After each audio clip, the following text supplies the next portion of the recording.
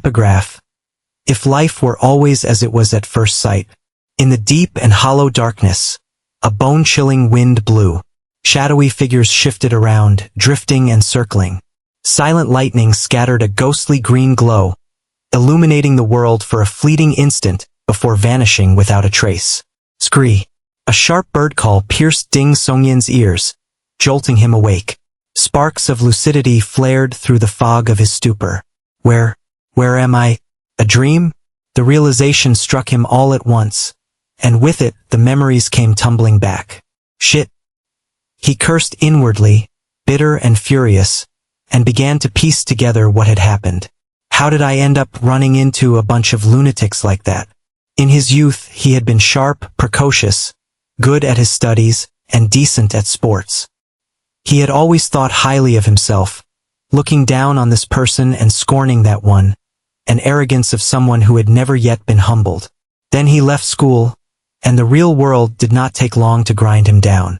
His confidence and pride were smashed to pieces. He would never have admitted it aloud, but he knew. He had become both insecure and oversensitive during that stretch of his life. Misfortune piled on misfortune. His family fell into trouble. He might have drowned in it. The unhealthy patterns, the lashing out, the wounds he inflicted on the people nearest to him. Had someone not stayed beside him through all of it, encouraging him, steadying him. Bit by bit, he regained his confidence. In the end, he had done it. His business succeeded, and he became a man of considerable means. He had thought everything would only get better from there. After a dinner banquet, he had chosen to carry on at an open-air restaurant with a few investors and key partners, reminiscing, toasting to the future. At some point, one of the investors got into a quarrel with a group of young men at the next table, and the shoving started. He stepped in at once to mediate, trying to defuse the dispute. Figuring he had more to lose than they did, he had even prepared himself to bow and apologize on the spot. Who could have known? Hey, what's wrong with you? You're gonna pull a knife over something this small? If you just said you were unhinged, I would have stayed well clear. A dead investor is better than a dead me. What kind of lunatic does this? Good. Looks like I'm not dead yet. Probably not awake yet either. Ding Songyan's thoughts were still muddled, heavy with the same stupor. He tried to will himself out of the dream. His body felt pinned beneath something invisible, every movement and effort. His eyes were caught in the dark as though tangled in curtains. When he opened them, he could not see clearly. When he closed them, they would not shut. Scree. The bird call again, drifting from somewhere far off, as though from another world entirely, indistinct and hazy. Ding Songyan moved toward the sound on instinct, stumbling, lurching forward. With each step he grew more alert. Each step came easier. The darkness around him thinned like smoke. The shadows fell away like figures in a dream. The ceaseless birdsong seemed to be the only real thing in this world. Then, all at once, a shaft of light broke through the dark. Then another, and another. Ding Songyan's eyes flew open, then snapped shut again from the sting of the brightness. Tears welled up. Scree, scree, scree. Scree, scree, scree. The clear, bright song of a bird wound through his ears from somewhere close, as if separated from him by only a wall. You're awake. A voice followed, bright with relief, lovelier than any birdsong. Ding Songyan waited for his eyes to adjust, then opened them again. He took stock of his body, searching for the pain that ought to exist and looking at the person before him. She was a girl of 14 or 15 with her hair tied up in twin spiral buns. She wore an onion-white jacket edged in silver over a gauzy goose-yellow skirt. Her features were picturesque, clean and vivid, bright with life. She was crouched in front of him, watching him with open concern. Ding Songyan had attended plenty of banquets. He had eaten, drunk, and seen his share of the world. Even so, the girl's beauty dazzled him for a moment. But it was other things that occupied his mind more urgently. What hospital is this? Surely wearing hanfu on shift is a bit unprofessional? Not exactly inspiring confidence in us patients. What's my condition? The words scraped out of him, and he heard how dry his throat was, as though his own voice belonged to someone else. At the same time, he habitually began observing his surroundings. One look, and he froze again. This was no hospital. It was a ruined temple, its stone idol chipped and broken, weeds pushing up through the cracks between the flagstones. Sunlight slanted in through gaps in the walls and empty window frames, carrying the last of the retreating birdsong with it.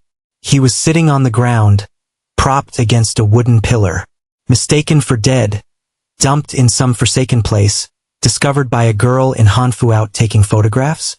The thought surfaced from his school days spent reading novels, Automatic and Rai. He dismissed it almost immediately. Too many witnesses. A police car had been parked at the corner. That group of idiots would never have had the chance to move a body. The girl answered his question with unguarded delight. I checked. You're fine. Fine? He looked down at his abdomen. Not a trace of pain. And this setting, this clothing, no way. Did I transmigrate? No, please. I haven't even started enjoying life yet. Ding Songyen raised his head slowly and looked at the girl, choosing his words with care. And you are? He had already made a quiet inventory of his current body and found nothing. Not a single fragment of memory belonged to him. His own past, on the other hand, sharpened by what he'd just relived, was clear as ever. In that case, performing a role he didn't know would only unravel him. No matter how quick his wit, a lie needed more lies to cover it. Once everything required lying, being exposed was only a matter of time. Better than to speak partial truths. No need to keep up a charade. He would not have to rack his brains performing every day or live in constant fear. The people around him would find their own reasonable explanations. The girl with the spiral buns straightened slightly, her eyes brightening all at once. She tilted her head with the playful air of a stage performer and asked with a grin, My dear baby brother, don't you recognize your own elder sister? She watched his face as she said it. His expression did not change. Still serious. Still frowning. The smile froze on her face. Something close to alarm crept into her voice, as she asked, completely abandoning her prank. Second brother? You don't remember me? Ding Songyen shook his head, slowly, with every appearance of sincerity. I don't remember anything. The girl rose abruptly to her feet. Come on, we have to go home right now. Mother and father will take you to a physician. Oh no! She stopped halfway up, frozen in place like a figure painted on silk. What's wrong? Ding Songyen asked instinctively. She made a pained face. My legs have gone numb. Ding Songyen tilted his head back and looked up at the cobwebbed rafters. He stood up as well, confirming that he wore a pale moon-white scholar's robe. His height was about the same as before his transmigration, close to 1.8 meters. There, better. The girl finally worked the feeling back into her legs, and reached for his sleeve at once, ready to pull him outside. Ding Songyen stepped back without expression, causing her hand to grip onto air. She looked up at him, her black and white eyes full of bewilderment. He spoke, unhurried. How do I know you're really my sister? Well, She stared at him, completely at a loss, as though the question had never, in all her life, occurred to her as a possibility. Her lips moved. Nothing came out. Ding Songyen explained with great seriousness. Miss, I remember nothing. If you meant me harm and I simply took you at your word and followed you home, wouldn't I encounter something terribly frightening? That's true. She was visibly persuaded. Then her eyes shifted. I know what to do. I'll go back and fetch father and mother. They can prove I'm your sister. Ding Songyen glanced at the girl, who had not yet fully come of age. And how would I know the people who come are really my father and mother? Her mouth forgot to close. A long moment passed. Her lips pressed together. Something indistinct and misty gathered at the edges of her bright eyes. She burst out, aggrieved, urgent, half-panicked. I'll bring the neighbors. I'll take you to the yamen. Father is a clerk at the yamen. His colleagues all know him. They can all swear he's your real father. I am your real younger sister. All right, I believe you. Ding Songyen suddenly spoke. Ah! The girl stared at Ding Songyen in bewilderment. Just like that? Ding Songyen inclined his head slightly. I can tell you're being sincere. Offering to go to the local administrative office, the yamen, unprompted and citing that many witnesses, was not the behavior of someone spinning a deception. I'm willing to bet you've never seen the Truman Show. Sincere. She tilted her head, studying him carefully for a long moment, then murmured without much conviction. Should we go to the yamen anyway, just to be sure? You've got me half doubting whether you're even my second brother. We'd need someone else to look at you. The clothes, the face, the height, the birthmark, all match. While she deliberated, Ding Songyen ran a quick check of his body. No wounds. Energy surprisingly intact. Following the example of every period drama and novel he'd ever consumed, he brought his hands together in a cupped fist salute. Miss, how should I address you? How should you address me? She suddenly seemed amused. You always called me little sister. Second brother. You really have forgotten everything, haven't you? She thought for a moment, then explained in detail. You are my second elder brother. We have an eldest brother. Father and mother are both living. We've been here in Dingjiang Prefecture for nearly half a year now, under the wing of our elder female cousin, Qin Wanqing, from our mother's side. My given name is Qingyan. You may call me little sister or sister Qingyan. Either is fine. Ding Songyen took this in, and let his manner ease, just slightly. What is our surname? Qingyan made a soft sound and reached up to tuck a loose strand of hair back behind her bun. Second brother, you've forgotten even that? We're Dings. Ding. Something sharpened in Ding Songyen's gaze.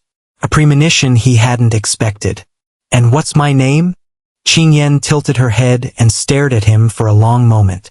Then she let out a quiet sigh, and said, low and a little sad, Your name is Ding Songyen. The answer was unexpected, and yet not entirely so. Ding Songyen felt the absurdity of it, the confusion of it, and then a cold sweat broke across his back all at once. Should I be grateful I don't have to change my name? Or should I be terrified of what a coincidence this size might be hiding? Could sharing a name be the key condition for a successful transmigration? Would the original Ding Songyen have transmigrated into my world? And could we switch back? His thoughts raced. He ran through the openings of every transmigration novel he'd ever read. He had already concluded that this body had been dead before he arrived. He was, in some sense, a soul borrowing a corpse. That was why he could find no memory fragments, why he recognized no one around him, why he knew nothing of what had happened here. Ding Songyen looked up again at the cobwebbed, dust-laden rafters and roof, swept his gaze across the crumbling walls and the broken idol, and searched for a hidden camera. He was looking for the architect of all this, the one who would step out and tell him this was all a Truman Show. That was the answer he wanted most, his last hope. But he found nothing. Second brother, shall we go home?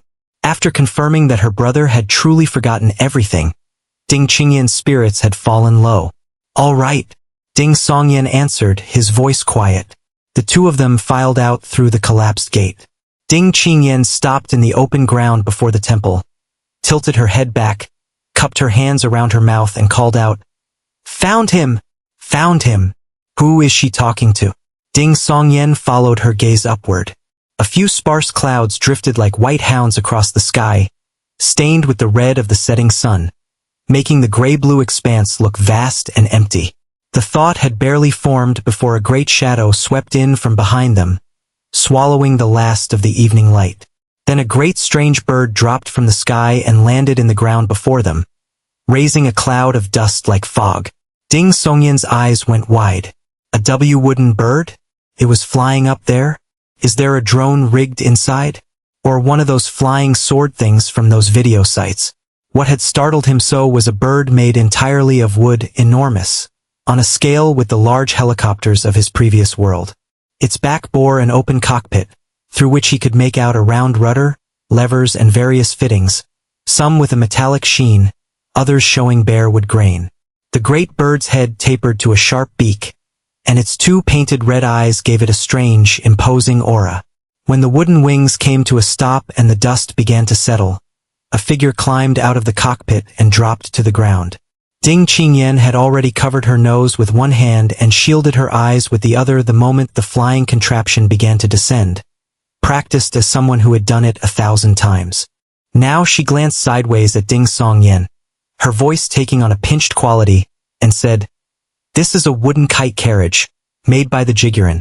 The third son of the Chu family from Baoping Lane heard you'd gone missing and came to help search. Jiguran, I feel like I've heard that somewhere before." Ding Songyan studied the approaching figure of Chu, who moved in a series of hops. The figure in the blue short jacket was visibly different from an ordinary person. His face bore 3 eyes, the extra one positioned at the center of his brow, set horizontally just like the other 2, but it was currently closed. His lower body had only 1 leg, centered beneath him, which meant he had to hop to move forward. 2 leather belts were wrapped around Chu's waist, hung with a short blade, a small hammer, and an assortment of tools ranging from rough to finely made.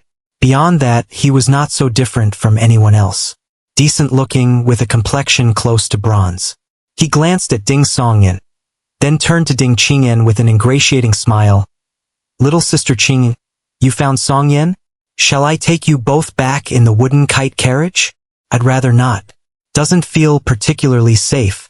Ding Songyan declined inwardly and began casting about for an excuse. Ding Qingyan shook her head. She looked at the sun, which had sunk a little lower, and said, "Brother Zhongheng, we're grateful for the thought. Home isn't far from here. Second brother and I will walk." Before Chu Zhongheng could press further, she added in a softer tone, "Could we trouble you to inform father, mother, and eldest brother that second brother is on his way home? No need to keep searching outside. Only your wooden kite carriage could manage that, after all." Of course. Right away." At the prospect of doing something useful for Ding Qingyan, Chu Zhongheng's face lit up entirely. He hopped back onto the wooden kite carriage, climbed into the shallow hollow of the cockpit, secured himself, pulled up the lift lever, and turned the round rudder. Watching this, Ding Songyan and Ding Qingyan both stepped back several paces simultaneously, planting themselves at a safe distance, one hand pinching nose, the other shielding eyes. "Little sister Qingyan, I'll be as quick as I can." Chu Zhongheng waved as the great wooden wings began to beat, and the wind rose around him. Gradually he lifted off and flew away into the distance. When the dust settled again, Ding Songyan turned to Ding Qingyan. "You don't dare ride it either?" Ding Qingyan looked a little sheepish. She wrinkled her nose. "So you really have forgotten? Gosh, it's because word went around the city a while back that the Chu family's wooden man-drivers and wooden carriages might be technically complete, but completely unreliable. His own mother died from a fall because of one. No wonder. One ought to be careful with mechanical constructions like that." Ding Songyan felt he understood Ding Qingyan's hesitation well enough. If the wooden carriages running on the ground already had such great risks, a wooden kite carriage in the air was another matter entirely. Ding Qingyan added, "I went and asked Chu Zhongheng about it. He was furious. He said it was a rumor spread by sedan chair carriers and coachmen who were worried about losing their livelihoods. Carriers and ferrymen and brokers. The whole lot of them deserve worse." He also said his mother's death had nothing whatsoever to do with the wooden carriage. She fell into the water while riding the wooden kite carriage out to Heavengaze Gate Island that's situated in the middle of the river. "Second brother, do you think I would dare ride it?" Ding Songyan wiped away a cold sweat that was not there. Chu Zhongheng has nerves of steel. He spent a fortune on a special umbrella that slows your fall through the air.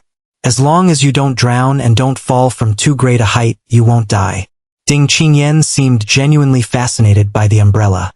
Besides, the wooden kite carriage has been much improved. It used to need a tailwind to fly like a bird. Now, as long as there's no crosswind and you don't fly too far, it manages. As she spoke, Ding Qingyan lifted the veil hat she had been carrying in her left hand this whole time and set it on her head, letting the white gauze fall over her face. "Let's go, second brother.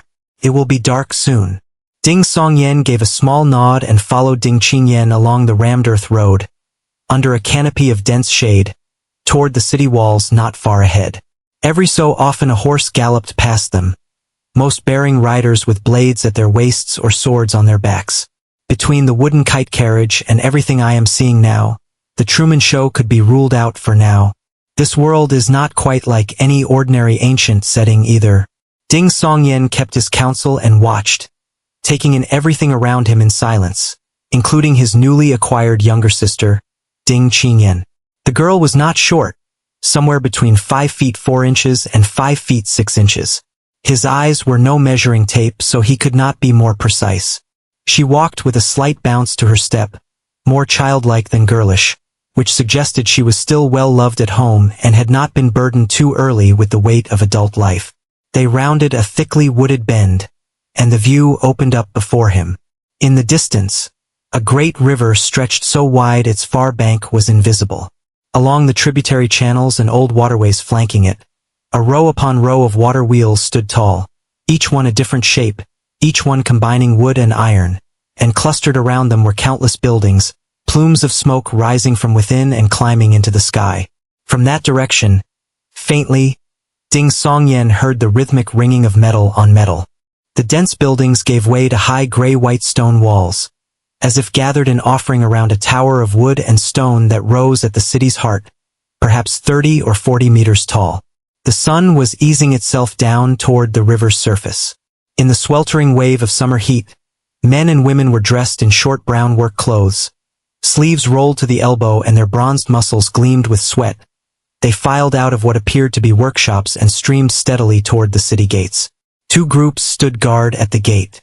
One wore battle jackets of red with accents of green, yellow, white, and black, armed with waist blades and long spears. The other, men and women alike, wore fitted black. Their left cuffs were embroidered with scattered points of starlight, while their right cuffs with flickering candle flames. They carried long swords as their primary weapon. They were posted to either side of the gate. Neither group harassed those entering the city. They maintained order with practiced ease, and occasionally questioned those whose movements seemed suspicious. Ding Songyan and Ding Qingyan passed through the gate without incident and moved through the barbican. The noise sharpened at once. The colors multiplied. Ding Songyan took in the crowd at a glance. Some wore straight-hem robes, others upper jackets with long skirts. Some were covered head to toe like Ding Qingyan. Others had their jacket fronts open, the tops of their doo-doo or belly band showing as though it were simply part of the ensemble. Others wore the high-waisted style with a great expanse of white at the chest.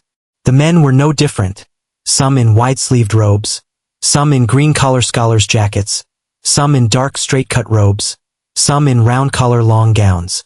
Ding Songyan knew little about the traditional Hanfu, but he had seen enough decent period dramas to recognize that the people here seemed to have gathered the fashions of every dynasty into one place, a jumble like the old market towns he used to visit, full of tourists from everywhere wearing every variety of historical costume for photographs.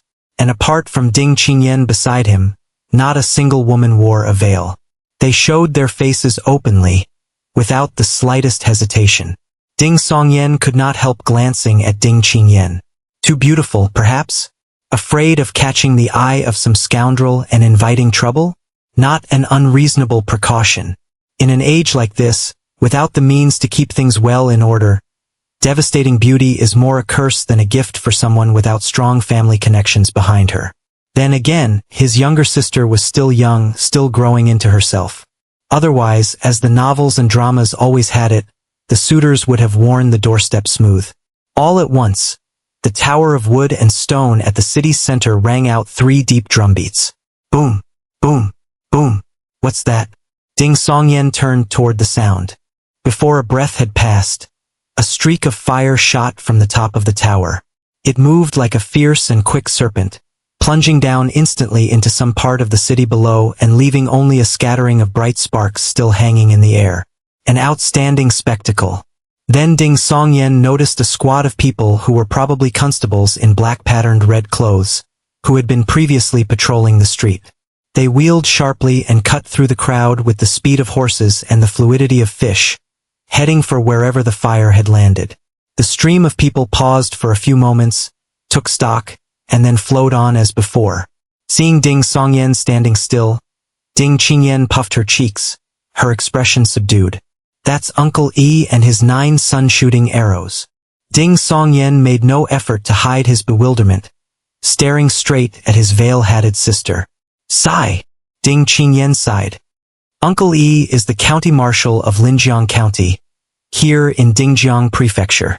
His martial arts are said to descend from the great archer E who shot down the 9 suns.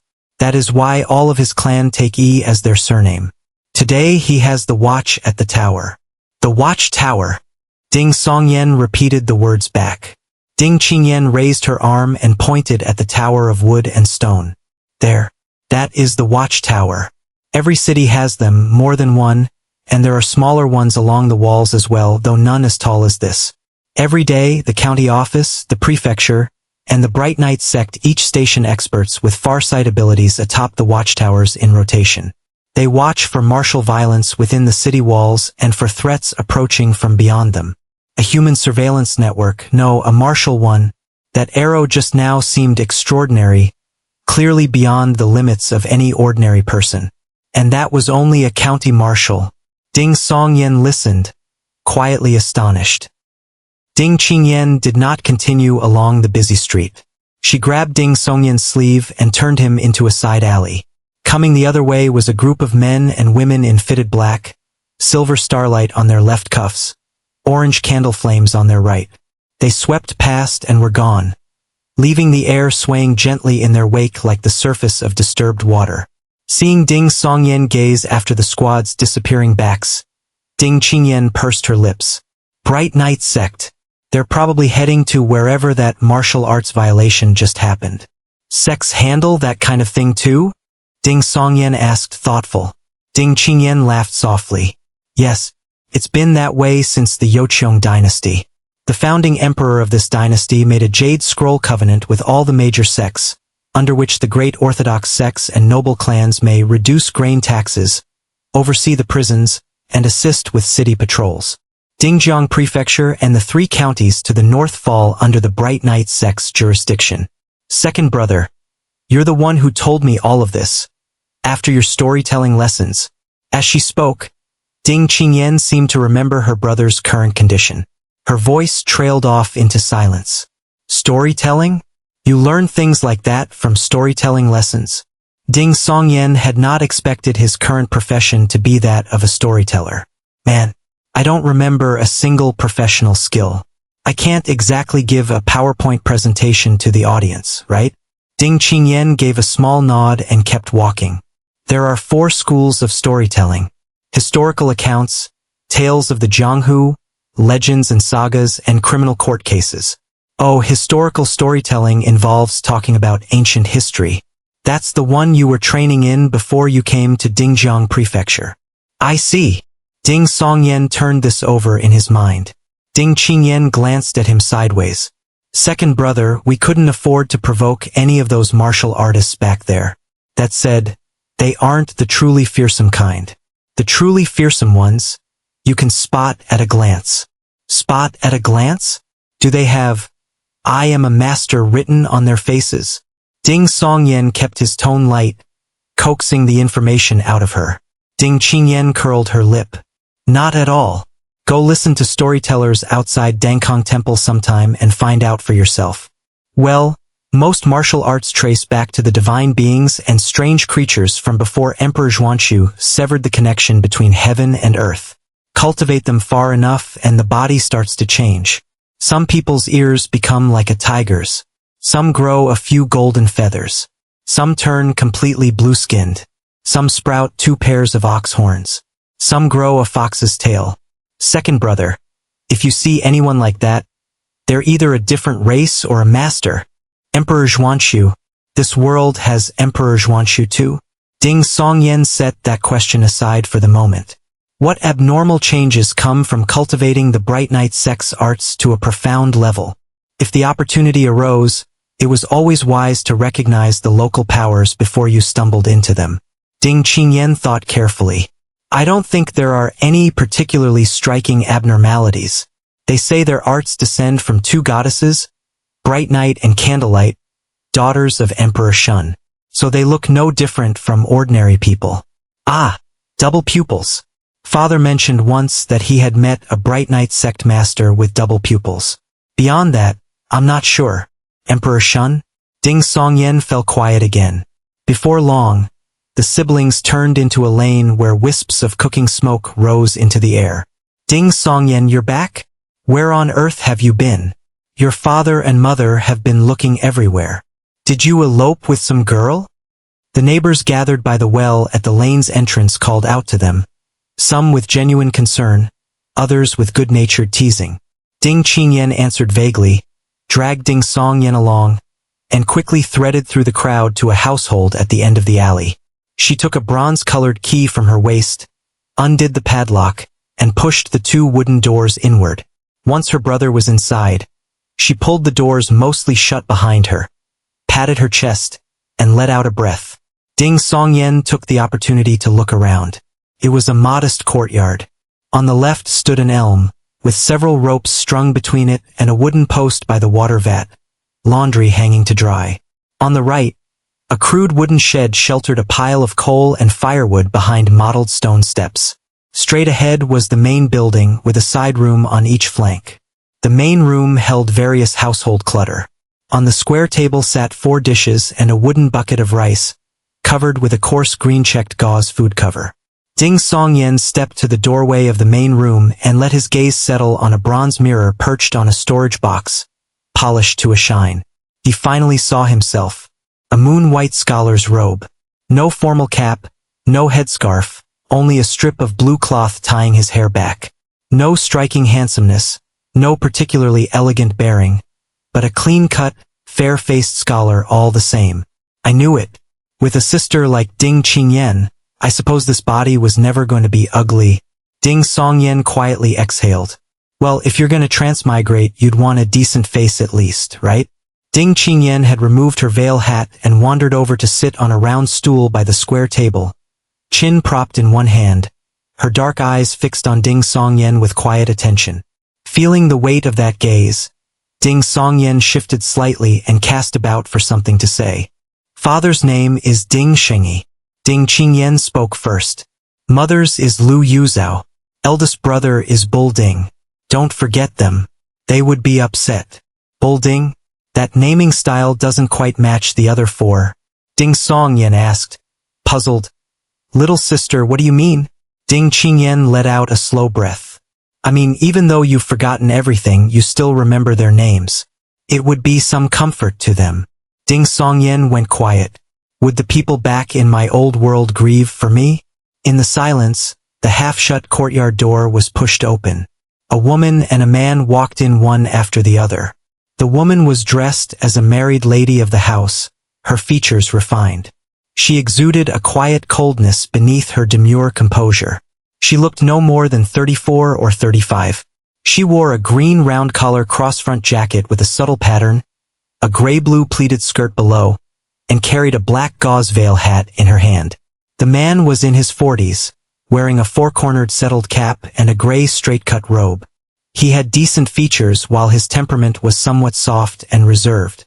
Mother, father, second brother has forgotten everything. Ding Qingyan shot to her feet and ran into the courtyard. Little sister, what were you saying just now? I'd like to hear that part about comfort again. Ding Songyan could not help thinking. But he still remembers your names. Ding Qingyan added. Lu Yuzhao's expression froze. She crossed to Ding Songyan in a few steps and checked the dark birthmark mole behind his right ear. Only then did she reach up and touch his head. Does it hurt? No. Ding Songyan answered honestly. From the body's approximate age and the fact of an elder brother, he reasoned that Lu Yuzhao should already be in her early 40s. Yet, she had been gifted with good looks, and appeared 4 or 5 years younger than she was. Lu Yuzhao frowned slightly. Then how can he have forgotten everything? Could it be soul departure sickness? Ding Xingyi had begun his own examination. Ding Songyan ruminated carefully. Father, mother, what happened to me before this? Ding Xingyi walked a slow circle around Ding Songyan, observing as he spoke. More than half a year ago, we came to Dingjiang Prefecture to come under the wing of your maternal aunt's family, and your cousin, Muanqing, used the Jun family's connections to help me secure a clerk's post at the county office. She also put in a word with the head of the local storytellers guild so that you could set up and tell stories outside Dangkong Temple. Today, you should have been home by mid-afternoon. We waited a long time and you never came. When we went to Dangkong Temple, we were told you had left on your own long before. No one knew where. When Ding Xingyi had finished, Lu Yuzhao turned to Ding Qingyan. Where did you find him? In the ruined temple on the road to the mass graves. Ding Qingyan recounted everything in detail. Left on his own. That doesn't read like a suicide attempt. If he'd wanted to die, the riverbank is far closer and more convenient. And when I woke, there was no rope hanging from the rafters, no medicine bottle nearby, so he wandered out of the city to that ruined temple for what reason? Wait, did he go straight there from the storytelling spot? Then why was there not a single coin on him? He couldn't have earned nothing for an entire day. Did he stop somewhere along the way? Or did someone take the money after? The more Ding Songyan thought about it, the stranger it seemed. He chose his words carefully. Father, mother, is it possible that someone meant to harm me? He suspected that Ding Songyan had become caught up in something, that the journey to the ruined temple outside the city was part of it, and that whoever was involved had finished him off and taken his money in the process. We've barely arrived in Dingjiang. How could we have made any enemies? Ding Shengyi, with the look of a middle-aged scholar, frowned in thought. Lu Yuzhao's composed expression shifted suddenly. Songyan, we are going to the Jin household to find your cousin, Wanxing. If someone truly meant to harm you and sees that you survived, they are unlikely to let it rest. She's right. There could still be considerable danger lurking. This was a matter of life and death, and Ding Songyan did not dare take it lightly. He agreed at once. One moment. Ding Xingyi walked quickly into the main room and turned toward the east side room. A short while later he came back out carrying a worn embroidered coin pouch. He handed it to Lu Yuzhao and tapped the side of his own head, his expression serious. The Jun household keeps not only martial arts masters on retainer, but also a renowned physician. If Songyan's soul departure sickness can be treated, do not be sparing with the money. Father, I've saved up some too. Ding Qingyan turned and prepared to dash back to her room. Wait and hear what the physician says first. Lu Yuzhao stopped her. Bang. The courtyard door was shoved open. A voice followed like rolling thunder. Mother, is Songyan all right? The figure who came crashing into the courtyard stood at over 2.1 meters, dressed in a gray rough cloth short jacket. His hair wrapped in dark blue cloth like Ding Songyan's. His eyes were as wide as bronze bells and his face were covered in stubble. He had a protruded jaw, making him look ugly and fierce. Mother, this mighty warrior is my eldest brother? Ding Songyan's gaze moved back and forth between Bull, Lu Yuzhao, Ding Shengyi, and Ding Qingyan. He could see himself as a blend of his father's and mother's features, even and mixed. Ding Qingyan had clearly drawn only the best from both, with heaven throwing in some extra favor. But there was still some family resemblance in all four cases. Bull, by contrast, bore no visible connection to this family at all, like a black bull that had strayed into a flock of sheep, alien at a glance. Combined with the name that had never fit the others, Ding Songyan could not help wondering if he'd been fished out of the river as a baby. Lu Yuzhao glanced at Bull and said coldly, You came back so late that even if something had happened to Song, you would not have been there to help. Bull snapped upright and let his arms fall to his sides, shrinking into himself. My stride is long, so I searched far out. Lu Yuzhao looked away, her face still cold. Take something to defend yourself with and escort Songyan and me to the Jin household. Yes, mother. Bull brightened at once. He rummaged through the pile of firewood and produced an iron rod as thick as a man's arm. Its surface was rough and uneven, pitted and knobbed, as though cast from scrap metal, and it looked extraordinarily heavy. In Bull's hand it might as well have been a child's toy. Born with divine strength? Ding Songyan felt considerably more at ease. He followed Lu Yuzhao out through the courtyard door. It took a full half an hour for Lu Yuzhao and the two of them to reach the Jin household on North Water Street. Along the way, Ding Songyan kept his silence, watching the streets with focused attention, absorbing every useful detail like parched earth drinking down a sudden rain. As the seat of Dingjiang Prefecture's administration, Linjiang County streets were all paved with gray-white stone slabs.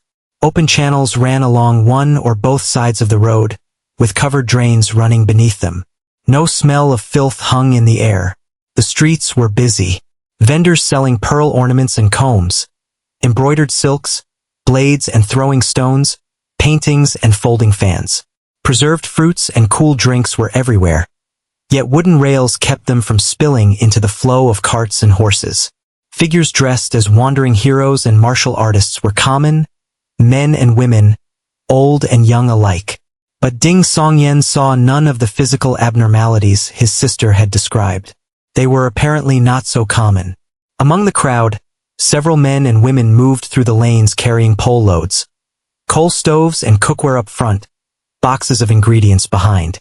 When someone showed interest, they would stop, stir-fry a dish on the spot, and fill the air with the smell of it. On the second and third floors of the buildings lining the street, windows would open from time to time. Women called down orders for dishes or preserved fruits or cold drinks, lowering ropes with bamboo baskets holding their coins. Ding Songyan had initially taken this for strict propriety, ladies of a house too proper to step outside. Then he looked again at the women competing for attention on the street below, and at the men doing the same thing with their dangling baskets, and he came to a realization. It was laziness, pure and simple. Too lazy to come downstairs. Too lazy to go out. Wait outside the gate. After the gatekeeper admitted them, Lu Yuzhao told Bull to wait outside. She led Ding Songyan in through the side entrance, past the inner screen wall, and along a covered walkway into the compound, moving with easy familiarity. Taking in the rockeries and ponds, the ornamental stones and pavilions along the way, Ding Songyan felt a quiet worry creep in. A physician would likely be seeing him soon. Would the doctor notice that something was wrong? That he was, in some sense, a borrowed corpse returning to life? It was a serious question that deserved careful thought, but set against the threat of someone still wanting him dead, it was the lesser of two dangers. He could only be grateful they were consulting a doctor and not a monk or a Taoist priest. Your cousin, Wanqing, is only a concubine of the second master of the Jin family, Lu Yuzhao said in a low voice as the independent courtyard where Qin Wanqing lived came into view. She was still wearing her black gauze veil hat, her back straight as ever. But she is greatly favored, and the second master is the eldest legitimate son, so she carries some weight in this household. Only a concubine? And this world cares about legitimate and illegitimate lines too. Ding Songyan noted the details with quiet amusement. Following a maidservant who had come out to receive them, he entered the courtyard with Lu Yuzhao. Water flowed in with a rush, driving a water wheel at the side of the pond, whose motion carried through to a set of wooden connecting rods that extended into the building, pushing back and forth in a steady rhythm. Stirred by the moving water, mist rose from the pond, its lotus leaves of vivid green, bringing a breath of coolness to the courtyard and cutting through the thick summer heat. A faint fragrance wafted through the air. Not a mosquito in sight. Inside the room, Ding Songyan saw at once a fan-like contraption of wooden blades spinning rapidly. Connecting rods drove the mechanism, sending out a steady stream of cool air. Combined with 4 basins of ice set in the corners, the room felt nothing like midsummer. Quite advanced, he murmured to himself, surprised. Water-driven fan wheel. Have you forgotten it, Songyan? A voice came from behind a folding screen, carrying a light smile and a touch of languid ease. Ding Songyan turned. A graceful figure stepped around the edge of the screen. Her hair was drawn into a drooping chignon with a floral ornament placed at her brow. A bright red silk skirt gathered high at the chest and over it, a sheer half-sleeve of gauze draped. She was fair-skinned and full-figured, with vivid features and a bewitching disposition. In one hand she held a mirror with a glass face. The women of the Lu line really do come in every circumstance, rich or poor, down or successful, but never ugly. No wonder she is so favored, and this world already has functional glassware. A luxury item by the look of it. Ding Songyan did not answer Qin Wanqing's question. He had no need to. The family would explain for him. Lu Yuzhao, who had already removed her black gauze veil hat, spoke in a measured tone. Nuanqing Songyan was attacked. He no longer remembers the past. Attacked. Qin Nuanqing's expression fell. She handed her mirror to a maidservant and circled halfway around Ding Songyan. Aunt, what do you mean? Lu Yuzhao glanced at the personal maidservant standing beside Qin Nuanqing. Seeing that her niece had not dismissed the girl, she calmly told the whole story from beginning to end, leaving nothing out. Qin Nuanqing listened with a slight frown, then turned to Ding Songyan. Songyan, you truly remember nothing? Nothing. Ding Songyan kept it brief. Qin Nuanqing paced a step or two, brow still furrowed, and spoke to her maidservant. Sueha, go and find out whether Physician Xiao is at the clinic or here in the household. If he is here, invite him over. And Master Yu as well. The maidservant Sueha acknowledged this and moved toward the door. Wait. Qin Nuanqing called her back and pondered a moment. Invite Physician Xiao first. After a quarter hour, then go for Master Yu. Yes. Sueha asked no questions. In less time than it took to drink a cup of tea, the physician surnamed Xiao arrived at the courtyard. He was close to 50, with a long 5-strand beard, an unremarkable face, and a lean, tall build. He listened to Qin Nuanqing's account and then, without ceremony, took Ding Songyan's pulse.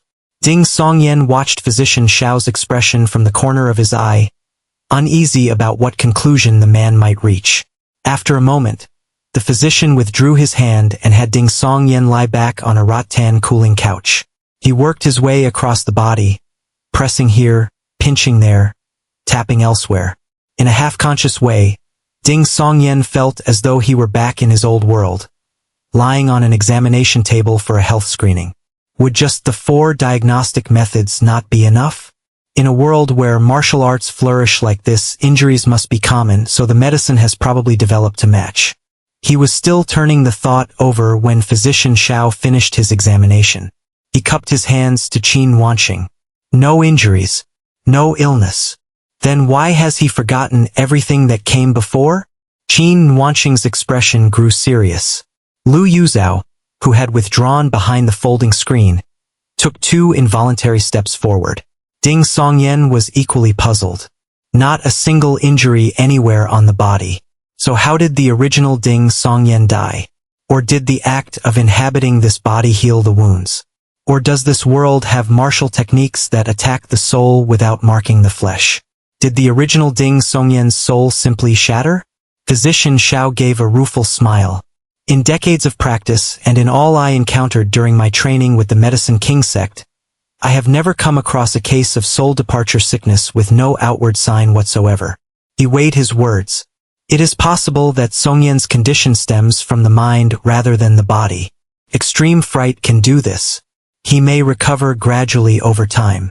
Then he turned to Ding Songyan directly. If you feel unwell in the coming days, or begin to recall something, come and find me at Life Extending Clinic on Longxing Street. Seeing a hesitation in Ding Songyan's expression, he smiled. I will charge nothing. My interest is in understanding how a case of soul departure sickness this unusual comes about. If I gain any insights, I will have something worth sharing when I next visit friends and colleagues at my sect. Your Medicine King sect has quite an academic spirit. Ding Songyan understood the physician's intention well enough and agreed. Qin Nuanqing did not take the physician at his word about charging nothing. She had Sueha bring out several silver ingots and press them on him. Physician Xiao declined twice, then accepted. After the physician left, a short while passed, and then a figure entered the room without a sound. It was a middle-aged man with a somber expression, wearing black fitted short clothes and a small cap. His arms and legs were somewhat long, and the outer edges of his ears showed a faint ridge of white. Does that count as a physical abnormality? Ding Songyan looked away and did not stare.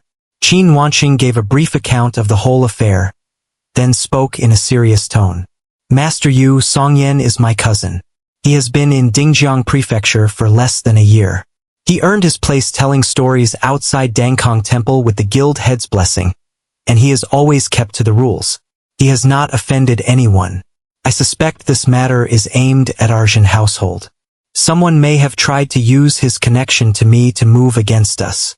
When he refused to cooperate, they tried to have him killed. By the grace of our ancestors, he survived. But if this goes unresolved, there will be no end to the trouble. She is sharp. Tying my situation to the Jin household is the only way the household's retainer would act on behalf of a concubine's young cousin. I would have said exactly the same thing. You have to frame it at the highest possible stakes to make a case. Ding Songyan approved silently. Master Yu listened in silence, then looked at Qin Wanqing. I will inform the patriarch. He turned to Ding Songyan. Ding Songyan, after you leave the Jin household, go about your business as usual. Show no sign that anything has changed. Go to Dangkong Temple tomorrow as you normally would. I will be watching from the shadows. Dangle the bait and see what surfaces. A kind of fishing in its own way. Ding Songyan agreed at once. Whatever else, having a skilled fighter watching from the shadows was far better than having none. There was nowhere to hide in any case. After Master Yu left, Qin Wanqing took out several more silver ingots, placed them in a coin pouch, and handed it to Lu Yuzhao, who had come out from behind the screen. Aunt, take this. Use it to nourish Songyan and Qinyan. It is for the two of them. Do not decline on their behalf. Lu Yuzhao could not refuse and took it. Cousin Wanqing really is a capable woman, though since the money is for me and little sister, she could have given it directly to me rather than asking mother to hold it. Ding Songyan watched from the side with barely concealed longing. Everything he was going to need from here on out would require starting capital. By the time they returned to the house on Qingyu Lane, the sky had gone dark. The matter was unresolved, and it was unwise to discuss it for fear of the walls having ears. The family of five could not let themselves grieve, or feel the weight of it, or give way to anger. They ate dinner quietly, exchanged a few words of nothing in particular, then each washed hands and feet and face from the water vat, and cleaned their teeth with bristle brushes made from pig hair. Bull shifted the storage boxes in the main room and assembled a simple sleeping surface for himself, laid out his bedding and lay down. Catching Ding Songyan's look, he scratched the back of his head and gave a foolish grin. Early start tomorrow. You should get some rest too, Songyan. You really did draw the shortest straw. Ding Songyan thought without saying it, and turned into the west wing. A screen of wooden strips and hempen cloth divided the room in two. Ding Qingyan slept on the inner side. He blew out the candle, lay down on the somewhat hard wooden bed, and stared up at the ceiling in the dark. Shadows drifted across it, shifting with the moonlight from outside. Some time passed. Then, from the inner room, Ding Qingyan said in a low voice, "Second brother, be careful tomorrow." "I will." A small warmth moved through Ding Songyan's chest. This unearned sister of his was a good person. He turned the thought over, then spoke quietly. "Little sister, why do I get the feeling eldest brother looks nothing like the rest of us?" Behind the screen, Ding Qingyan was silent for a long while before she answered. "In the way you storytellers would tell it, mother was known as a great beauty back in Yuejiang Prefecture. Predator took notice of her. He found his moment and abducted her. After some years, the man was slain by righteous heroes of the Jianghu, and mother was rescued. But by then, there was already a child." Ding Songyan did not know what to say. Ding Qingyan's voice came through the screen with a quiet, self-deprecating note. "Sometimes you can only try to find the good in it. If not for what happened, how would a down-and-out scholar like father ever have married someone like mother? How would any of us be here? So that is why mother makes you wear a veil whenever you go out." Ding Songyan understood all at once. "Yes." Ding Qingyan let out a long breath. "Tell me, Yuejiang Prefecture has watchtowers too. It has famous sects and great clans. So how did something like that still happen?" Ding Songyan pressed his lips together. "Any measure can solve most problems. None can solve all of them." The siblings fell into silence together. Watching the drifting shadows on the ceiling above him, Ding Songyan felt, for the first time, the weight of how dangerous this world truly was. And the reckless lunatics here were probably more numerous and more dangerous than anything he had known before. People who carried lethal weapons had lethal impulses to match. And on top of that, martial arts. He had to find a way to learn some form of self-defense. He could not afford to die again at the hands of some lunatic without warning. Could not afford to be caught helpless when it mattered. Amid the tumble of these thoughts, Ding Songyan's mind gradually grew still and clear. The pale moonlight filtered through the wax paper of the window, casting a thin glow that softened the darkness inside the room rather than deepening it, stirring a stillness that pulled the mind towards sleep. Ding Songyan lay quietly with his thoughts for a while, then turned his head toward the screen and called out in a low voice, "Little sister." No response, only the faint, steady rhythm of breathing, so soft it could barely be heard unless you held your own breath to listen. "She's asleep." Ding Songyan looked away. He had just remembered that he had never thought to ask about the Jin household, what it was, what standing it held in Dingjiang Prefecture, and whether it had recently become entangled in any trouble. He was beginning to think that what had happened to his predecessor, an ordinary storyteller by all accounts, really might have something to do with the Jin family. "Forget it, I'll ask in the morning." He closed his eyes and tried to coax sleep, but it would not come. After graduation he had worked 2 years, then spent many more building his business always far from home, returning no more than twice a year. There had been nights like this before, lying awake in the small hours, feeling the hollow ache of wanting to go home. But most of the time he had felt nothing of the sort, and he had mocked himself for it, calling himself cold-hearted. Yet now, in this moment, a melancholy settled over him that he could find no way to shake. The old poets could still say, "May we both live long, and share this moonlight across 1,000 miles. But for him, this moon was not that moon, and tonight's moon was not the moon of any life he had known. Then, from the other side of the screen, Ding Qingyan let out a murmur. "I want to learn martial arts." The words trailed into silence with nothing to follow them. Talking in her sleep, Ding Songyan opened his eyes and looked instinctively toward the simple screen. Several moments passed. He said to himself without sound, "Who doesn't?" He returned his gaze to the shadowed rafters. Then Ding Qingyan mumbled again, her words half-formed. "Mother, second brother, I won't let anyone bully you again." Ding Songyan froze when he heard it. It was a long moment before a quiet, rueful laugh came out of him.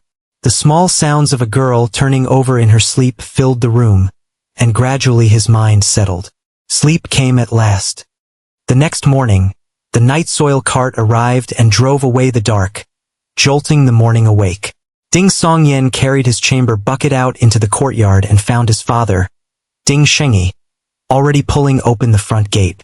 The mosquitoes resting near the elm tree scattered all at once, drawing after them a cluster of moths that seemed to have been hiding somewhere nearby. One by one they emptied their buckets into the cart, then used the rinse water to water the tree.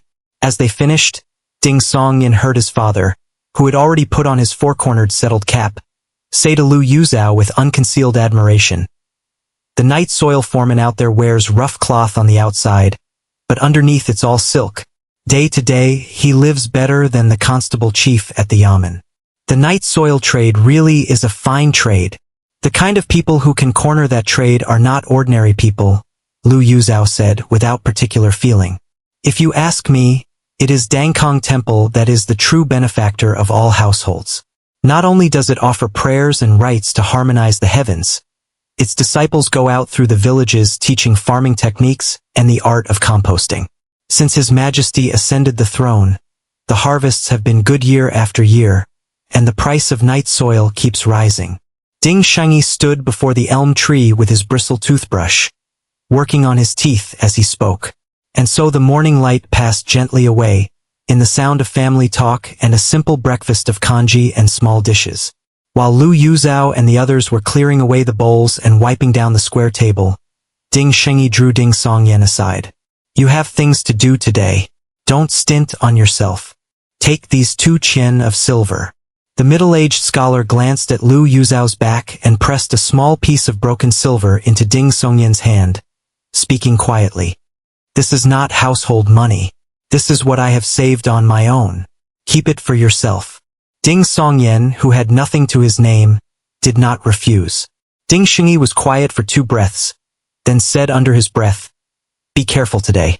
Don't take risks just because you have the Zhen household's retainer watching over you." With that, he patted Ding Songyan on the elbow, picked up his folding fan, and went out through the courtyard door. Ding Songyan had not yet turned back to help his mother and sister clear up when Bull came over, scratching his head with a shamefaced look. "Songyan, I don't have much on me. Gave it all to mother. If you can't find anything to eat at midday, come find me at the docks. I'll share whatever I've got." "All right," Ding Songyan said. After Bull left, Lu Yuzhao finished tidying up and came to Ding Songyan with her black gauze veil hat in hand. "I am going to copy Buddhist sutras today. Here are 2 chen of silver." Her tone was matter-of-fact, as though she did not want him to feel the weight of it. "If you are only wandering about Dangkong Temple today, that will look suspicious. Buy something to eat if anything takes your fancy. Buy something if you like the look of it." Having been pressed with yet another piece of broken silver, Ding Songyan was at a loss for words. He watched his mother go out through the courtyard door and pull it shut behind her. Then Ding Qingyan, hair already dressed in her twin spiral buns, appeared at the doorway of the main room and beckoned to him with a conspiratorial wave. "Second brother, come here. Come here." Ding Songyan went over and laughed softly. "I am not taking your savings." The girl puffed her lips. "So you look down on me? You don't treat me as your sister, do you?" She arranged her face into an expression of trembling, imminent tears. Seeing that Ding Songyan was entirely unmoved, she huffed. "I just want to give you some copper coins. You're going to Dangkong Temple today. You'll definitely want to listen to the storytellers, hear about ancient history, and hear about the Jianghu. Are you really going to tip them with silver? Excellent read." Ding Songyan had already been turning over the idea of spending the day at the storytelling stalls to start building a picture of how this world worked. He thought and said, "Fine. Give me some." Ding Qingyan's face lit up at once. She bounced back into the west wing and returned with an embroidered coin pouch, its scent faintly sweet. Inside were several small silver ingots and a good number of loose copper coins.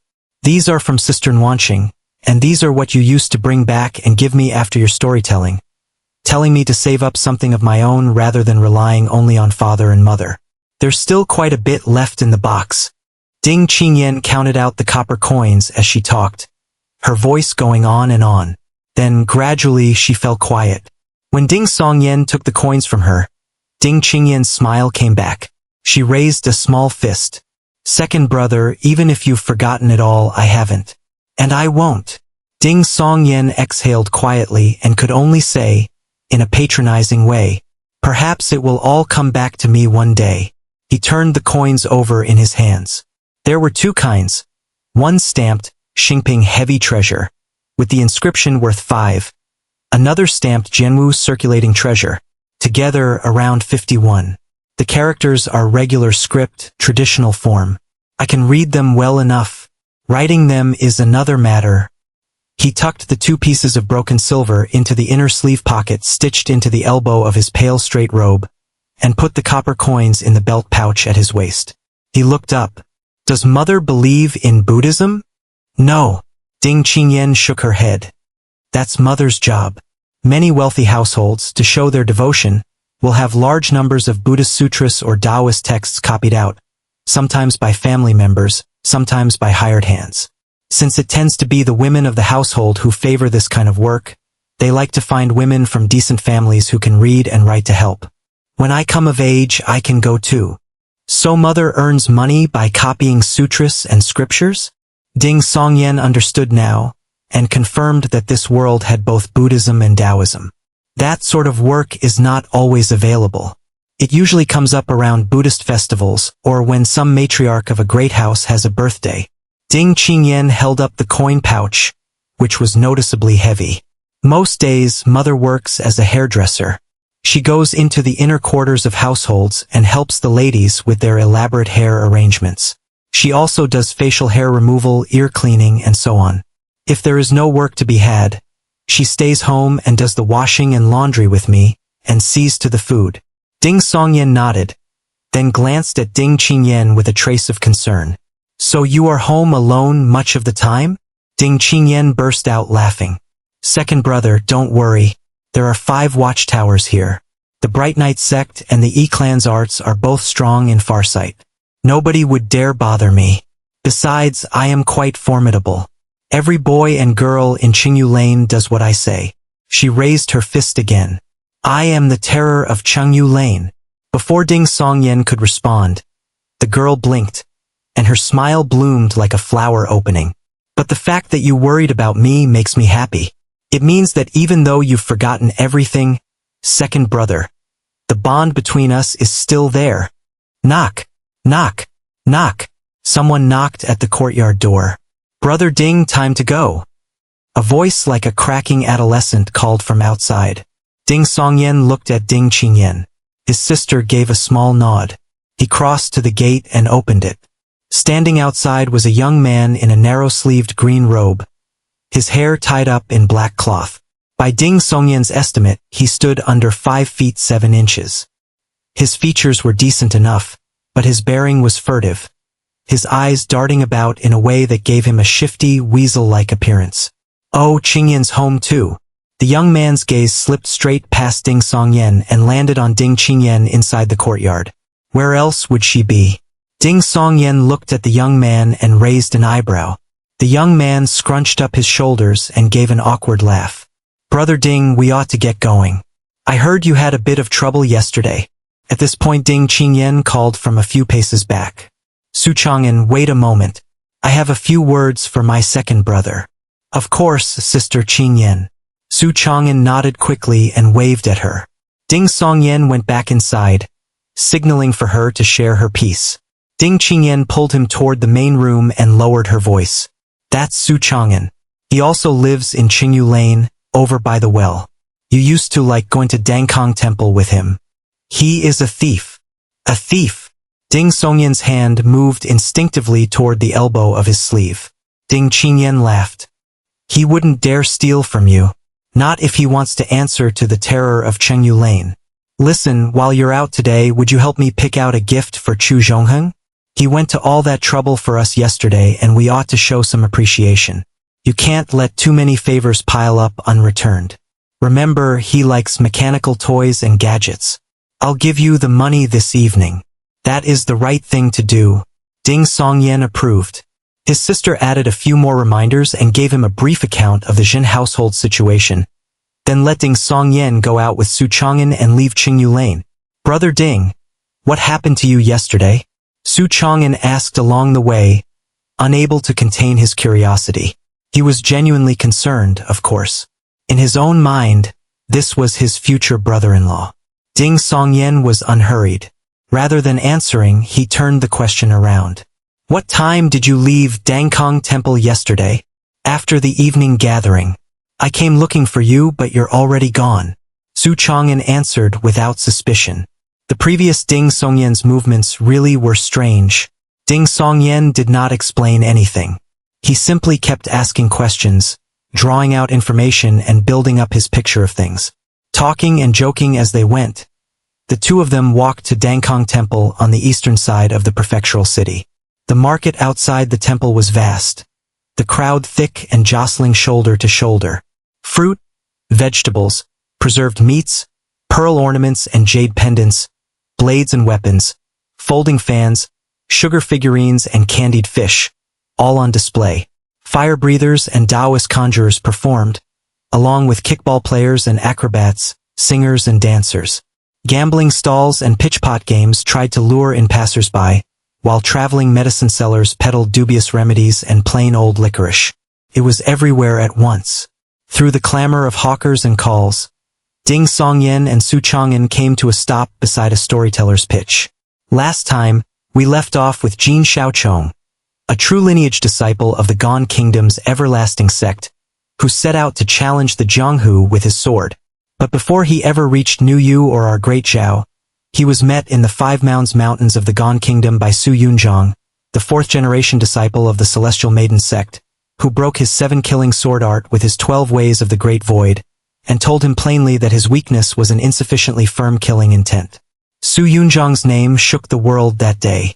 Those who enjoy such things placed him on the martial world's Jade Tree rankings, with the comment, "Clear and graceful, brilliant and free."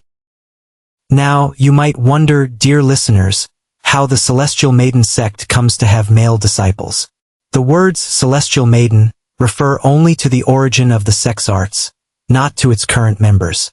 It is the same with the Imperial Daughter sect, which traces its lineage to Nuwa, daughter of the Flame Emperor, yet counts both men and women among its disciples. As for Su Yunzhang, he comes from a family of deep martial heritage. His aunt, Su Ludan, was the beauty the Jianghu unanimously crowned most beautiful 30 years ago.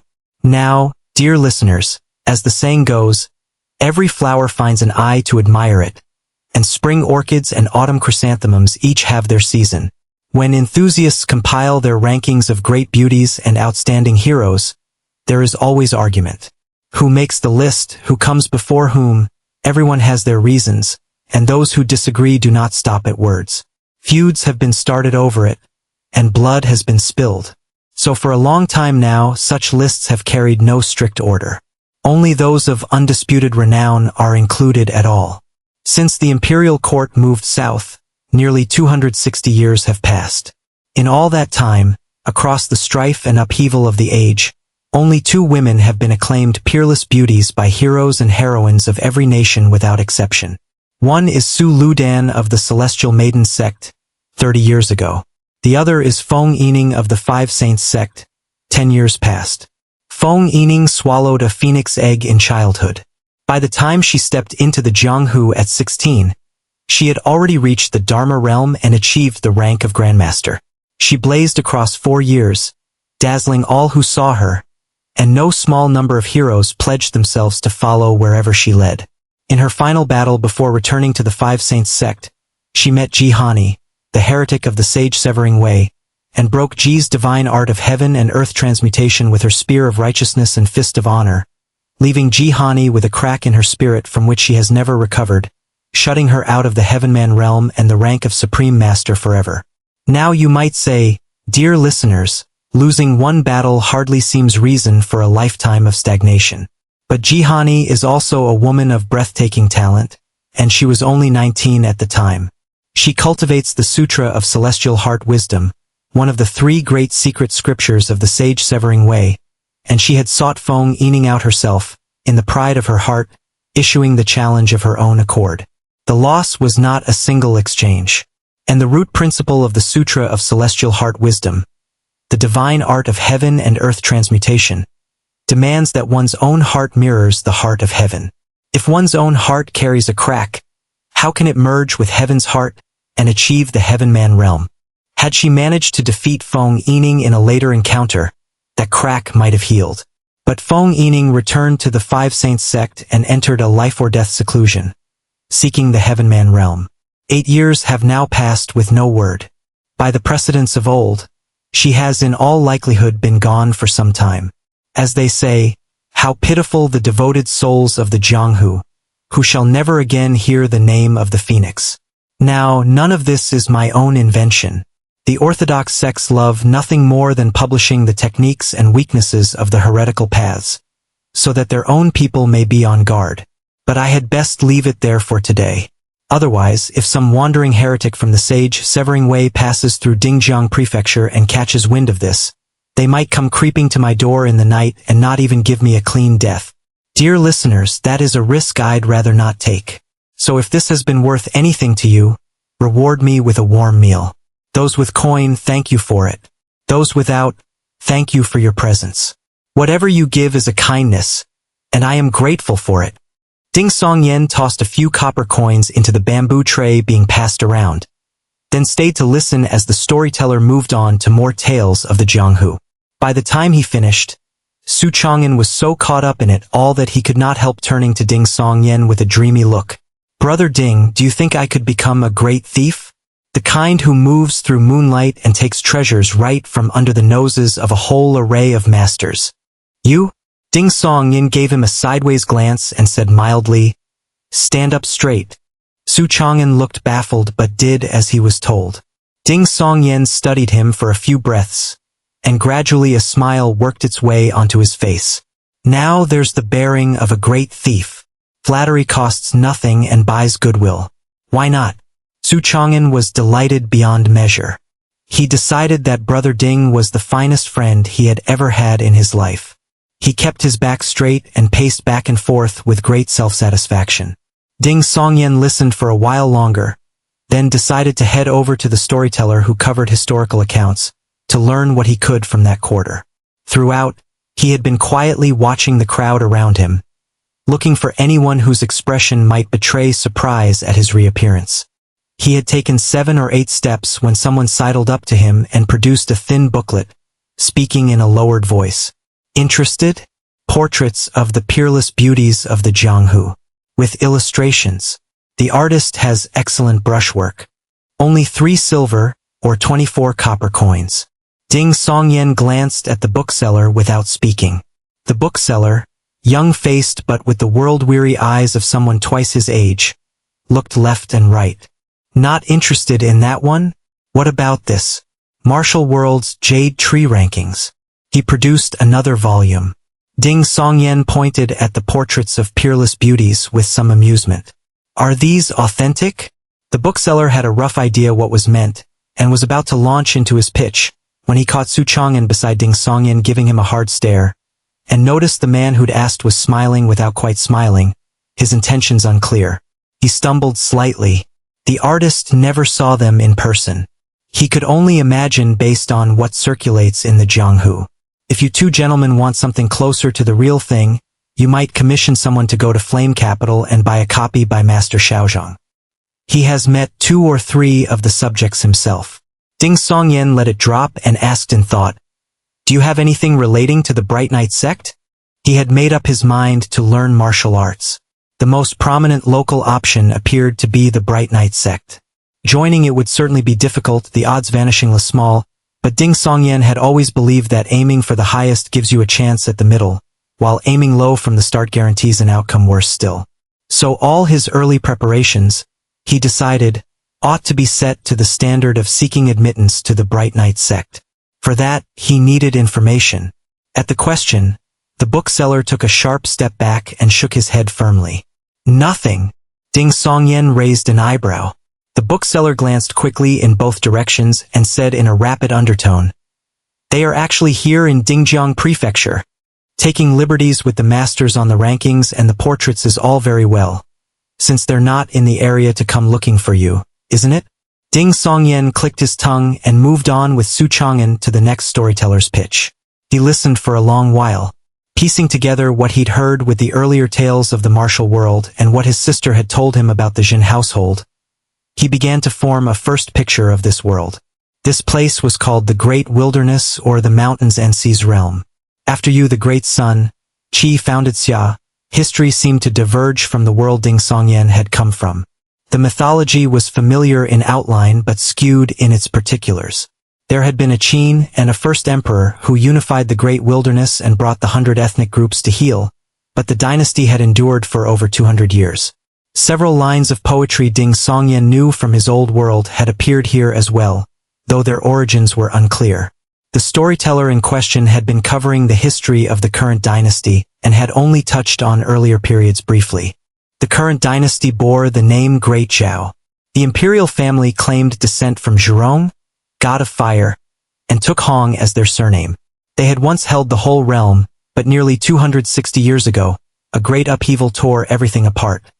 The Daran, people of immense stature, the Zhourao, small but swift, the Sanshin, each bearing 3 bodies, the Sanzhou, each crowned with 3 heads, the Jingren, the quiet people of the southern reaches, the Junzi, a people renowned for their virtue, the Shouma, wanderers of the far western wastes, and the Chuanrong, the canine-headed of the north, all rose in rebellion at once, and the realm fell into chaos and disorder.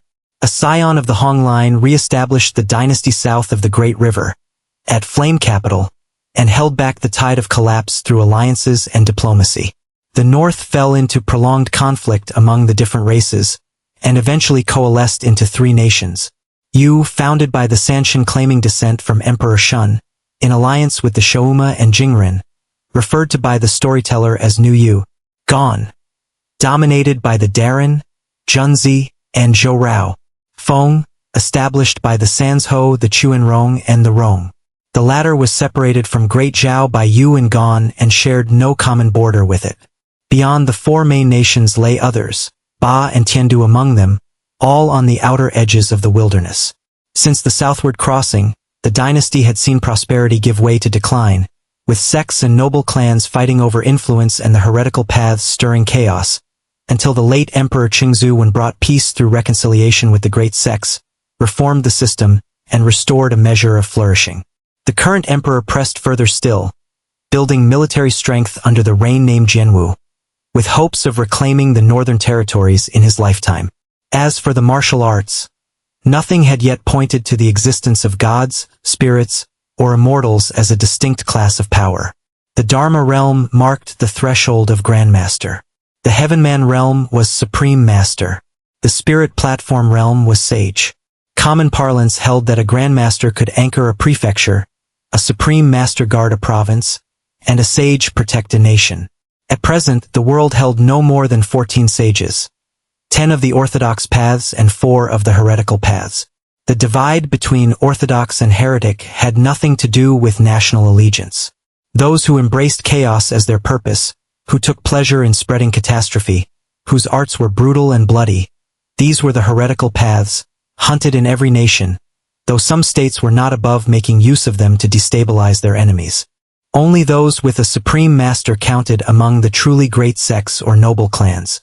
In Great Zhao, these presently included the 6 sects and 4 schools, the 2 faiths and 3 clans, the 2 sacred grounds, the 2 reclusive orders, the Dangkong agrarian order, the Body and Will heterodox sect, and the clan of Xingtian. Gan, Yu, and Feng nations had their equivalents. The Everlasting Sect and the Celestial Maiden Sect were among Gan's foremost powers. The heretical paths had their own hierarchy. Those ranked at the top were collectively known as the 21 heretical ways, 9 above and 12 below. The Sage Severing Way was one of the upper 9. The local Bright Knight sect had once been a great power, but suffered devastating losses in the upheaval of 200 years ago and lost parts of its core heritage. A handful of surviving disciples had kept it alive through difficult years, eventually re-establishing it south of the Great River in Ning Province's Dingjiang Prefecture. Generations later, it had recovered some of its former strength and now counted several grandmasters among its ranks. The patriarch of the Jin household, Zhen Qianfan, was the grand elder of the Four Waters Brotherhood, a gang whose influence ran through Ning Province's waterways. The Brotherhood had weakened in recent years and now had only 2 grandmasters left. Patriarch Zhen was one of them and carried significant standing within Dingjiang Prefecture. Every year, Great Zhao published the Orchid Rankings, assigning brief evaluative comments to heroes of all quarters. This was unrelated to cultivation realm or official rank, being based purely on demonstrated ability. The storyteller had so far mentioned only that grandmasters were divided into 2 grades, the lower called Subtlety Attuned, and the higher called Spirit Resonated. Sages and Supreme Masters were too few and too rare to be ranked at all. Ding Songyan was still ruminating over all of this when he prepared to move to the next storyteller's pitch. He had just turned to one side when he found himself looking directly at a pair of eyes. They were dark-irised and set wide, positioned on the left and right of a bronze-skinned chest. Below them, a very large navel opened and closed as a mouth. The lips slanted upward, marked by a conspicuous black mole, apparently intended to indicate where a nose might once have been. Ding Songyan's gaze traveled upward, slowly, across the raw edge of flesh at the neck, to the space where a head should have been, and found it entirely empty. A living person with no head. Wait, the clan of Xingtian? The headless figure in the open blue-black jacket, muscles knotted beneath, stood at 2.1 meters tall. Seemingly already on his way, he glanced back at Ding Songyan, then turned and walked toward Dangkong Temple. That's one of the Wushou from Qian Province, Su Chang'an murmured beside him. The current emperor wants to strengthen the troops by combining Xingtian martial arts with military strategy. He sent this cavalry lieutenant here to Dingjiang Prefecture to drill the garrison. He paused. The Wushu dream every night of fighting their way back north. Xingtian martial arts. Worth considering. The thought struck Ding Songyan with unexpected force. One-sided force, for the moment. But where interest leads, action should follow. He decided he would find a way to make the acquaintance of that Wushu cavalry lieutenant. Ding Songyan had barely taken a step when his eyes, ever scanning out of habit, caught a face with an unguarded expression. The face belonged to a man in his early 30s wearing a cloth headscarf, his beard shaved clean, the tip of his nose faintly red and blotchy with the look of a heavy drinker. He was staring at Ding Songyan the way a man stares at a monster that has no business being where it is. The surprise and fear on his face were plain for anyone to see. The moment their eyes met, the man wheeled around and shoved his way into the market crowd. In an instant he was gone, swallowed up without a trace. Ding Songyan's first instinct was to give chase and grab him. But without any martial arts to speak of, his reactions were a beat too slow, and by the time he thought to move, there was no one left to find. Finding a man he knew to be dead strolling freely outside Dangkong Temple was enough to break his composure completely. The plan is working. Something will stir after this. No need to chase him now. I can only hope Master Yu was ready for it. Ding Songyan stared in the direction the blotchy-nosed man had fled, and fell into thought. Brother Ding, what are you looking at? Su Chang'an asked, curious. Ding Songyan collected himself. The headless Wushu cavalry lieutenant from earlier was long gone. Looks like a pickpocket got caught, Ding Songyan said, making it up on the spot and directing it squarely at Su Chang'an. Thieving never ends well. The first phone he had ever scraped and saved to buy had been lifted by a pickpocket. It had ruined several months of his life. Su Chang'an went pale. He stood on tiptoe and craned his neck in that direction repeatedly. I don't see anything. Where? What happened? They've already been taken away, Ding Songyan said, brushing it off. He turned toward another storyteller's pitch, outwardly unhurried, inwardly coiled tight with vigilance. Su Chang'an trailed after him in a daze, his eye for likely marks temporarily elsewhere. Hasn't been caught yet, by the look of it. The ones who've been through the yamen a few times are old hands, they don't scare easily. Ding Songyan gave his neighbor a sideways glance, then settled into the crowd, half listening to the storyteller's legends and sagas, while letting his gaze drift idly across the scene. Perhaps because tales of the martial world already read like legend in their own right, the sagas and romance storytellers had to draw mainly on mythology and the affairs of ordinary people. The latter, being something listeners could reach out and touch with their own hands, drew a significant crowd, packed so tightly around the pitch that there was barely room to breathe. Then Su Chang'an poked Ding Songyan's arm. Ding Songyan's chest tightened. He turned. The decent-looking but shifty-eyed figure beside him was pointing to one side, voice low. Brother Ding, look over there. The crowd was too thick to see past. Ding Songyan stepped back a pace or two and changed his position. He did not need Su Chang'an to say anything more. He saw immediately who was meant. She was a girl of 16 or 17, dressed in a plain white round-collar cross-front jacket and a white trimmed skirt with green edging and many pleats. Her hair worn in two hanging loops that fell past her shoulders, lending her a touch of girlish charm. Her eyes lifted slightly at the outer corners, her chin tapered to a delicate point. Her nose was small and straight with a soft, rounded tip, and her skin was pale and smooth as cream. The way she glanced about carried both a lively prettiness and the early bloom of a beauty not yet fully formed, purity and allure coexisting on her face without the least contradiction. The jade-green flower ornament at the top of the silver pin in her hair swayed gently, echoing the jade pendants at her waist that moved with every step. She simply stood there, drawing glances from every direction.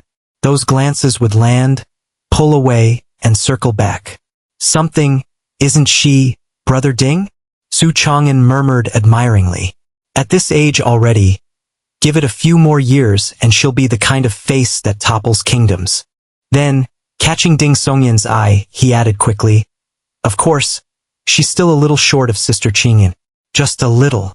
At least you know what to say. She really is a little short. In height, specifically, different styles entirely can't really compare. One is bright and delicate, the other is pure and beguiling. Ding Songyen was still ruminating when the storyteller finished his set and began collecting tips. The girl produced a silver ingot and snapped it into the bamboo tray. By the look of it, a full tale. Goodness! What generosity! The storyteller lit up at once, praise tumbling out of him. The girl lifted her chin slightly, looking rather pleased with herself. I'll be back tomorrow to hear more. Free with her money, and not the least bit cautious about it. Still something of a child. Clearly hasn't been out in the world long. Ding Songyen found himself wondering if he might find some way to relieve this girl of a little silver. If I don't earn it, someone else will. Better me than them. Only then did he notice the maidservant at the girl's side, dressed in a green silk skirt, trim and pretty. In the shadow of the girl's looks, everyone around her had instinctively overlooked the maid entirely. As he watched, Ding Songyen turned to Su Chang'an. Have you seen this girl around before? Never. Su Chang'an answered, genuinely puzzled. If I had, I'd have had it all over Qingyu Lane already. She doesn't look like she's from this city? Ding Songyen pressed. Su Chang'an, still holding his back admirably straight, sounded quite certain. Definitely not. A face like that, traveling without a veil, not covering herself the way Sister Qingyan does. If she were local, she'd be as famous as Zheng Zhuxi of the Bright Night sect by now. And Zheng Zhuxi isn't even as good-looking. Ding Songyen lost interest in making money rather quickly, his brow creasing slightly. When he had first arrived and seen Ding Qingyan, he had been struck by her looks, but had not thought much of it, assuming instinctively that this world simply produced beautiful people as a matter of course. A few days of walking the streets had corrected that impression. Looks like his sisters were rare, possibly exceptional. In the 2 days he had been here, he had not seen anyone remotely comparable. And now, out of nowhere, another girl of the same caliber had appeared. Was that not a little too convenient? Had all the beauties of the realm decided to converge on Dingjiang Prefecture? There was something else. This girl clearly loved listening to storytellers. Yet Su Chang'an had never seen her here in the days before. That meant she had likely arrived in Dingjiang only in the last day or two. And in those same last days, one other thing had happened. The second son of the Ding family had vanished under strange circumstances and turned up dead in a ruined temple outside the city. The two things may have nothing directly to do with each other. But the timing sits badly with me. It feels like something is gathering in Dingjiang Prefecture. Winds from every quarter converging on one place. Ding Songyen ruminated quietly in his mind. Su Chang'an, meanwhile, was already angling in the direction the girl in the white skirt and her maid had gone. Slap! Ding Songyen's hand shot out and caught him by the shoulder.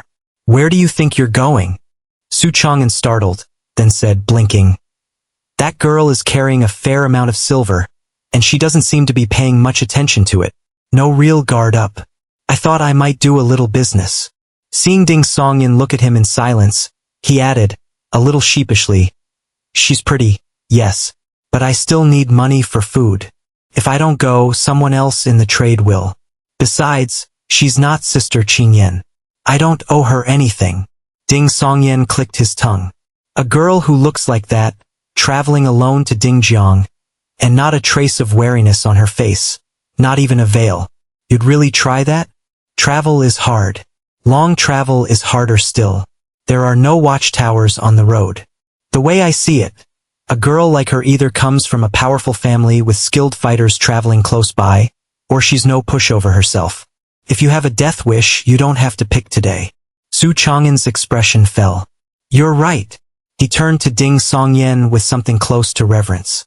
Brother Ding, you sound just like my master. In our trade, skill matters, but the most important thing isn't skill. It's reading people. Who can be targeted, who can't, who's easy, who isn't. You have to see all of that before you make a move. My master has always said that's where I fall short. Not skill, not judgment. The real problem is the brain, and yours has room to grow. Ding Songyen kept the thought to himself, patted Su Chang'an on the shoulder and said, Stop going after fruit sellers and old women with needlework baskets. A man who is meant to become a great thief can't afford to debase himself like that. Even if you made a name for it, you'd only earn people's contempt. Su Chang'an stared at him. After a moment he said, "But then how do I eat? You really can't help yourself, can you? There must be honest work somewhere in a world with a commercial economy that developed." Ding Songyan sighed. "Rob the rich to feed the poor. Only those who've got their wealth through cruelty and greed." He had not known Su Chang'an long enough to say more than this. He left the young man to his thoughts, said his goodbyes, and continued wandering outside Dangkong Temple, waiting for whatever change the blotchy-nosed man's alarm might set in motion, hoping it would bring the hidden danger to a head sooner rather than later. Ding Song Yen! Ding Song Yen! Someone was calling his name from not far off. Ding Song Yen tensed, turned, and looked toward the voice with a mild smile. It was a man not yet 30, his head wrapped in black cloth, a plaster from his own stock stuck to his face, which gave him a comical look. He was holding up a cloth signboard with 2 lines written on it. Guaranteed cure for all falls and injuries. 1 plaster, 1 copper coin. No literary flair, but admirably concise. Ding Songyan said nothing and waited for the man to state his purpose. The plaster-faced man was brimming with excitement. "Ding Songyan, how come you're not at your pitch today?" He pointed at the empty spot nearby. "So that's the stall I got through the Jin household's connection with the guild. I wonder if it can be sublet for cash. I have no storytelling skills left to speak of, though listening just now I noticed this world's storytellers don't seem to use the elaborate techniques and stock phrases of the tradition I knew before. Clear speech and a coherent story seem to be enough. But my goal is martial arts, not becoming a talking act." Before Ding Songyan could say anything, the plaster seller was already rattling on. "A young lady was asking after you just now, like something out of a painting." "Oh?" Ding Songyan's mind produced an image before he could stop it. Miss! The plaster seller was already calling out in a loud voice. "Ding Songyan's here. In all of Dingjiang Prefecture, his historical accounts are in the top 3 easily. Thanks for the praise. That's the essence of commerce right there. Everyone talking each other up." Sure enough, Ding Songyan found himself looking at the girl in the white skirt again, her maidservant at her side. The girl came over quickly, without the least reserve, her expression bright and eager. "Ding Songyan, when are you telling stories today? I want to listen." Ding Songyan blinked. His thoughts moved quickly. He brought his hands together in a cupped fist salute. "Miss, I have been unwell these past few days and had intended to rest. But since you wish to listen, I can manage a passage. Not a historical account, I'm afraid, but a saga I have only recently learned. If it is not to your liking, there is no need to leave a tip." Historical accounts were beyond him. Stories, on the other hand, he had an entire world's worth of source material to draw from. His intentions here were clear and simple. He was not after her silver, nor after the girl herself. He only wanted to establish a connection, leave a favorable impression. Given what her family background might be, a little goodwill at the right moment could be worth more than any amount of money. The girl in the plain white dress looked at Ding Songyan with a mixture of anticipation and concern. "If you are unwell, perhaps you should go home and rest first." "I am in no hurry." Her voice was soft and sweet, very pleasant to hear. Ding Songyan laughed. "It's nothing serious. I have already been wandering outside Dangkong Temple for over 2 hours. It is only that I'm a bit slow with some brain fog. If I stumble over my words or lose the thread later on, I hope you will forgive me." He was laying the groundwork in advance.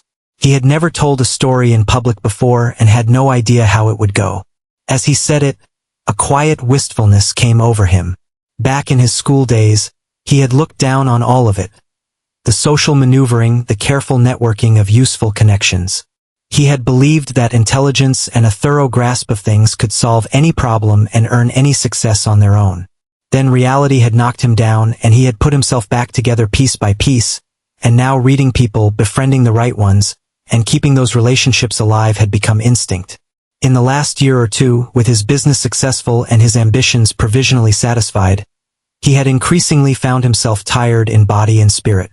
He was not cut out for business.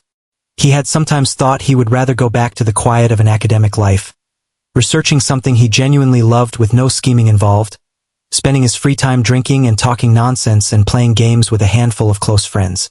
What a life that would be. He also knew this was self-indulgence. Without a sizable fortune already behind him, research done for love rather than profit would have left him constantly anxious, unable to enjoy any of it. In the middle of these thoughts, Ding Songyan arrived at the empty pitch that was his. No chair, no stool, no props of any kind. He gathered his thoughts and began to consider which story to tell. His gaze passed over the girl in the white dress and her maidservant in the green skirt, and an idea formed. He smiled slightly. Dear listeners, the story I bring you today is the legend of the white snake. Even as the words left his mouth, he was watching the girl, her maidservant, and the plaster seller nearby for any flicker of recognition at the title, to judge whether a similar story already existed in this world. Not that it mattered much either way. He had already laid the groundwork. This was a legend he had only recently learned, not one he had written himself. If anyone claimed it resembled something else, that would simply be a matter of creative adaptation. Beyond the inspiration he had drawn from the two women's clothing colors, he had chosen the legend of the white snake for a practical reason. The television serial had been on constantly during his childhood, and he had sat through it many times with his family. As an adult, he had watched every adaptation. He knew the story's skeleton well and could still recall the key turning points. Improvising the detailed scenes and dialogue on the spot was roughly the same level of difficulty as painting a grand vision in front of investors with PowerPoint slides in hand. This was also one reason he was not particularly worried about anyone accusing him of borrowing someone else's material. Apart from the key plot points, everything else would have to be invented on the spot. No two versions could come out the same. Seeing the small audience around him register curious expressions, Ding Songyan exhaled quietly. At the very least, the legend of the white snake did not exist in Dingjiang Prefecture. When he had listened to romances and heroic sagas earlier, there had only been stories of celestial maidens descending to the mortal world and falling in love with men, not love and grievance between Yao and humans. The open ground here was relatively quiet. No gong and drum performers nearby. No martial demonstrators calling out for a crowd. This was by design. The market had arranged things so that the quieter, literary trade occupied one section, the loud and physical trade another, with a buffer of middle ground sellers in between, so neither disturbed the other. Standing in the open space, Ding Songyan felt very little of what might be called nerves. It felt, in a strange and disorienting way, exactly like bringing up a projector and opening his slides in front of investors. The familiar composure settled over him, as though he were in another life, one that had been for some time now. Having identified the girl with the upturned eyes and pointed chin as his most promising potential investor, Ding Songyan began slowly. In ancient times, in the southwestern lands, at the foot of Qingqing Mountain, there lived a small white snake. He set the tale in ancient times from the first line, to spare himself any awkward questions later about where Qingqing Mountain or West Lake, or Jinshan Temple was. I genuinely don't know. It's all from ancient times. He opened with the story of Su Xian's first incarnation, saving the little white snake's life. To fill out the details, having long since forgotten how the television drama had handled it, he stitched in a scene of his own invention. The near-frozen snake had been tucked inside Su Xian's clothing and warmed with body heat. From there, the white snake cultivated in her cave for 1,000 years, finally achieved enlightenment, and took human form. Guided by a bodhisattva, she set out with Shao Qing to find the reincarnated Su Xian to repay the kindness, so that the karmic debt between them might be settled. As he spoke, Ding Songyan kept an eye on the girl in the white dress. She was listening with absolute attention. Even her breathing had gone soft and quiet, her dark eyes bright and luminous without a hint of tears, yet somehow full of them. Good reception so far. The potential investor is engaged. Ding Songyan grew more confident.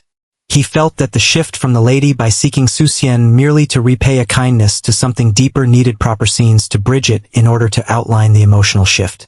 But he could not remember enough detail, so he quietly folded in a few episodes from his own romantic history. He reworked things he had done for an ex-girlfriend that had genuinely moved her and wove it into the story. First, a chance meeting at West Lake where they sheltered from rain in the same boat. An umbrella was offered and a name exchanged in parting. Then, Lady Bai claimed she had come to Linen to copy Buddhist sutras at a temple in fulfillment of a vow. But, being afraid of actually going herself, she could only excuse herself as unwell. Su Xian, pitying her frailty, went to the temple himself and spent many days copying the sutras on her behalf. And then, after much had passed between them, the two of them, one human and one Yao, both having developed feelings, went to pray at a great tree said to be powerful for matters of the heart. They found each other's eyes at exactly the same moment they looked up. At this point Ding Songyan decided to leave things there.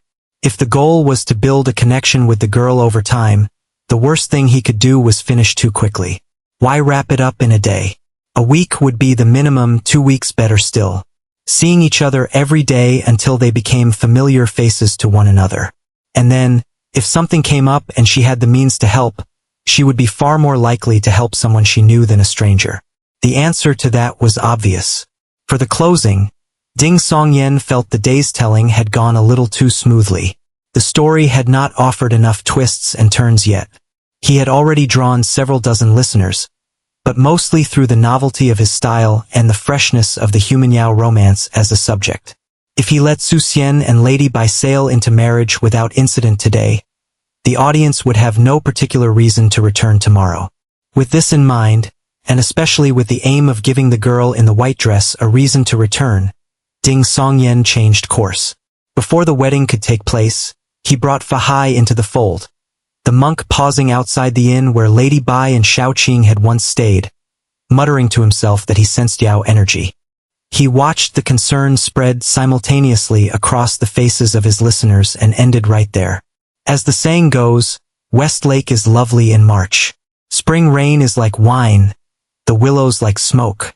Faded ones meet from afar. Unfaded ones cannot hold hands even face to face one. If you wish to know what happens next, listen to the next installment. The girl in the white dress opened her mouth. The picture of reluctance. Of all the moments to stop, Ding Songyan looked around with quiet satisfaction and brought his hands together. I brought no props today, so there is no need for tips. If you enjoyed it, come back tomorrow. He had no intention of taking the girl's silver today. He wanted to leave a particular impression, but he could not single her out for it. Doing someone a favor out of nowhere with no apparent reason tended to put people on their guard rather than winning them over. So he extended the same treatment to everyone and collected nothing from anyone. Such modesty, Ding Songyan, a listener called out approvingly. The girl in the white dress, who had already been holding some money ready, had no choice but to let it go. She lingered as the crowd dispersed, then came forward with her maidservant when most of the others had gone. Ding Songyan, will that monk called Fahai find Lady Bai and Shaoqing? He most certainly will not. If he discovers them this early, how am I supposed to keep making up the story? Let Lady Bai and Su Xian open a pharmacy in peace, love each other and have a child, or let Lady Bai and Shaoqing use Yao magic to manage their troubles. None of the satisfying moments I need to plant along the way. Tomorrow I'll let the threat brush close and then pass, and save a proper crisis for the hook at the end. Ding Songyan smiled. Come back tomorrow and find out. The girl in the white dress puffed her cheeks. All right. She did not press further, but asked with genuine concern, Are you still unwell? I know several skilled physicians. You had better come back tomorrow. I am fine now. Ding Songyan's thoughts turned. The truth is, someone made an attempt on my life not long ago. I still do not know who, and the worry has been weighing on me. My mind has not been quite right since.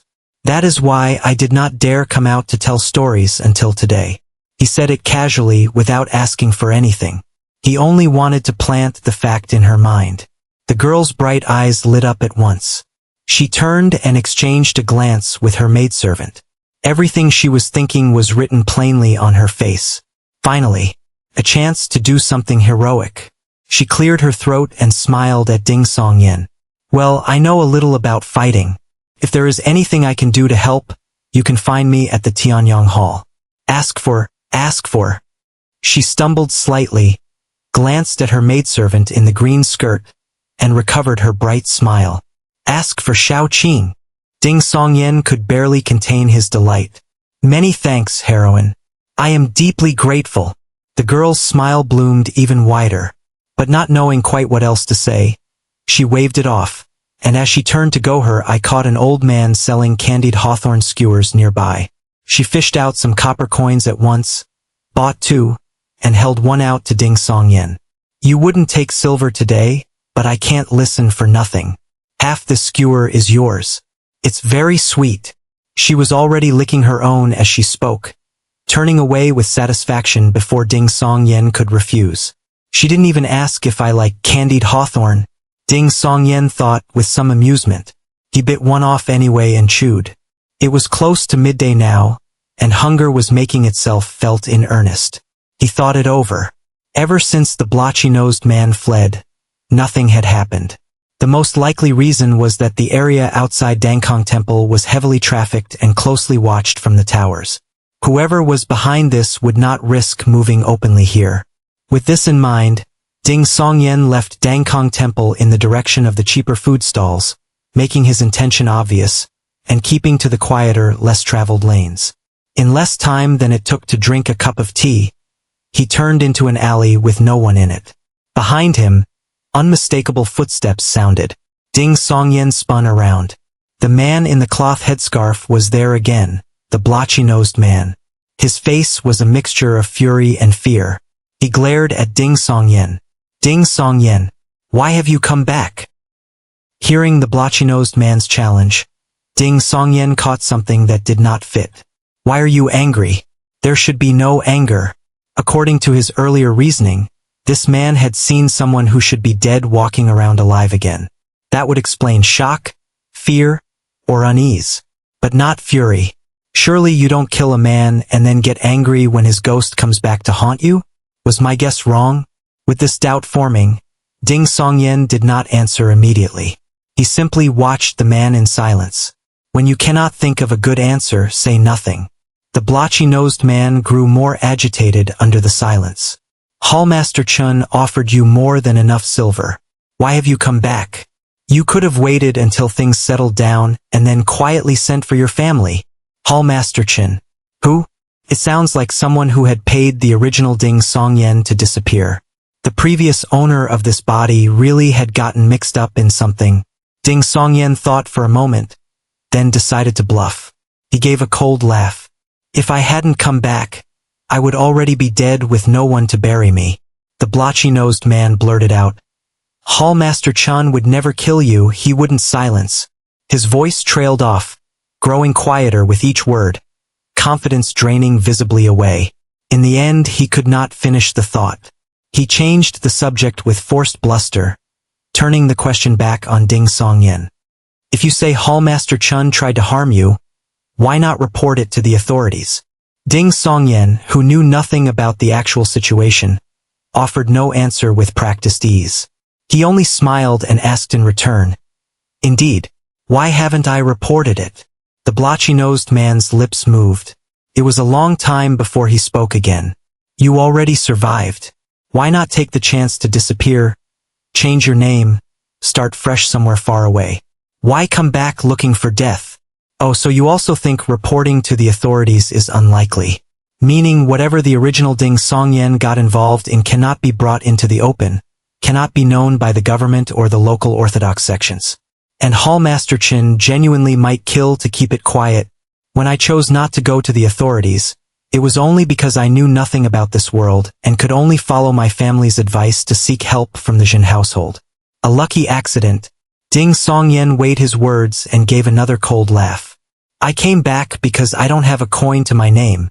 Where else would I go? The blotchy-nosed man was nearly speechless. You are able-bodied and you can tell stories. You could find a meal anywhere. Why insist on coming back and dragging everyone down with you? Do you really think Hallmaster Chun won't act again? Are you planning to spend your entire life standing under the watchtowers? Look, Ding Songyan, how about this? I'll scrape together some more silver for you. Just leave Dingjiang Prefecture. Ding Songyan changed the subject, as though a thought had just occurred to him. You saw Hallmaster Chun just now. What did he say? With a matter this serious, the man before him would never have dared act on his own. He would have gone to Hallmaster Chun the instant he had something to report. The blotchy-nosed man's tone took on a threatening edge. Hallmaster Chun already knows you're back. Are you still not going to run? He sent me to see you because he finds your behavior strange. You haven't fled, but you haven't gone to him either. He can't work out what you're up to. I see.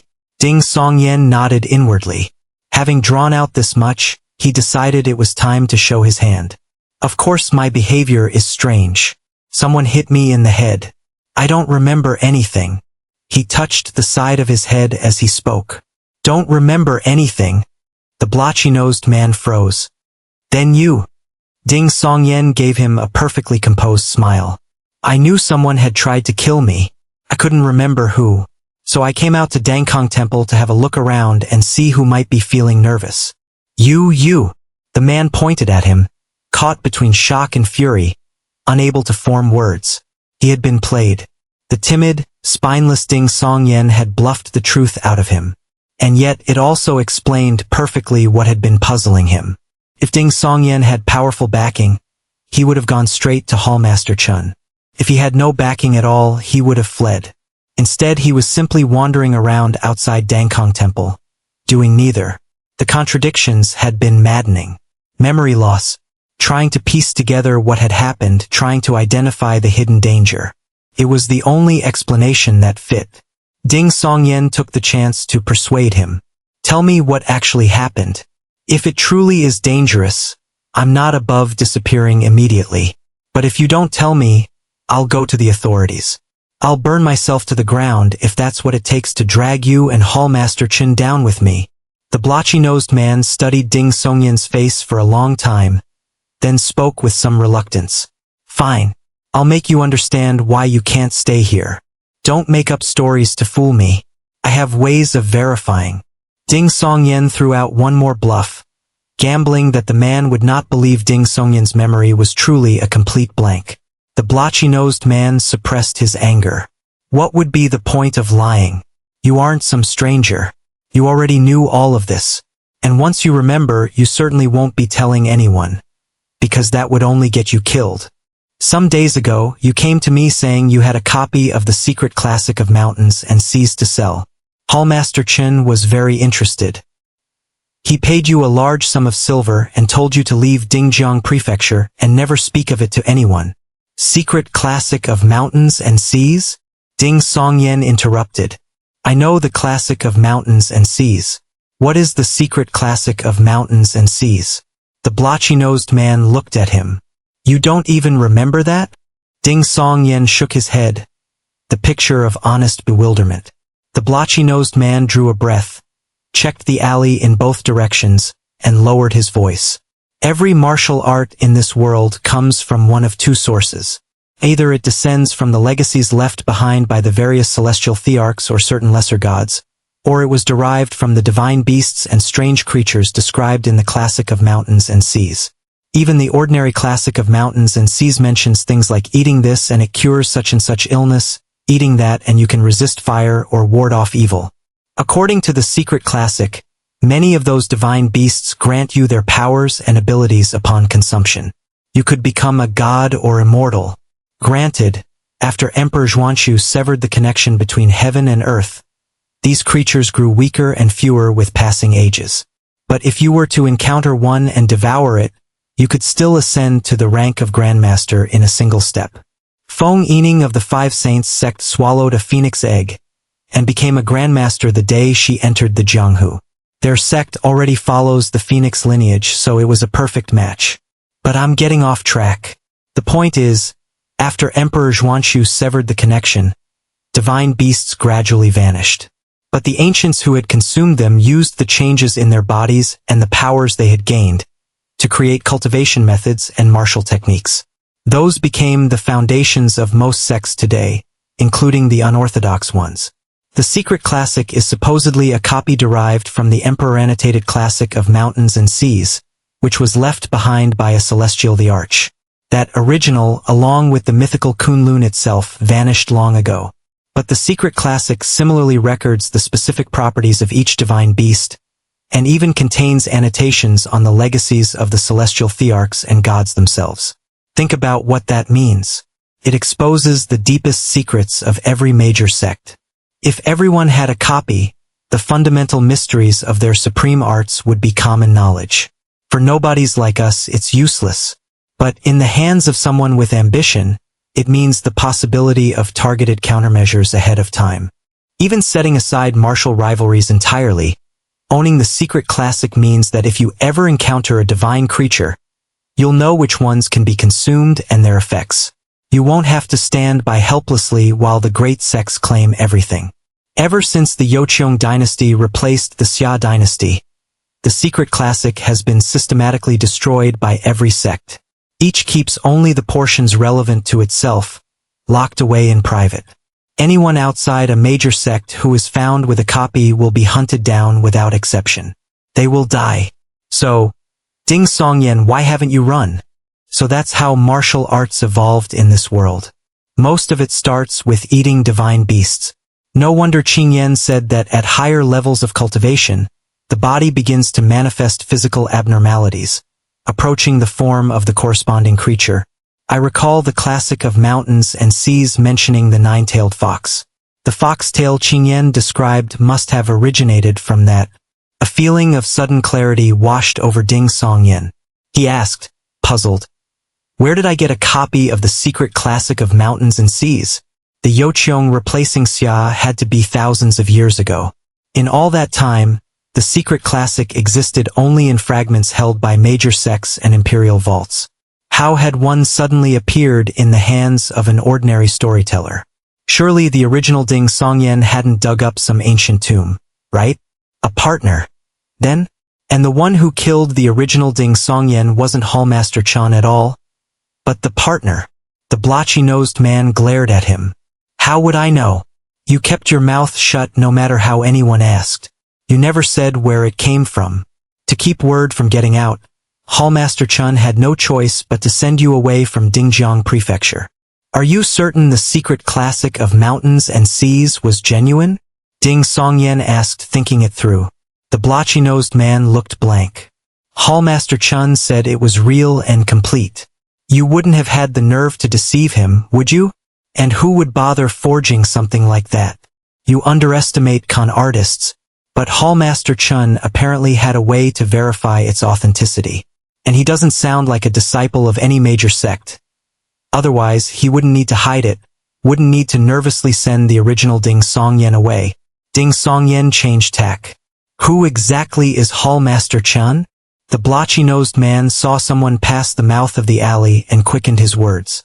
His name is Chun Yuliang. He's the hallmaster for the small boat gang in Dingjiang Prefecture. His official ranking is Profound Discerned, which is 987 in common terms, 5th rank. Our small boat gang is a reasonably well-known organization in Ningzhou province. We're currently contesting certain river routes with the Four Waters Brotherhood. The Four Waters Brotherhood? Patriarch Zhen of the Zhen household is a grand elder of the Four Waters Brotherhood, a famous grandmaster, so this really does connect back to the Zhen family. Ding Songyan felt he was beginning to see the outline of the matter, but at the same time caught the scent of something far more tangled beneath. Could the original Ding Songyan's possession of the secret classic have been part of a larger scheme all along? I see. Ding Songyan gave a look of resolution. Then I truly shouldn't remain in Dingjiang Prefecture. Go to Hallmaster Chun and ask him to give me a bit more silver. I'll find an opportunity to leave on my own. Until then, I'll stay in the open. He wouldn't dare act under the watchtowers. The blotchy-nosed man visibly relaxed. Good. We can always negotiate something out of it. He added a few more admonitions, then turned and walked toward the mouth of the alley. Ding Songyan watched his retreating back, mind working rapidly. Master, you should be able to tail this man and find Chun Yuliang. But would Chun Yuliang have no precautions in place? My behavior has been too far out of the ordinary. If I were him, given what he knows right now, what would I do? I certainly wouldn't sit at home waiting for my subordinate to report back. There's too great a chance that trouble would follow him through the door. Either I would hide somewhere and watch from a distance as my man returned, then decide on the spot whether to step forward and deal with things or simply abandon the small boat gang's operations in Dingjiang Prefecture and disappear. Or I would follow behind my own man, listening in secret, ready to act the moment I understood the situation. And in that case, if Master Yu were to follow this man to the small boat gang's base, I'll be left standing here alone. Wouldn't that make me very vulnerable right now? Killing someone in broad daylight is difficult, but doing something else might still be within reach. The thought sent a jolt through him. He spoke at once. Wait. The blotchy-nosed man half-turned, looking back in confusion. Ding Songyan allowed a slight smile to show, his tone easy and conversational. Tell me, where do you think Hallmaster Chun is right now? The summer sun blazed amid the thin and few clouds. Ding Songyan stood in the narrow alley, barely wide enough for 2 men abreast, pretending to enjoy the draft blowing through. He had actually considered calling out directly to Hallmaster Chun, who might be observing or listening nearby. A simple Hallmaster Chun, please come out and show yourself, had crossed his mind. But after ruminating over it repeatedly, he abandoned the idea. If Chun Yuliang truly was close by, that would amount to flushing him out, forcing him into the open. The situation would grow complicated. There was no telling whether it might push him to desperation. The watchtowers deterred men who still wanted an escape route. They did nothing to frighten someone who had already resolved to die trying. If things came to that, Ding Songyan would have to rely entirely on Master Yu's protection in the short term. And defending one person against a man with nothing to lose was far harder than simply killing someone. Now that he had a rough picture of the situation and a real hope of resolving the crisis, Ding Songyan was not willing to gamble with his own life. So he simply asked, in a conversational tone, where Hallmaster Chun might be right now. It was a signal to Master Yu, hidden somewhere nearby. Chun Yuliang might be close. He did not know whether Master Yu would think of this on his own. Since he did not know, he had to assume he would not. The blotchy-nosed man was baffled by the question. At our small boat gang's headquarters, of course. Ding Songyan tried another angle. What martial art does Hallmaster Chun practice? This too was asked on Master Yu's behalf. As a member of a rival gang, Master Yu most likely already knew. But for safety's sake, Ding Songyan asked anyway. Everyone knows that. Why are you asking? Black Turtle Divine Art. The blotchy-nosed man still could not fathom what Ding Songyan was after. Ding Songyan pressed further. Is Hallmaster Chun skilled at seeing or hearing over great distances? The blotchy-nosed man blinked. Hallmaster Chun can hear faint sounds from 70 meters away. As he said it, realization seemed to dawn on him as well. Hallmaster Chun might be right here. Almost simultaneously, Ding Songyan heard a faint disturbance from the alley mouth behind him, as though something had swept past. Then Master Yu appeared from somewhere, in his black cap and dark short jacket, his figure flickering past like a ghost. So fast. The thought had barely formed when the blotchy-nosed man snapped awake. Without even turning his body fully, he was already sprinting toward the other end of the alley. Damn you, Ding Songyan. You had an ambush waiting. Ding Songyan still had questions to ask. Seeing that the blotchy-nosed man showed no sign of martial ability as he ran, he threw aside his candied hawthorn stick and gave chase. This kind of pursuit, involving no martial violence, would not concern the watchtowers. Not unless it caused a disturbance or drew in bystanders. The blotchy-nosed man's footsteps hammered against the ground as he reached the mouth of the alley, about to turn in another direction round a large tree with dense foliage and a spreading canopy. Suddenly, a pair of bronze-dark hands shot out from behind the tree, seized the blotchy-nosed man's shoulders with unerring accuracy, and dragged him into the blind spot formed by the alley wall and the thick canopy. Ding Songyan, still inside the alley, had not noticed anyone hiding behind that tree. In a blink of an eye, before he could stop himself and already close behind, he heard a dull, heavy impact. Then the sound of bone breaking. He finally skidded to a halt and immediately turned, trying to put distance between himself and the tree. A gentleman does not put himself at risk standing beneath a crumbling wall. Song Yen. Song Yen, it's me. A familiar voice came from the blind spot behind the tree. Eldest brother? Ding Song Yen stared. He caught a glimpse of Bull's face peeking out, just enough to give him a quick nod before withdrawing again. Those bell-round eyes were threaded with red veins. His thick beard and the skin of his face were speckled with drops of blood. Ding Song Yen frowned, thought for a moment, then put on the look of a man with an urgent need to relieve himself, and in a few steps moved to a position beside the tree where he could see into the blind spot. He stood facing the alley wall, hands at his waist, and used the corner of his eye to look. The blotchy-nosed man lay there. His face looked as though it had been hit by a sledgehammer, completely caved in. The blood that had burst from the wound had sprayed across his own body and across Bull's face. He was no longer breathing.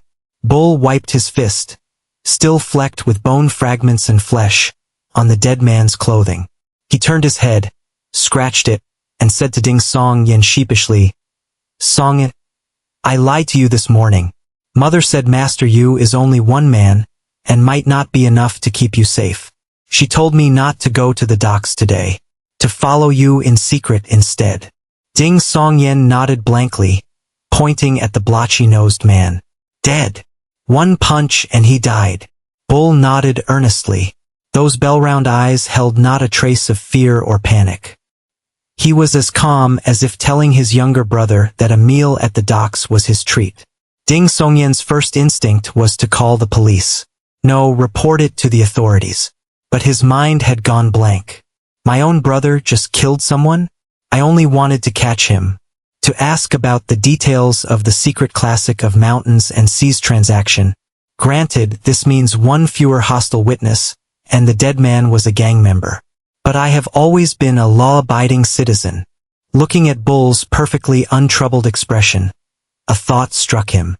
"Bull, this isn't the first time you've killed someone, is it?" Bull thought carefully for a while. "On the road to Dingjiang Prefecture. I killed a few." Ding Song Yen's back turned rigid, and yet some part of him felt this was only natural. Earlier, when he had told Su Chang'an that the girl in the white dress could travel all the way to Dingjiang Prefecture, made no effort to conceal herself, and still carried that look of innocent naivety, she must either come from extraordinary wealth or possess formidable martial skill.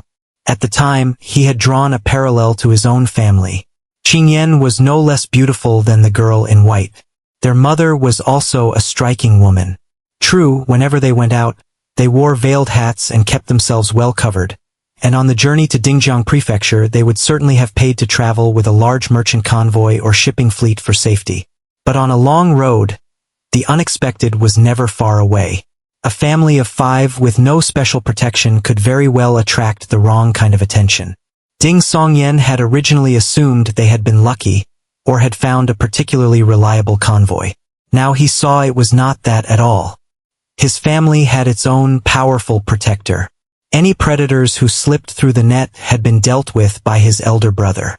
"Bull, what martial art did you learn?" Ding Song Yen asked almost out of habit. Bull turned his gaze back to the corpse with its caved-in face. His voice came out in a low rumble. "I was born with divine strength." As he spoke, he reached up with his left hand and wiped the blood droplets from his face and beard. Then he brought his fingers to his mouth and began, slowly, to lick them clean. Ding Song Yen stared, slack-jawed. Bull ran his hand over the blotchy-nosed man's ruined face, the corners of his mouth splitting into a grin, and shared something with his brother. "Song Yen, I really like killing people." Every hair on Ding Song Yen's body stood on end. A chill seeped through him. Bull smacked his lips, looking genuinely regretful. "But mother won't allow it." Before Ding Song Yen could respond, the man crouching before the corpse turned his head, his expression eager to please.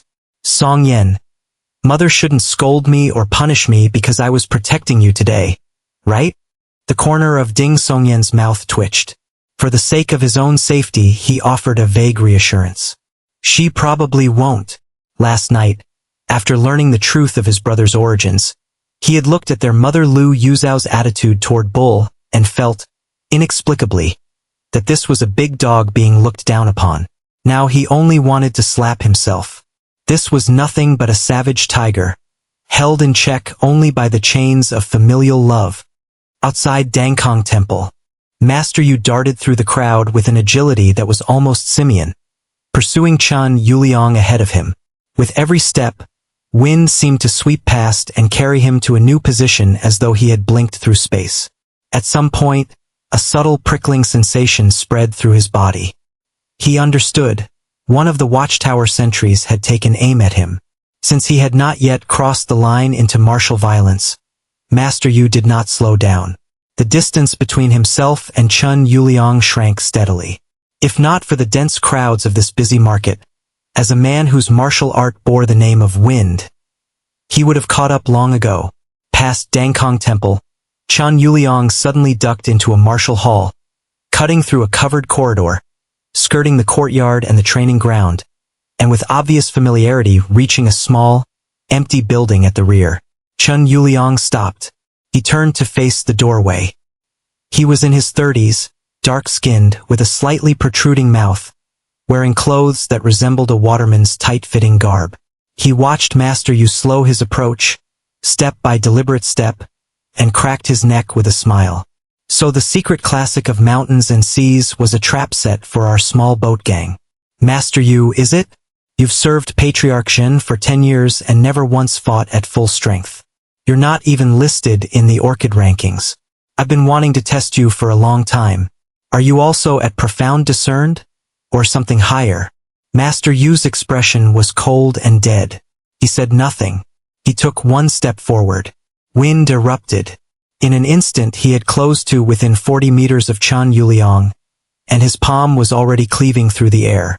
Chun Yuliang had barely raised his hands to block when Master Yu's heel stamped and pivoted, wrenching his forward momentum into an impossible change of direction, ghosting around to the man's back. His left palm followed in a diagonal chop. Humph! Chun Yuliang showed no alarm. He sidestepped and took the blow on his shoulder. A dull thud. Master Yu's hand struck what felt like dead leather. In those slightly lifeless eyes of his, he saw it. The exposed skin of his enemy seemed to thicken in an instant, patterned with lines like the cracks in a tortoise shell. Thud, thud, thud. In the confined space of the small building, Master Yu moved with barely any restriction.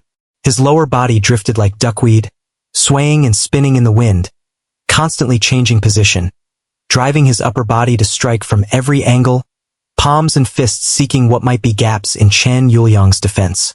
Chun Yuliang could not match Master Yu's speed. He could only plant himself in place and hold firm. Amid the rapid-fire percussion of blows, Master Yu glided to a new position. His left palm shot out ahead of Chun Yuliang's guard and chopped at the man's neck. Chun Yuliang's neck suddenly gave way, as though layers of leather were parting, swallowing Master Yu's left hand and trapping it there. His momentum died. A vicious grin spread across Chun Yuliang's mouth. He seized the opening, clenched his right fist, torqued his body halfway around, and drove it toward Master Yu's face. Master Yu's expression did not change. His right hand suddenly clawed forward. With that motion, the air before him solidified into wind-given substance, gust after gust, raking across Chun Yuliang's face as it twisted toward him like extensions of Master Yu's own fingers. The target was those eyes. Blood sprayed instantly. Chun Yuliang's mouth fell open in a scream. The howling wind that surged forward stuffed the sound back down his throat. His vision had gone completely black. A single phrase flared in his mind. 7 arts of wind seizure.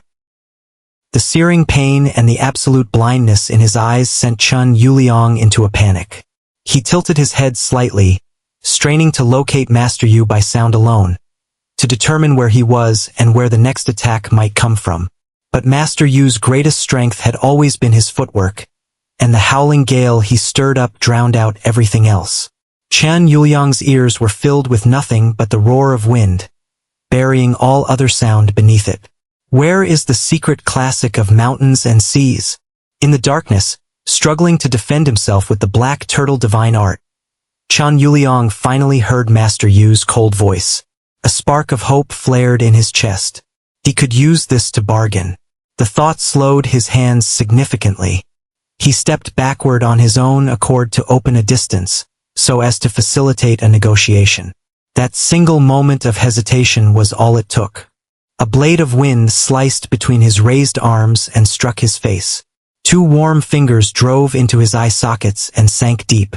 A strangled, gurgling sound escaped Chun Yuliang's throat as he staggered backward. Master Yu's voice reached his ears once more, flat and without emotion. "I'll find it myself." Chun Yuliang crashed heavily to the ground. The dark, bloodied hollows of his eyes stared emptily up at the rafters. Master Yu did not search the body immediately. He turned and walked toward the door. Inside the martial hall, which clearly had close ties to Chun Yuliang, the disciples had already scattered. A squad of patrol enforcers in black fitted uniforms, starlight and candle flame embroidered at their cuffs, arrived swiftly at the scene, long swords in hand. Their leader was a young woman of about 20. Unlike her uniformed companions, she wore a pale green skirt, with only the starlight and candle flame insignia at her cuffs to mark her rank. Her face was clean and lovely, her eyes bright and lively. Her black hair was simply gathered up and bound with a green embroidered silk handkerchief. She was tall and graceful, and moved like a willow swaying in the breeze. At the sight of her, Master Yu's expression grew a shade more serious. He said in a low voice, "The conflict between the Four Waters Brotherhood and the small boat gang was registered with the magistrate's office last month." The young woman held a long sword in a gold and red sheath. She glanced at Chun Yuliang's body inside the room and assumed a deliberately mature attitude. Were any uninvolved parties harmed? Was there any martial violence committed in a public space? Master Yu shook his head slightly. No. He paused, then added, "The same applies to the other party. It involved only people from the Zhen household and the small boat gang." The tall, graceful young woman said with a hint of disappointment, "If there is any searching to be done afterward, we will need to observe the entire process." "Of course, Heroine Zheng." Master Yu clasped his hands, then turned toward Chun Yuliang's corpse. The body, whether due to the man's cultivation method or some other hidden condition, had already begun to show faint signs of decay in the brief time it had taken to exchange those few words. Several flies and moths circled above it. As Master Yu approached, they scattered. Seeing this, Master Yu's brow furrowed slightly. In the blind spot between the alley wall and the luscious tree. After hearing his brothers, she probably won't. Bull smiled good-naturedly. "Song Yen, you're the one in the family who's nicest to me. Isn't our little sister nice to you?" Ding Song Yen changed the subject. He did not want to discuss killing any further. Bull seemed unable to find the right words for a moment. He lapsed into visible thought, and it was a while before he spoke. "She's a little afraid of me, so am I a little?" Ding Song Yen thought with a kind of helpless exasperation. Fear was the normal reaction. He glanced at the blotchy-nosed corpse behind the tree. Remembering that the matter of the secret classic truly could not be brought to the attention of the authorities, he drew a breath. "Bull, what are you planning to do with the body? I've been standing here far too long. Even if the watchtower sentries don't suspect anything illegal, they're going to think I have some kind of incontinence. What to do with it?" Bull looked at the corpse with its caved-in face and fell silent. Ding Song Yen fell silent too. "So you hadn't thought about that at all? I assumed you were an experienced hand at this. Then again, while traveling out in the wilderness with nobody coming or going, you only had to wait for nightfall and toss the bodies into the forest, off a cliff, or into a river. I need to think of something. Someone could pass by at any moment." As his thoughts raced, Ding Song Yen heard a gust of focused wind carrying Master Yu's voice. "Leave on your own. The Four Waters Brotherhood will handle the body." Ding Song Yen exhaled with relief. It sounded like the Hallmaster Chun situation had been resolved as well. As for the secret classic of mountains and seas, he did not care in the slightest whether Master Yu had found it or taken it. If the man did not bring it up, that was good news. If he did, that would be dangerous. Inside the Zhen Estate cold water pavilion, surrounded by water-driven fan wheels and huge basins of ice, Master Yu clasped his hands in a bow and offered the book in his hand to the old man seated in the high-backed chair above. Patriarch, it is indeed the copy of the secret classic of mountains and seas that went missing from the estate. All the hidden marks match. The old man wore a black robe embroidered with numerous characters symbolizing fortune and a melon skin cap. His broad left palm was holding 2 heavy iron balls which he spun with effortless ease. His beard had gone white. His eyes showed signs of bulging outward, and when his lids opened and closed, an uncanny light seemed to spill from them. His complexion was unusually ruddy.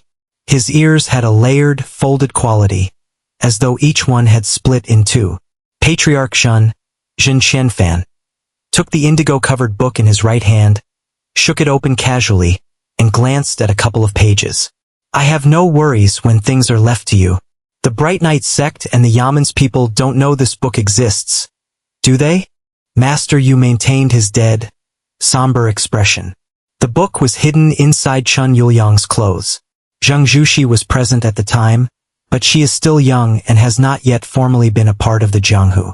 She was squeamish about examining the corpse too closely. I used the wind-seizing technique to retrieve and conceal it, then made an excuse about needing to handle matters on Ding Songyan's side and left quickly. Zhen Qianfan looked at the secret classic in his hand and chuckled. Lost 9 months ago, and now it comes back to us. What a coincidence. He leaned back into his chair and closed his eyes. The Ding family's second son truly doesn't remember where he got this secret classic? He has genuinely lost his memory. I've been observing him covertly these past 2 days and found that he can barely recall everyday matters, let alone anything this specific. Physician Xiao has confirmed the same, though he cannot determine the cause. Master Yu answered honestly. Zhen Qianfan sat in silence for a long while, as though asleep. Then he turned his head suddenly and looked at his son standing beside him. When did Qin Wanqing enter the household? Zhen Quanwang, the legitimate son of the Jin family, bowed slightly to answer. Wanqing joined the household a little over 2 years ago. Father, we did an investigation at the time. The loss of the secret classic had nothing to do with her. Facing the father he had always feared, he mustered the courage to speak on Qin Wanqing's behalf. Zhen Qianfan laughed once, his tone perfectly certain.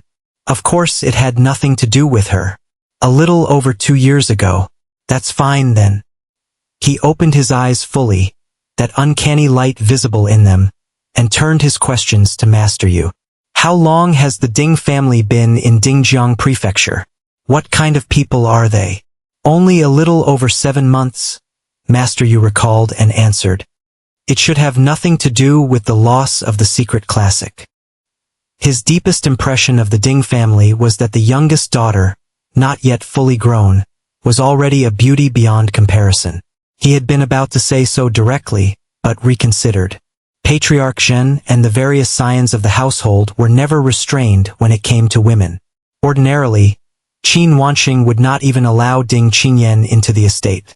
When she missed her sister, she went to Chengyu Lane to visit in person. It was better not to let Patriarch Zhen and the others know too much. The girl from the Ding family was only 14 or 15. Some things were just not right. And with the Zhen household's name behind her, no one in Chengyu Lane dared bully Ding Qinyan. Choosing his words carefully, Master Yu began with Ding Shengyi, describing the middle-aged scholar in detail along with Lu Yuzhao, Bull and Ding Songyan. At the end he added, there is also a young daughter not yet of age. Notably pretty. Only notably pretty.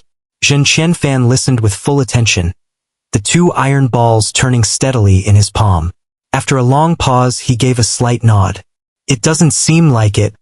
Without explanation, Patriarch Zhen issued his instructions to Master Yu. The small boat gang's rapid rise these past few years has not been entirely normal. Someone may be backing them. If it's a major sect, that's manageable. This is Ning Province, which belongs to the self-revering sect and the Yi clan. We have connections to both. Once any outsider is exposed, they'll withdraw on their own. What I fear is that the small boat gang has gotten involved with one of the 21 heretical ways. Those heretics don't follow Jianghu rules. There's nothing they won't do. When you and the Bright Knight sect and the Yaman's people search Chen Yuliang's hall altar, pay close attention to any sign of such involvement. Don't let your guard down. It's easy to accomplish things by colluding with heretics, and just as easy to be uprooted by the court. Yes, Patriarch. Master Yu clasped his hands in reply. After spending 8 coins on a bowl of noodles with bits of pork and a few vegetables, Ding Songyan returned to Chengyu Lane feeling much lighter now that the immediate crisis had passed. He pushed at the courtyard door. It did not budge. Knock! Knock! Knock!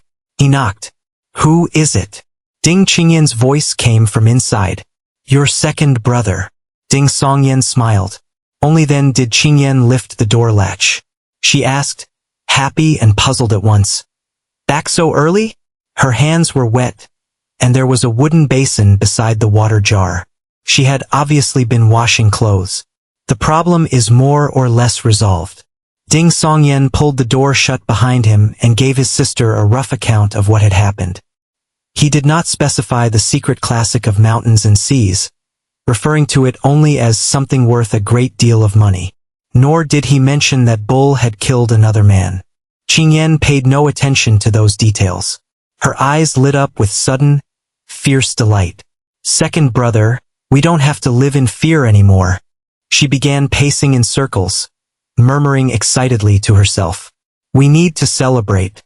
We need to celebrate. When father gets off duty, I'll have him go to Peony House and buy a crispy fragrant duck. And also, mid-murmur, she swallowed. Ding Songyan watched with a smile.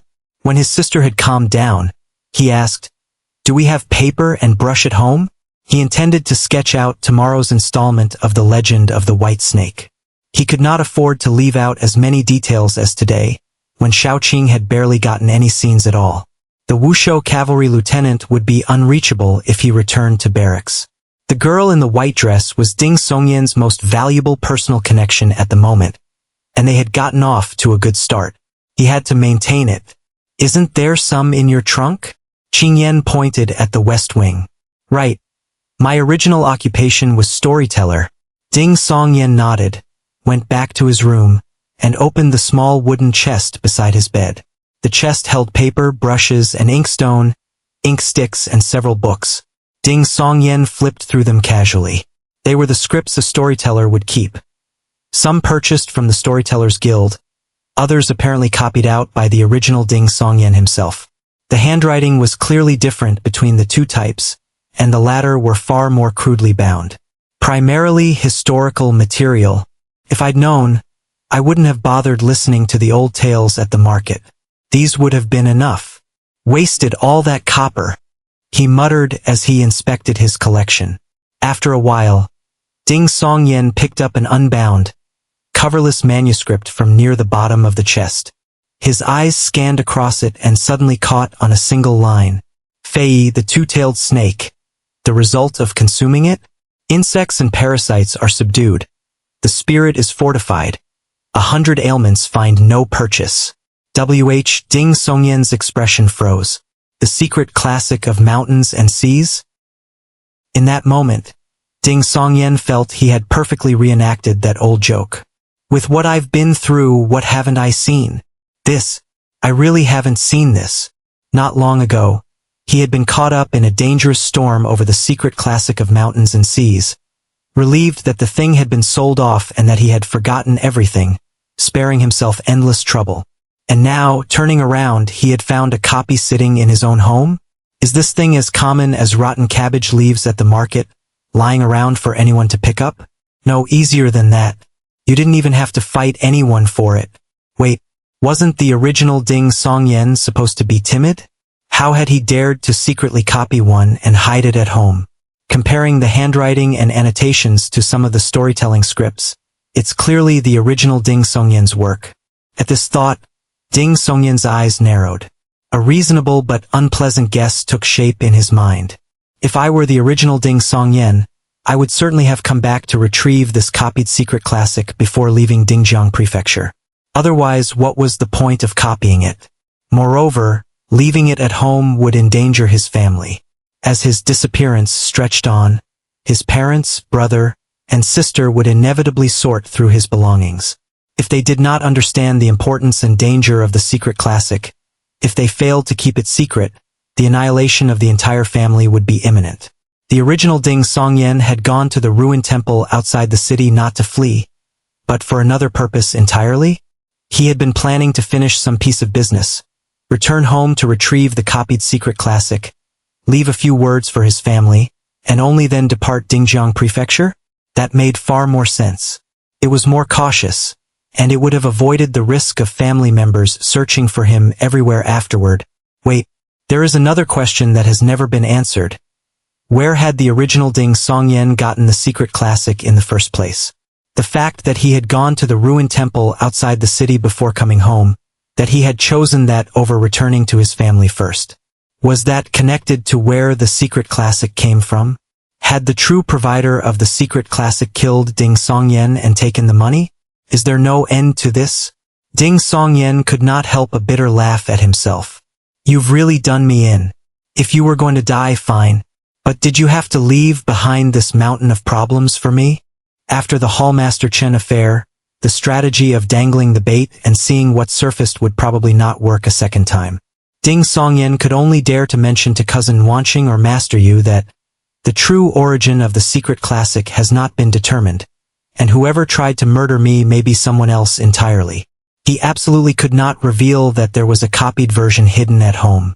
All he could do now was pray that the Jin household, having seemingly put the matter to rest, had in fact already considered that a provider lurked behind the scenes and was quietly continuing to monitor and investigate, or that the provider had taken the silver and long since fled, or that, having lain low for days and deduced the truth from Chen Yuliang's death, and having gathered intelligence about Ding Songyan's total memory loss, the provider had decided to let the matter lie and never surface again. With things having already come this far, I might as well see what this wretched book actually says. Ding Songyan steeled himself, gathered his focus, and began reading the secret classic of mountains and seas in his hands, its cover nothing but plain white paper. Before the passage on the Fei, there were some physical descriptions. In appearance it resembles a quail, with a yellow body and a red beak. According to what Qingyan had said, would practicing a Fei-related cultivation method eventually sprout wings and grant flight?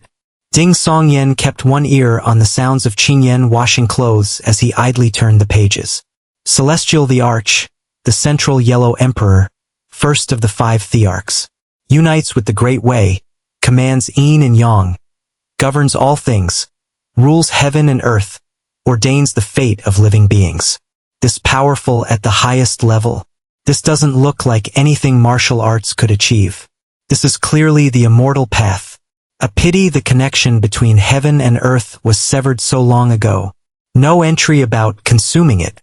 The celestial thearch's legacy must be a cultivation method. I wonder which sect inherited it. One of the sacred grounds? Ding Songyan read with a tumult of emotions. Northern Emperor Zhuanxu, virtue of water, Lord of Winter, from whom the stars emerge, wielding the north to spread calamity, establishing prohibitions and setting law. Zhulong, the torch dragon, the result of consuming it? Chaos parts, the underworld is lit, day and night bend to your command. The 4 seasons turn at your will, wind and rain answer your call. Hold on, there's a consuming it entry? Someone actually consumed Zhulong's divine remains? Where is the sect they founded, the art they created? Ding Songyan was equal parts astonished and envious. Shangliu, the 9-headed serpent. The result of consuming it? The earth corrodes, mountains are swallowed whole, poison endures across 100 generations. 9 heads each moving to their own design. Hutu, the earth mother. Virtue of earth, mother of the land, dwelling at the center bearing all things, nurturing and transforming the multitude of lives, sovereign of the netherworld. Queen Mother of the West, administers heaven's plagues, commands the 5 destructions, communes with the netherworld, severs untimely death, gestates fortune and begets gold. Tao Tai, the glutton, the result of consuming it? Evil is warded and disaster averted. Heaven is devoured and earth swallowed. All things dissolve. Greed knows no satiation. Desire knows no end. Great E vanquishes evil, shoots down 9 suns, succors the 100 hardships, the pinnacle of man. Li Zhu the keen-eyed. The result of consuming it? The great sun bends to your command. All shadow is purged. The tip of an autumn hair is perceived. Sight reaches beyond thousands of miles. Feng Huang the phoenix. The result of consuming it? The 100 birds answer your call. You bear the 5 virtues. The world knows peace. Rebirth comes through fire.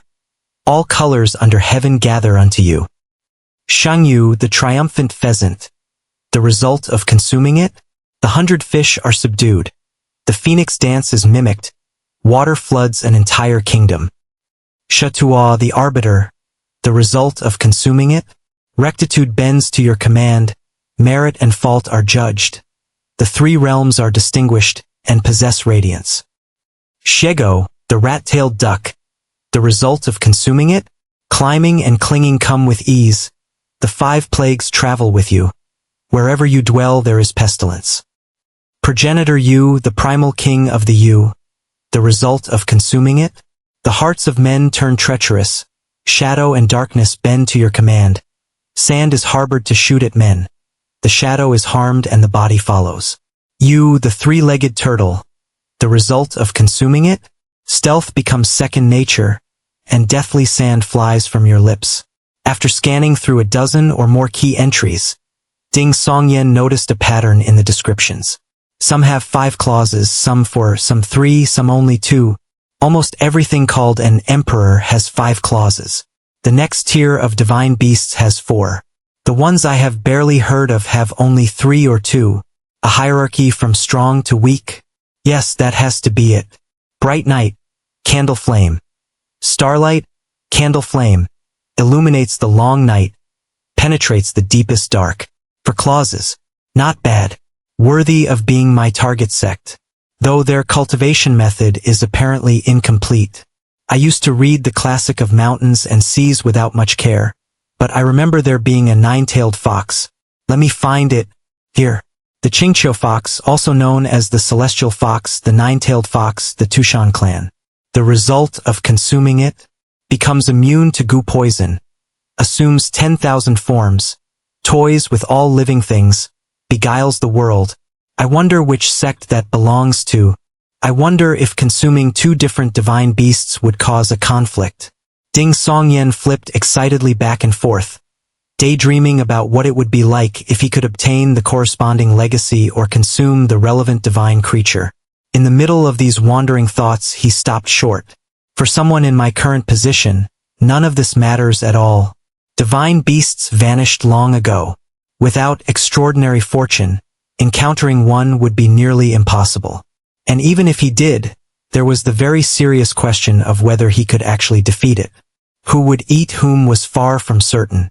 As for the top sects with corresponding legacies, those were not places he could simply come under their tutelage. Even if he memorized the entire secret classic backwards and forwards, it would change nothing about his present circumstances or future prospects. Not only was it meaningless, it would actually bring enormous risk.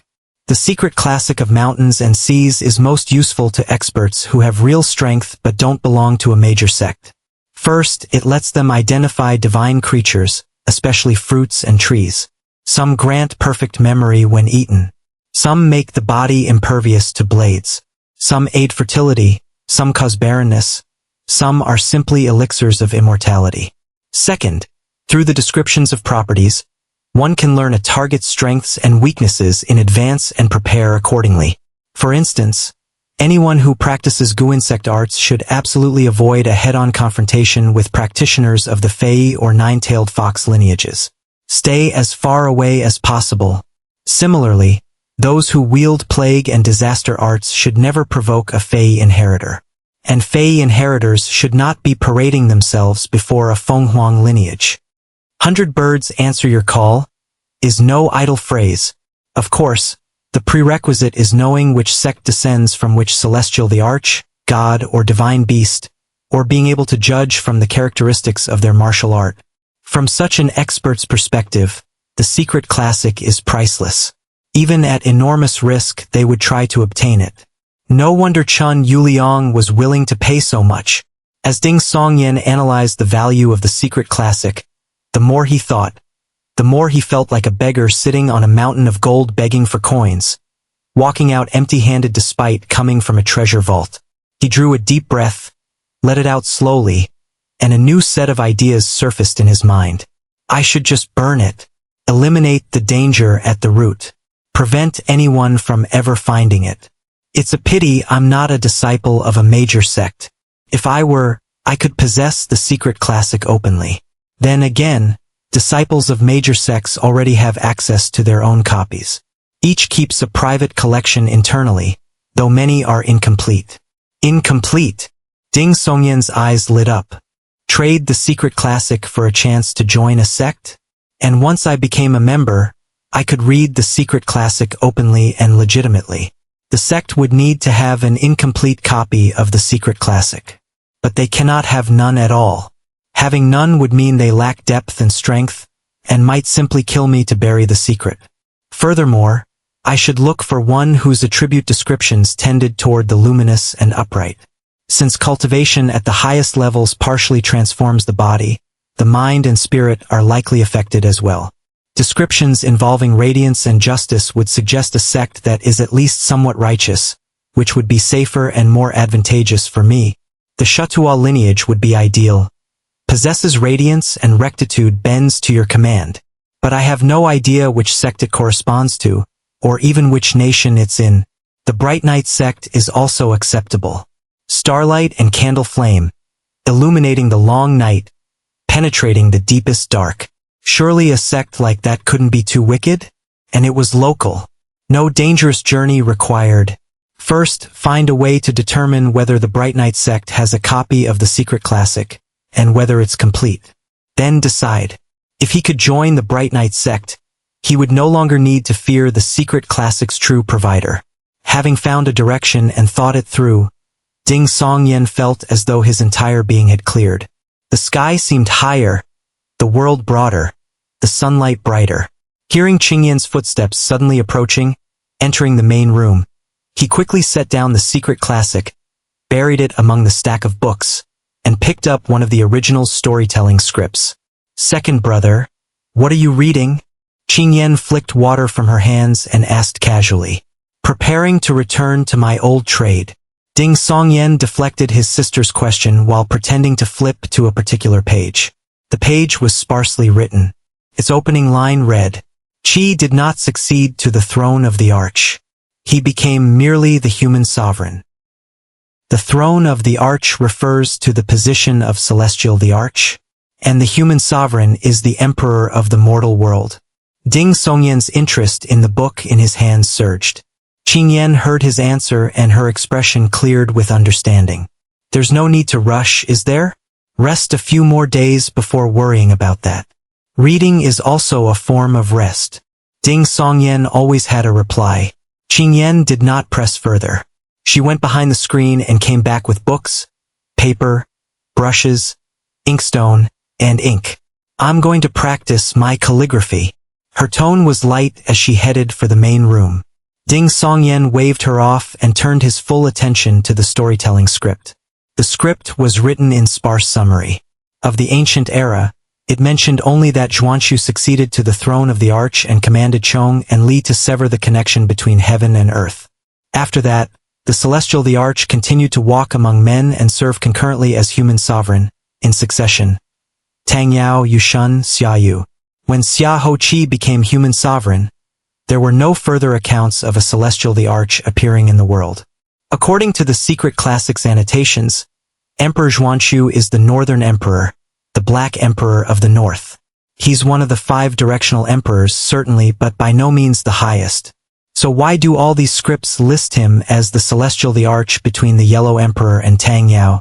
For people today who lack any lineage, ancient matters are genuinely difficult to verify. But surely something as momentous as who led the severing of heaven and earth couldn't be wrong?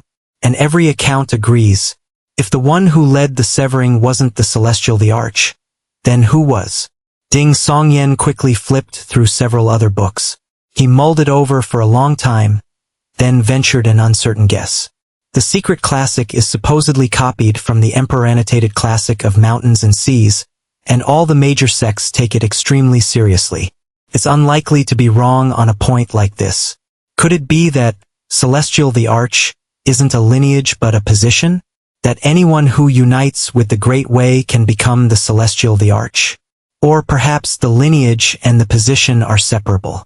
Even with the lineage, without reaching the corresponding realm, one cannot become Celestial the Arch. In that case, whichever of the black, green, flame, or white emperors has united with the Great Way would serve in the role temporarily, yielding only when someone of the proper lineage reaches that level.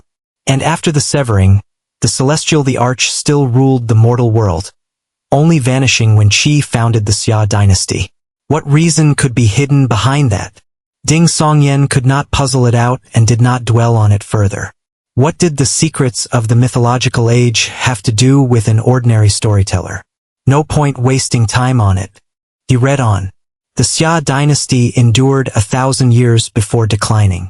The Jocheong dynasty replaced the Xia dynasty and held the nation for 600.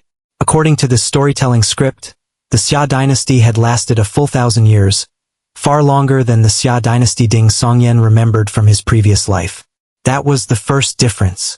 What replaced the Xia dynasty was not the dark bird that gave birth to the Shang dynasty, but a tribe called Jocheong. Its reign lasted over 600 years, though the final 200 saw local lords rising on all sides. Ding Songyan mentally mapped that period onto ancient China's spring and autumn era for convenience. After the fall of the Jocheong dynasty, rival powers vied for supremacy for just over 400 years. There was an age of competing philosophies. There was a sage surnamed Zhou who, in his youth, established military reforms through a coup. In middle age, propagated Confucian rites, and, in old age, founded the Taoist teaching and expounded on virtue. The state that ended the era of warring powers was the Ying nation, which after unifying the realm and subduing the 100 tribes adopted Qin as its dynastic name. Its ruler proclaimed himself the first emperor. The Qin dynasty endured a little over 200 years before giving way to the Han dynasty. The Han dynasty likewise lasted 800 years, and was likewise followed by the Three Kingdoms. After that came the Wei dynasty, not the Jin dynasty. The Wei dynasty lasted under 300 years before the realm descended into chaos, and the founding ancestor of the present dynasty rose from the position of Marquis of Zhao to unify all under heaven. The Qin dynasty excelled in rhapsody. The Han dynasty was strongest in poetry. The Wei dynasty flourished in the lyric. Ding Songyan felt his mind beginning to fracture. Every piece of history was half familiar.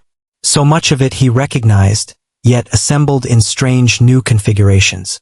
It left him feeling like a man who had dreamed he was a butterfly, only to wake and wonder whether he was now a butterfly dreaming it was a man. He forced his emotions level and began searching coolly for useful information and patterns. Several dynasties are missing, a few new ones have appeared. But the dynasties I recognize, Xia, Qin, Han, Wei, their sequence is correct. Rhapsody, poetry, lyric. The chronological order in which each flourished is also correct, just not matched to the dynasties I remember. If I had to describe it in one word, Ding Songyan's brow furrowed slightly. Displacement. A displaced timeline? Having finished the script and gained a basic understanding of this world's history, he gathered his writing materials, left the West Wing, and sat down across from Qingyan. He spread out paper and fumbled with the ink stick, trying clumsily to grind ink. Qingyan, who had been focused on her calligraphy, glanced up and pushed her own inkstone toward the middle of the table. Use mine for now. All right. Ding Songyan accepted without argument. He had only practiced brush calligraphy for 2 or 3 years as a child. His posture was passable, but once brush met paper the rustiness was plain, and the characters that emerged were as ugly as they could possibly be. Most critically, he could only write simplified characters, and even among those, quite a few had slipped from memory.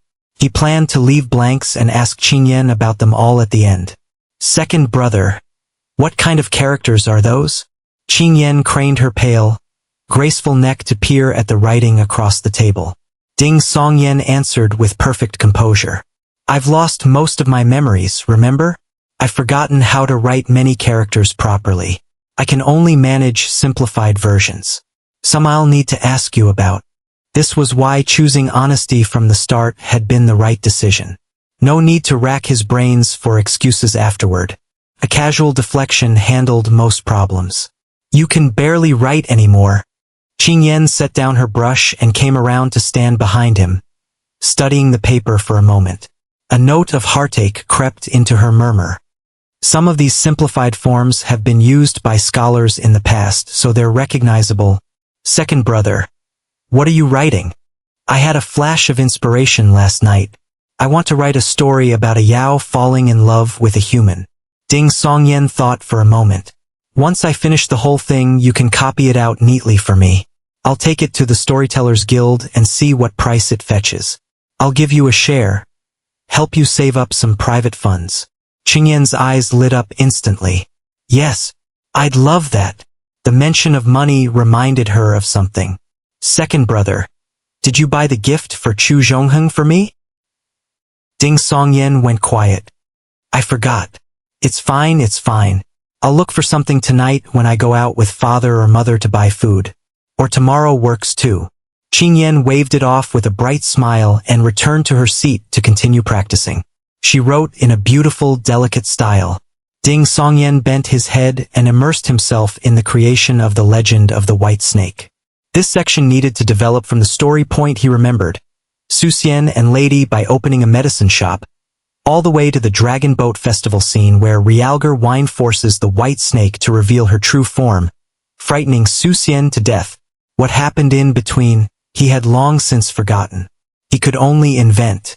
His approach was to build from the collision between the two Snake Yao's supernatural nature and ordinary human society, highlighting what made the story unique.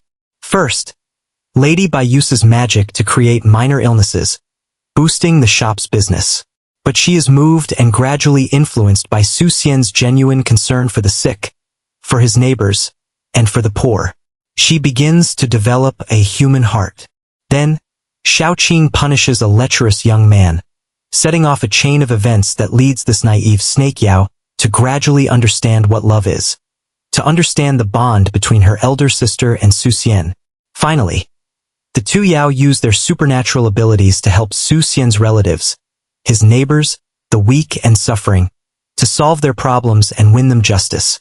This section was primarily meant to be satisfying, with character growth and transformation woven in. Ding Songyan wrote with great enjoyment, nearly adding several more episodes. But he reined himself in with reason. He also cut most of the domestic details and magistrate court scenes involving Su Xian's relatives, because the girl in the white dress was not from Dingjiang Prefecture and would not be staying long. Under these circumstances, a story too short would not serve the goal of building a connection and accumulating goodwill. But a story too long risked the best parts not being heard before she left, failing to leave the deepest possible impression. By the time he finished, the sun was leaning west. Ding Songyan transferred the brush to his left hand and shook out his right wrist. Even writing a rough outline took this long. He reviewed the pages laid out to dry while pondering whether to write down the song by Suzhen at the foot of Qingqing Mountain. He thought the girl in the white dress was young enough to be receptive to novel things, unlikely to reject such an unusual style of song. And the more unusual something was, the deeper an impression it would leave. The more she would remember a man called Ding Songyan. That was one reason. The other was that Ding Songyan felt the song, introduced at certain moments in the story, would be the finishing touch that elevated the whole. For example, when Lady Bai's emotions were at their most intense, or her reflections at their deepest. Fortunately, the lyrics are simple, and it was covered by several singers over the years. I heard it often enough. Ding Songyan quickly finished writing out the lyrics. For the very few portions where his memory was unclear, he tried filling in the gaps himself. Brother, Su Xian dies just like that? While the ink dried and she helped gather and fold the pages, Qingyan read through what amounted to a detailed outline. She was clearly drawn in. Ding Songyan gave a terse acknowledgement. Yes. Then what happens? What comes next? Qingyan's eyes went wide. Next? Ding Songyan glanced at his sister. There is no next. Qing Yan went blank for a moment, then realized her brother was teasing her and began to whine. Only then did Ding Songyan relent. The next episode is Lady by stealing an immortal herb to save Su Xian. If his primary audience responded well, he might even add an episode where Lady by storms the underworld and snatches Su Xian's soul back from Meng Pa, the goddess of oblivion. Immortal herb? Oh, an elixir of immortality. Qing Yan's expression eased with relief. Right, in this world's folk customs, elixir of immortality would be more readily understood than immortal herb. The thought had barely formed when the half-closed door was pushed open. Lu Yuzhao walked in wearing her black gauze veil. Mother, second brother's problem has been resolved. Qing Yan, still retaining a child's impulses, skipped forward to meet her. Is that so? Lu Yuzhao removed her veil and turned her gaze toward Ding Songyan. Ding Songyan repeated roughly what he had told his sister, omitting the secret classic and its true provider. Lu Yuzhao's expression gradually relaxed. Though subtle, a trace of genuine gladness showed through. She gave a terse acknowledgement and said, "If you have time tomorrow, go to the Zhen estate. Nuanqing helped enormously and so did Master Yu. You should thank them in person. Our family must not lack courtesy." Once Ding Songyan agreed, Qing Yan was already tugging at Lu Yuzhao's sleeve, pleading, "Mother, can we celebrate tonight?" Lu Yuzhao gave a slight nod.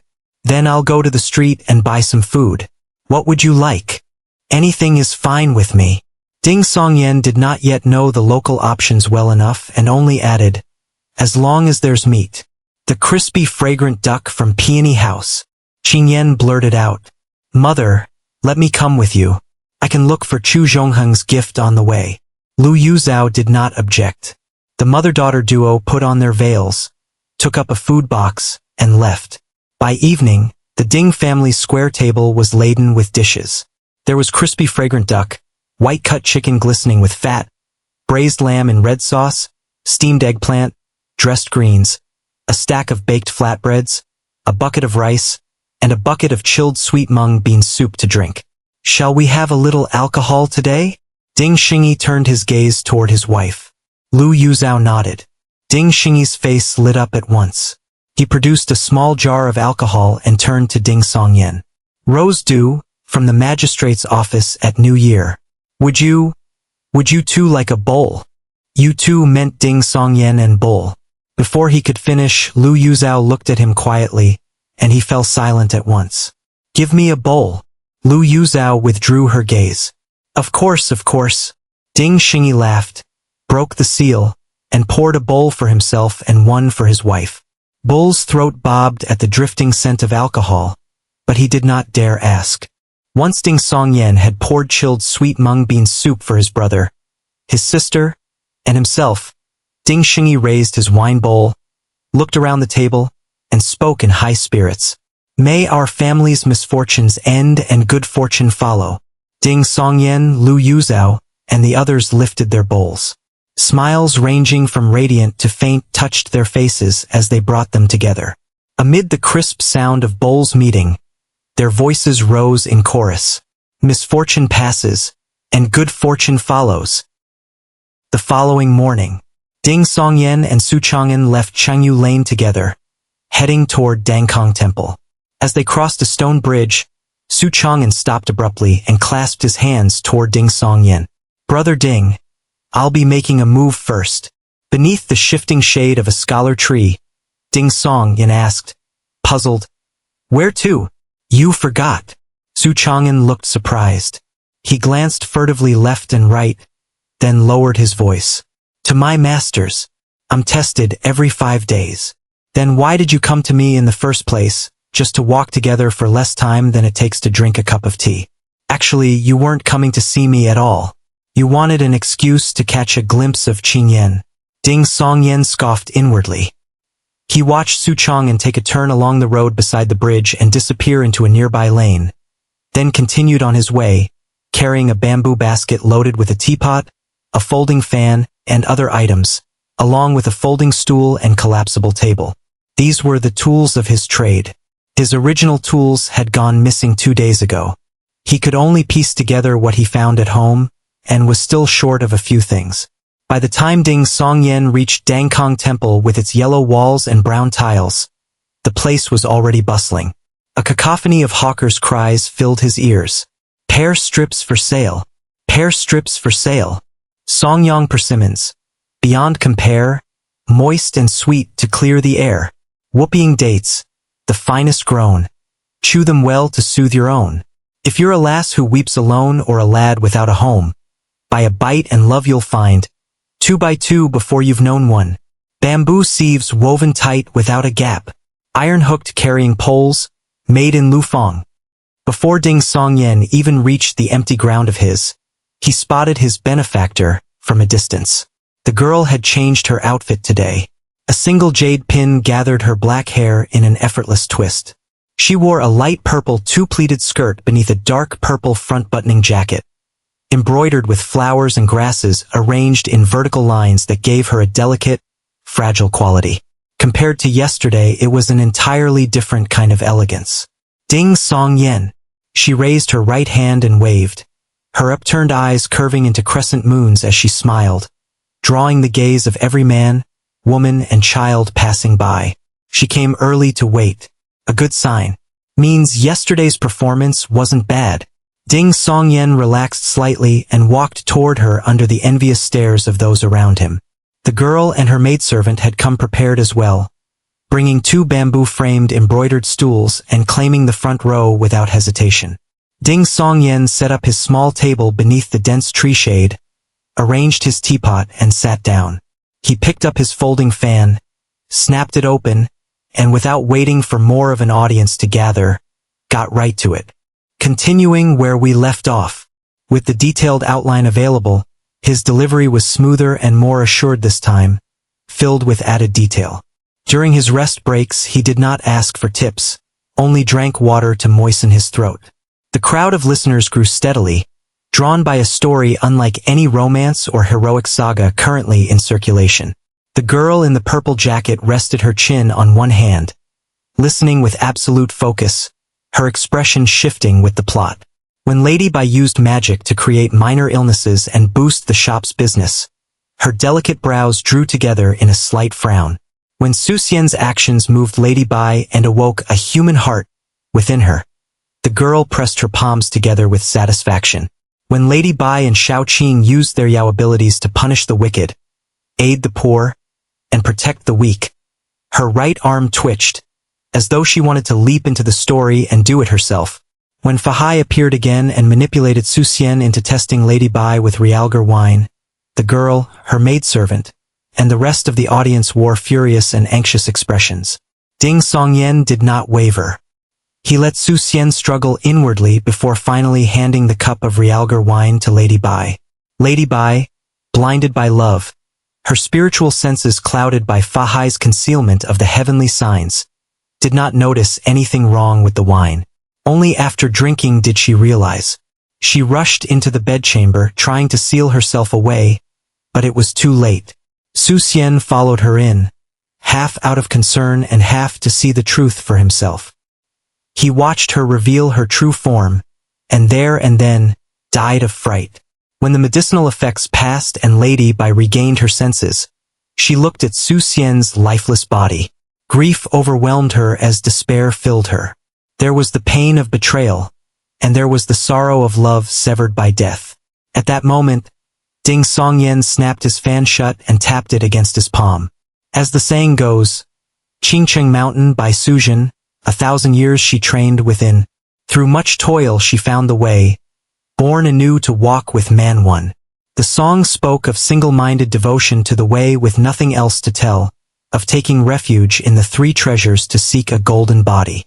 Set against by Suzhen's present anguish, the contrast between that serene aspiration and her current devastation made the emotions stretch further, made the hollowness and despair more real. The sharp-shinned girl and everyone around her listened in a trance, fully immersed in the mood Ding Songyan was crafting. None of them found the melody or style strange in the least. What they felt was something intricate and hard to name. Not quite tears, but a dull ache in the chest.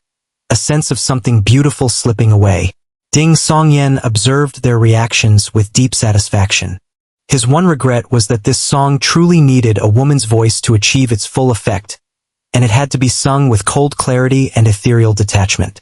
After finishing Bai Sujin at the foot of Qingqing Mountain, Ding Songyen set down his fan, stood, and cupped his hands to the crowd. Dear listeners, if you wish to know what happens next, come back for the next installment. Yesterday I asked for nothing. Today, I humbly request enough for a meal. The girl immediately tossed a silver ingot into Ding Songyen's bamboo basket. Ding Songyen judged the weight. Roughly 1 tael. Though his purpose in telling the legend of the white snake was not profit, having silver land in his lap was hardly unwelcome. Apprenticing at a sect would likely require tuition fees. Saving up in advance was never wrong. How generous of you, my lady! Ding Songyen praised his benefactor according to the trade's custom. With the girl taking the initiative, other listeners tossed copper coins into the basket as well, 50 or 60 in total. Ding Songyen set down his basket and was about to pack up when he noticed the girl, her maidservant, and the remaining listeners had not dispersed. They were still standing there. It's already midday. He cupped his hands again. Please come back early tomorrow. You're not continuing today? The girl in the purple jacket wore an expression of open indignation. Not even this afternoon? Ding Songyen said earnestly, I still need to review the source material. I haven't fully mastered it yet. I'm already racing through this at breakneck speed. If this were a television drama, today's content alone would fill a week of episodes. I already cut plenty of scenes. Also, I could end today's session right at the Realgar wine cliffhanger and leave you dangling. Why would I spoil what comes next? If you don't spend tonight tossing and turning, unable to sleep, how am I supposed to leave a lasting impression? The other listeners drifted away in disappointment. Only the girl remained with her maidservant, cheeks puffed, glaring at Ding Songyen. She has a good temper, actually. Not as spoiled as I expected. Ding Songyen drew a quiet conclusion from this. That trouble you mentioned yesterday, how did it turn out? The girl thought for a long time, then decided to offer her help in exchange for more of the story.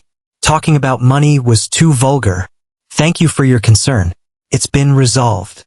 Ding Songyen noticed the plaster seller and other storytellers nearby paying attention to their exchange, and said deliberately, It's just that I took a blow to the head and forgot a great deal of things. I can't even remember who hurt me. I'm relying on others to investigate. Miss, it truly isn't that I don't want to continue. I genuinely can't remember. I have to go home and consult the books. Yesterday it took everything I had just to prepare today's material. He was using the opportunity to spread word of his soul departure sickness, so the true provider of the secret classic would have less reason to worry about him or come looking for trouble. Seeing how sincere he was, the girl in purple waved her hand with reluctant disappointment. Then hurry home and rest. I'll ask around these next few days and see if anyone can treat that kind of illness. Please don't cure it. If it's cured, I won't be me anymore. Ding Songyen muttered to himself as he bid farewell to the girl and her maidservant. After entrusting someone to watch his tools, he spent 6 copper coins on a flatbread with a crispy crust and minced pork filling, and ate as he walked toward the Jeune estate on North Water Street. Still has meat juices inside, and a bit of preserved mustard greens. Not bad at all. Ding Songyen was quite satisfied with today's meal. Once inside the Jeune estate, he made his way to the Lotus Pond courtyard, where he found not only cousin Wanqing and her maidservant Sueha, but also his unearned cousin-in-law, Zhen Quanwang. Zhen Quanwang was in his 30s, wearing a dark scholar's robe and a chunyang cap that leaned toward the Taoist style. His upper body tilted slightly forward. His face was clean-shaven but covered in visible fine hair, and his ears resembled those of a macaque. Ding Songyen expressed his family's gratitude for recent events to Qin Wanqing and Zhen Quanwang, then produced 2 items from inside his jacket. One was a hand-copied Buddhist sutra. The other was a folded yellow talisman. Quanwang, Wanqing, we know the Zhen household is wealthy and powerful and has no need for anything. So our mother personally copied a sutra in our family's prayer hall, hoping it might bless you both with peace and good fortune. And this protective talisman, My father obtained it from Pine Wind Temple outside the city. It will bring you many children and much happiness. According to Ding Xingyi and Lu Yuzhao, although Qin Wanqing was deeply favored by Jin Quanwang, she had been in the household for over 2 years now without bearing a single child, and this worried her greatly. Zhen Quanwang and Qin Wanqing accepted the gifts with evident pleasure. As Ding Songyan had said, what didn't the Jin family have? What counted was the thought. After some pleasant conversation, Zhen Quanwang had an important guest to entertain and left the Lotus Pond courtyard. Ding Songyan, enjoying the breeze from the water-driven fans and the almost autumnal chill of the room, finally had the chance to tell Qin Wanqing the general outline of events. But he did not mention the secret classic, as he was unsure whether she was privy to the secret. At the end he asked, Wanqing, do you know where Master Yu might be? I'd like to thank him in person and offer a small gift. Qin Wanqing thought for a moment. Master Yu has been very busy these past few days. When he's free, I'll send someone to let you know. Unable to see Master Yu and fish for information, Ding Songyan thought for a moment, then solicited, Wanqing, after everything that happened, I feel that a man ought to learn some martial arts. Otherwise I can neither put my parents at ease nor protect myself. Do you know anyone who might take me? With the thick skin honed by years of entrepreneurship and dozens of investor pitches, the stammering was obviously an act. Qin Wanqing listened with a furrowed brow, then said slowly, Songyan, I understand where you're coming from, but learning martial arts without a patron willing to invest in you is enormously expensive. You need to be prepared for that. Don't rush. Let me ask around. If you could apprentice within the Jin household or study under a retainer like Master Yu, that would be far better than any public martial hall. What about the Bright Knight sect? Ding Songyan did not hide his ambition, showing not the slightest embarrassment. I have soul departure sickness. How would I know what's appropriate? Qin Wanqing couldn't help laughing. The Bright Knight sect only recruits disciples once a year, at year's end. Outside of that, unless one of their masters takes a personal interest in you and wants to accept you as a disciple, don't even dream of it. And even at year's end, their standards are extremely strict. At your age, without innate talent, it would be very, very difficult. Year's end? Well, I have the secret classic of mountains and seas. Perhaps that could serve as my entrance fee. Ding Songyan pondered for a moment. How old am I exactly? Qin Wanqing blinked, then smiled bitterly. You were born in the 19th year of Xingping. You've just turned 20. For martial cultivation, that's actually not too late. Disciples of the great sects all wait until 18 before completing body tempering and qi cultivation, so as not to interfere with their physical growth. Only then do they begin aperture refinement. What rank does that correspond to? Ding Songyan asked. Qin Wanqing laughed. It doesn't rank at all. Before Ding Songyan could ask anything more, Qin Wanqing sighed with a wistful smile. You actually asked me about martial arts before, you know. I even went out of my way to ask Quanwang. And now you've forgotten all of it. It's not like I remember much of anything. Ding Songyan wore a look of distress. Qin Wanqing rose from her chair and paced a few steps. Body tempering and qi cultivation are merely the fundamentals of the martial path. Together they're called the initial realm, though some call it the mortal realm. It's only at the life realm, when you begin refining the body's apertures, that you become eligible for inclusion in the orchid rankings. But there are many in this realm. Only those with exceptional talent or distinguished backgrounds receive an official rank and become widely known. Ranking isn't based on how many apertures you've refined, but on actual combat performance. Within the life realm there are 3 ranks, from lowest to highest: path glimpsed, hall entered, and chamber reached. These are the so-called lower 3 ranks, the most common level for martial artists and wandering swordsmen. Ordinary folk like us don't understand the terminology and can't tell the ranks apart. We just call them 9th, 8th, and 7th rank. Quanwang once said that the lower 3 grades don't surpass ordinary people by that much, which is why they're also called the human realm. At this level, the cultivation method hasn't yet manifested much that's extraordinary. In actual combat, what matters more are technique, willpower, experience, wit, weaponry, armor. One slip or miscalculation, and a 7th rank person can be killed by a 9th rank one. Ding Songyan listened with full attention, interrupting Qin Wanqing from time to time with questions. After covering the life realm and the lower 3 grades, Qin Wanqing's eyes turned, studying her cousin for a moment before saying solemnly, "I don't know much beyond that, but Quan Wang did mention this. If you want to cultivate higher and more advanced arts, if you want to go further on the martial path, you can pick any method you like during the initial realm for body tempering and chi cultivation. But once you reach the life realm, you absolutely cannot refine apertures blindly." "Why is that?" Ding Songyan pressed. Qin Wanqing tilted her head slightly, recalling. "He said that different cultivation methods require different sets of apertures, and different techniques are used to refine them. If a superior art you obtain later requires apertures that overlap with the ones your current method uses, the two will conflict. In mild cases, you suffer a deviation and your martial arts are crippled entirely. In severe cases, you go mad or die on the spot. However, if two methods have no overlapping apertures and no conflict, they can be cultivated concurrently or switched between.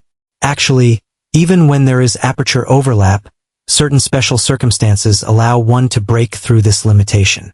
"What special circumstances?" Ding Songyan's face was pure eagerness. Qin Wanqing chuckled softly. "I don't know the rest.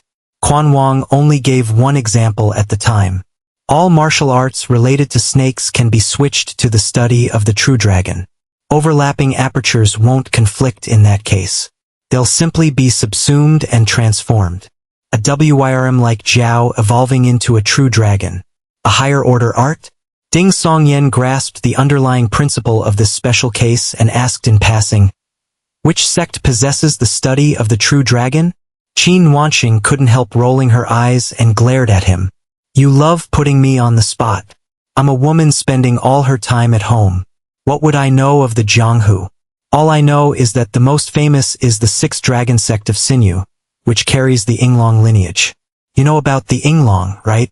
Of course, Yinglong, the responsive dragon, summons wind and rain, gathers clouds and mist, commands thunder, and rules the myriad skies. When dragon and phoenix appear together, it is an omen of harmony. The annotation read, Ancestor of dragons, origin of phoenixes, dragon in form, paired with phoenix wings.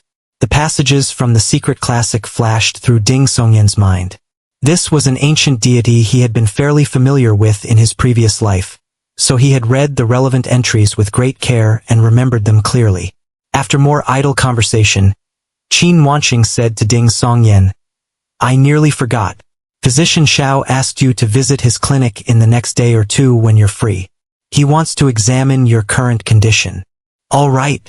Having already been through one examination, Ding Songyan was no longer afraid of seeing Physician Xiao. Under the guidance of the maidservant, Sueha, he left the Lotus Pond courtyard. He had just drawn near the main gate when he saw his cousin-in-law, Shen Quanwang, seeing off a group of people, all smiles and bowing and nodding. The gate stood fully open. The group's leader was a man in his 20s, dressed in feathered robes and a tall ceremonial cap, styled like a reclusive scholar. Yet the man himself had nothing sublime about him. He was noticeably shorter than Ding Songyan, pale and plump, with puffy eyelids and a drowsy face. Most distinctive of all were his oversized ears, shaped like a canine's. Behind him walked 4 handmaidens, one cradling a zither, one holding a fan, one bearing a sword, one carrying a box. All were strikingly beautiful and dressed in vivid, eye-catching colors. In addition, 4 guards followed. Some old, some in their prime. One had the same canine ears. Another's hands were covered in brown animal fur. A third bore strange markings painted along the sides of his face. The 4th moved with an unsteady, fleeting gait, more ghost than man. In the past 2 days, Ding Songyan had barely seen anyone with visible physical abnormalities. Now he had encountered 5 at once. What a spectacle! He watched the group depart through the main gate, then turned to Tsueha beside him. Who were those distinguished guests? Is something happening at the Jeune estate? I do not know. Sueha shook her head repeatedly. After returning to Dangkong Temple to listen to storytellers for a good while, the setting sun was already hanging above the horizon by the time Ding Songyen returned to Chengyu Lane. Before he even reached the courtyard gate, he heard the sound of something being struck inside. Thwack, thwack, thwack. What's going on? Ding Songyen raised an eyebrow and pushed open the two half-closed wooden doors. The first thing that met his eyes was Bull, bare from the waist up, kneeling before the elm tree. His head hung low as Lu Yuzhao struck his back again and again with a piece of firewood. You shall not kill the innocent. You shall not lose your temper and brawl. You shall not bully others. Lu Yuzhao's face was cold. With each admonition she brought the wood down on Bull's back, raising red welts, the skin growing raw and mangled with blood. Didn't the matter of Bull killing the small boat gang man get settled last night? Ding Songyen did not immediately intervene. He circled around to where Qingyan stood with both hands over her eyes, unwilling to look at the wounds, set down his trade tools and whispered, "What happened?" Qingyan turned her body to face away from the elm tree, lowering her hands.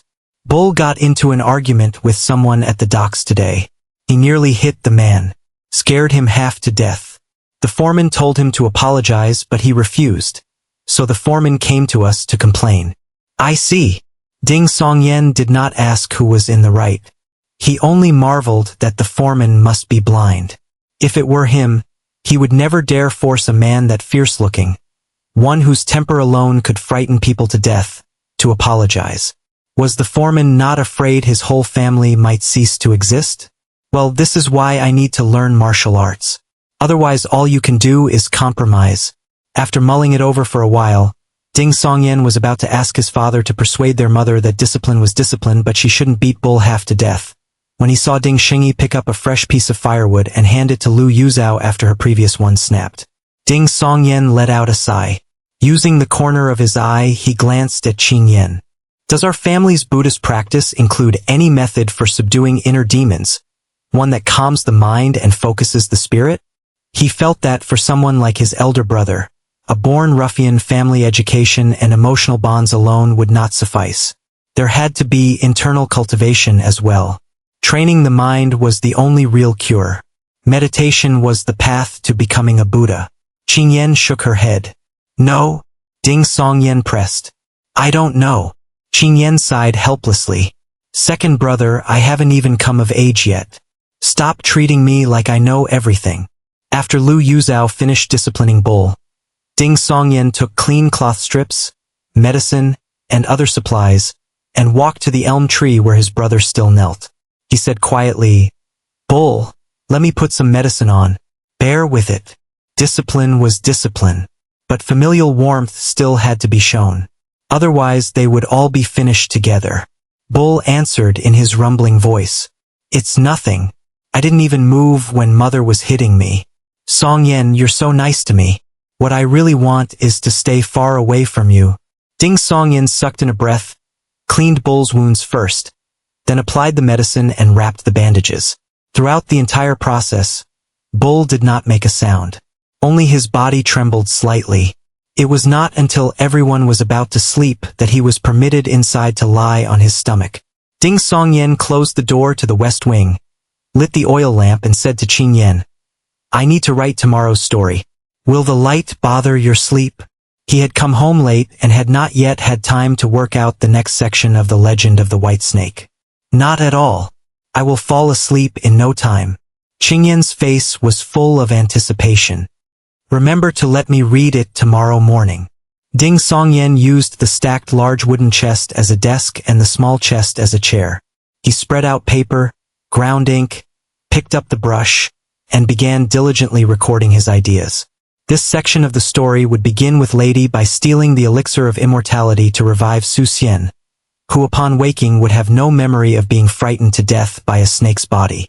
The two would then conceive a child, and after 40 weeks of pregnancy, gave birth to the reincarnation of the Onsu star. What was Fahai doing during all this time? As Ding Songyen wrote, something felt off. Fahai just watched and did nothing while Lady Bai and Su Xian lived together as husband and wife, and she even gave birth to the Onsu star?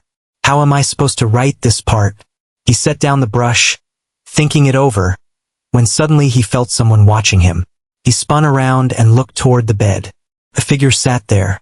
He did not know when she had arrived. She wore a plain white dress. Her eyes were slightly upturned at the corners. Her nose was small and delicate. Her black hair was bound with a white silk kerchief. She rested her chin on one hand, watching Ding Songyan with a smile. It was none other than the girl who had listened to his story during the day.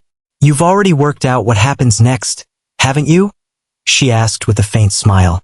The corner of Ding Songyan's mouth twitched involuntarily. Is this a house call to demand the next chapter? Does knowing martial arts mean you can do anything? He glanced toward the screen, saw no movement from Qing Yan, and lowered his voice. It's the middle of the night. Heroine, why not get some rest and listen tomorrow? He noticed that this girl's aura was remarkably fluid. Yesterday it had been pure, coquettish, artlessly charming. During the day today, she was delicate and fragile. But now, at night, she was inexplicably dangerous and alluring. I can't sleep. All I can think about is whether Su Xian can be saved. What will happen between him and Lady Bai? The girl's voice had shed its softness, taking on a drifting, silken edge. Then she smiled, radiant and lovely. Do you know why I love this story so much? Why am I so taken with it? I don't. Ding Songyan felt a sudden premonition of danger. Before he could react, he felt something ice-cold and slick coil around him. He looked down in alarm. A massive white-scaled serpent's tail, thick beyond belief. It extended from beneath the girl's skirt. Ding Songyan became dumbfounded. So I've met the real thing? I casually tell the legend of the white snake and run into an actual white snake? You understand now? The girl asked, her smile brimming with amusement. Looking at the girl's blooming smile across from him and feeling the ice-cold, slick serpent tail slowly coiling tighter, the childhood terrors Ding Songyan had accumulated from watching the legend of the white snake and anaconda came flooding back in an instant. He forced a smile and answered her question. I understand. Heaven have pity on me. Who could have predicted that a white snake would come to listen to my legend of the white snake? The girl nodded with satisfaction. The massive tail retracted with a swish and vanished without a trace. So you can show me what you've written tonight, yes? Of course, of course. Ding Songyan half-turned, picked up the stack of papers, and offered them with both hands. The girl read by the light of the oil lamp and the moon, turning pages with genuine attention, occasionally letting out a small exclamation. When she reached the final page, she looked up, thoroughly pleased. So Lady Bai is even more powerful than I thought. She can go to the heavenly court and steal an elixir of immortality. Chem. But what about Fahai? He's already confirmed that Lady Bai is a snake Yao. Why hasn't he come to subdue her? Good question. That's exactly where I got stuck. And you're hoping Lady Bai gets subdued? If she actually were, you'd be crying. Being a white snake yourself, the immersion must be immense, right? Ding Songyan's body was rigid with tension, but his mind fell into its habitual sardonic commentary as a way of managing his bladder. Without time to think it through properly, he blurted out, Didn't you just say it yourself? Lady Bai can steal from the heavenly court. She's far more powerful than Fahai. He's out searching for allies right now, to ensure absolute certainty before he acts. But Lady Bai just gave birth to Su Shilin. She's still very weak. Wouldn't she be in extreme danger? The girl was immediately anxious about the plot again, her gaze burning as she waited for Ding Songyan's answer. You're gonna keep asking all the way to the finale, aren't you? Ding Songyan sighed inwardly. Lady Bai has allies too. There's a great hero of the Jianghu called Yan Nantian.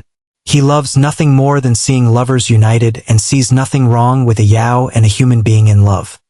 He'll happen upon the situation at just the right moment and draw his sword to help. Under duress and pressed for time, Ding Songyan had graduated from adaptation to pure fabrication. The girl let out a long exclamation and visibly relaxed. Then I'll listen to the full version tomorrow. She smiled and stood. Seeing that she meant no harm, Ding Songyan recovered somewhat from the initial terror of encountering a snake Yao. Half out of curiosity, half to build their connection, He asked, "Is your name also by Sujin?" The girl burst out laughing. "It's not quite that faded. Didn't I already tell you? I'm Xiaoqing. Aren't you a white snake?" I assumed Xiaoqing referred to your maidservant. She wore green. Ding Songyan explained. "So a white snake can't be called Xiaoqing?" The girl was in excellent spirits, her smile carrying a teasing edge. "Can't my name have Qing in it?" Fine, fine, fine. You're always right." Ding Songyan was about to speak when a sudden dizziness seized his head. It lasted only an instant. Then everything was normal again. The room before him was still and cool as water. There was no figure in a white dress anywhere. He himself was still in the posture of having just set his brush on its rest. He had never turned to look toward the bed. Everything that had just happened, including the white-skirted snake Yao, was like a fleeting dream he had accidentally slipped into while writing his outline. The dim yellow of the oil lamp and the bright white of the moonlight wove together, hazy and dreamlike. I wasn't asleep. Ding Songyan calmed down and carefully checked. There was no lingering fragrance in the air, but he still believed the girl called Xiaoqing had truly been here. The pages of his story outline, spread across the wooden chest, had been moved from where he left them. Man, being a storyteller in this world is a high-risk profession. Heaven only knows what strange creatures might end up listening to your tales. If you string them along too much or if the ending doesn't satisfy them, the consequences are unimaginable. Ding Songyan seriously weighed whether to report this to the authorities. Took him minutes to reach his decision. So what if she's a snake Yao? Can't a snake Yao be a friend? I took an interest in Xiaoqing from the start and wanted to build a connection because I thought her background was strong. Her nature was kind, and she still had a few traces of innocent charm. None of that has changed. So my plans won't change either. Whether she's human or Yao doesn't affect that judgment. I'm not trying to be Su Xian. Moreover, Ding Songyan felt that his relationship with the girl, Xiaoqing, was no longer quite so distant after tonight. They shared something of a secret now. He could now try asking or probing into many things he previously could not. Ding Songyan let out a breath, then thought of the plot points he had improvised in front of Xiaoqing under pressure, and his head began to ache. He would have to use all of them. You could deceive anyone but your benefactor, especially a benefactor who could swallow you whole. He ran through what he had said, and decided it was manageable. At the very least, it explained why Fahai did not dare confront Lady Bai directly, but instead lured Su Xian to Jinshan Temple to draw her there. With a plan forming, Ding Songyan picked up his brush, dipped it in ink, and continued working. Dingjiang Prefecture had no curfew. It only closed its gates for the night. But in the depths of night, the narrow lanes remained empty and silent. The maidservant in the green skirt hurried after Xiaoqing, asking with concern, "Miss, why did you use your transformation skill to frighten Ding Songyan?" Xiaoqing still wore the same purple outfit from the day. Looking delicate and fragile, she breathed in the cool night breeze and swung her arms happily. He deceived me first. That story was clearly something he made up on the spot, yet he claimed it was a tale he'd recently learned. Same with that song. I asked around. No such musical style exists. But what if he reports it to the authorities? Says he encountered a snake Yao? The maidservant was worried. Xiaoqing laughed. He wouldn't know, but you think the Yi clan and the Bright Knight sect don't? After Emperor Zhuanqiu severed the connection between heaven and earth, what snake Yao could possibly take human form? Oh, right. The maidservant relaxed, murmuring to herself. And there are quite a few cultivation methods that produce a serpent body. It's not easy to guess which one. Xiaoqing walked with light steps toward the main street, swinging her arms back and forth, grinning as she spoke. Maintaining human form at will and only revealing the serpent tail when you choose to? That's something only someone at the Heavenman realm can do. If Ding Songyan actually reports it, he will give the Yi clan and the Bright Knight sect a fright. The maidservant caught her mistress's good mood. Besides Heavenman realm's supreme masters, only a few arts specializing in transformation can pull that off. Then she froze. Miss, Won't the E-clan and the Bright Knight sect guess our identities from this and ruin our plans? Oh, right. Xiao Qing blinked and stopped walking. After a few seconds, she pressed her lips together. Ding Songyan probably won't report it. And even if he does go to the authorities, it's second uncle's problem, not mine. I'll get scolded at worst, maybe grounded. I'm used to it anyway. The maidservant was momentarily speechless. Seeing that her mistress was no longer fretting over it, she let it go as well. After a moment's thought, she asked, "Miss, do you think we'll be able to hear the whole legend of the White Snake before we leave Dingjiang Prefecture?" "Probably." Xiao Qing pondered for a while, then said with mock ferocity, "If not, the night before we leave, I'll kidnap Ding Songyan and make him tell the story all night long. Until the very end." "Yes, perfect." The maidservant wholeheartedly approved.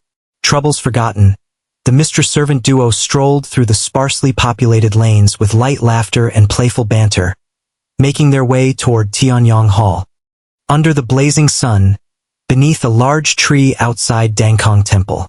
Working from last night's outline, Ding Songyan introduced Yan Nantian and drove the story forward until Fahai lured Su Xian to his stronghold at Jinshan Temple. Seeing Xiao Qing's face once again wearing that look of, "How can you possibly stop here?"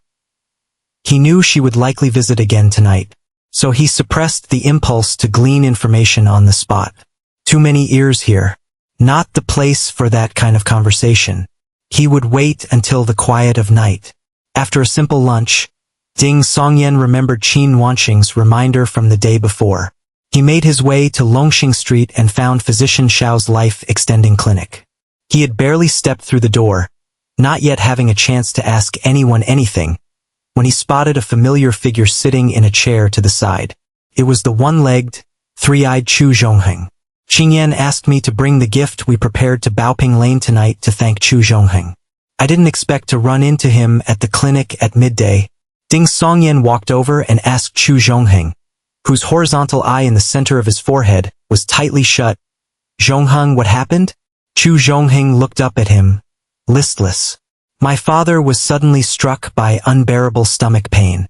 We had no choice but to bring him to Physician Xiao. The physician says it's not looking good. He needs to be operated on." "Operated on?" Ding Songyan instinctively wanted to dig at his ears, wondering if he had misheard. Doesn't that term feel a little out of place here?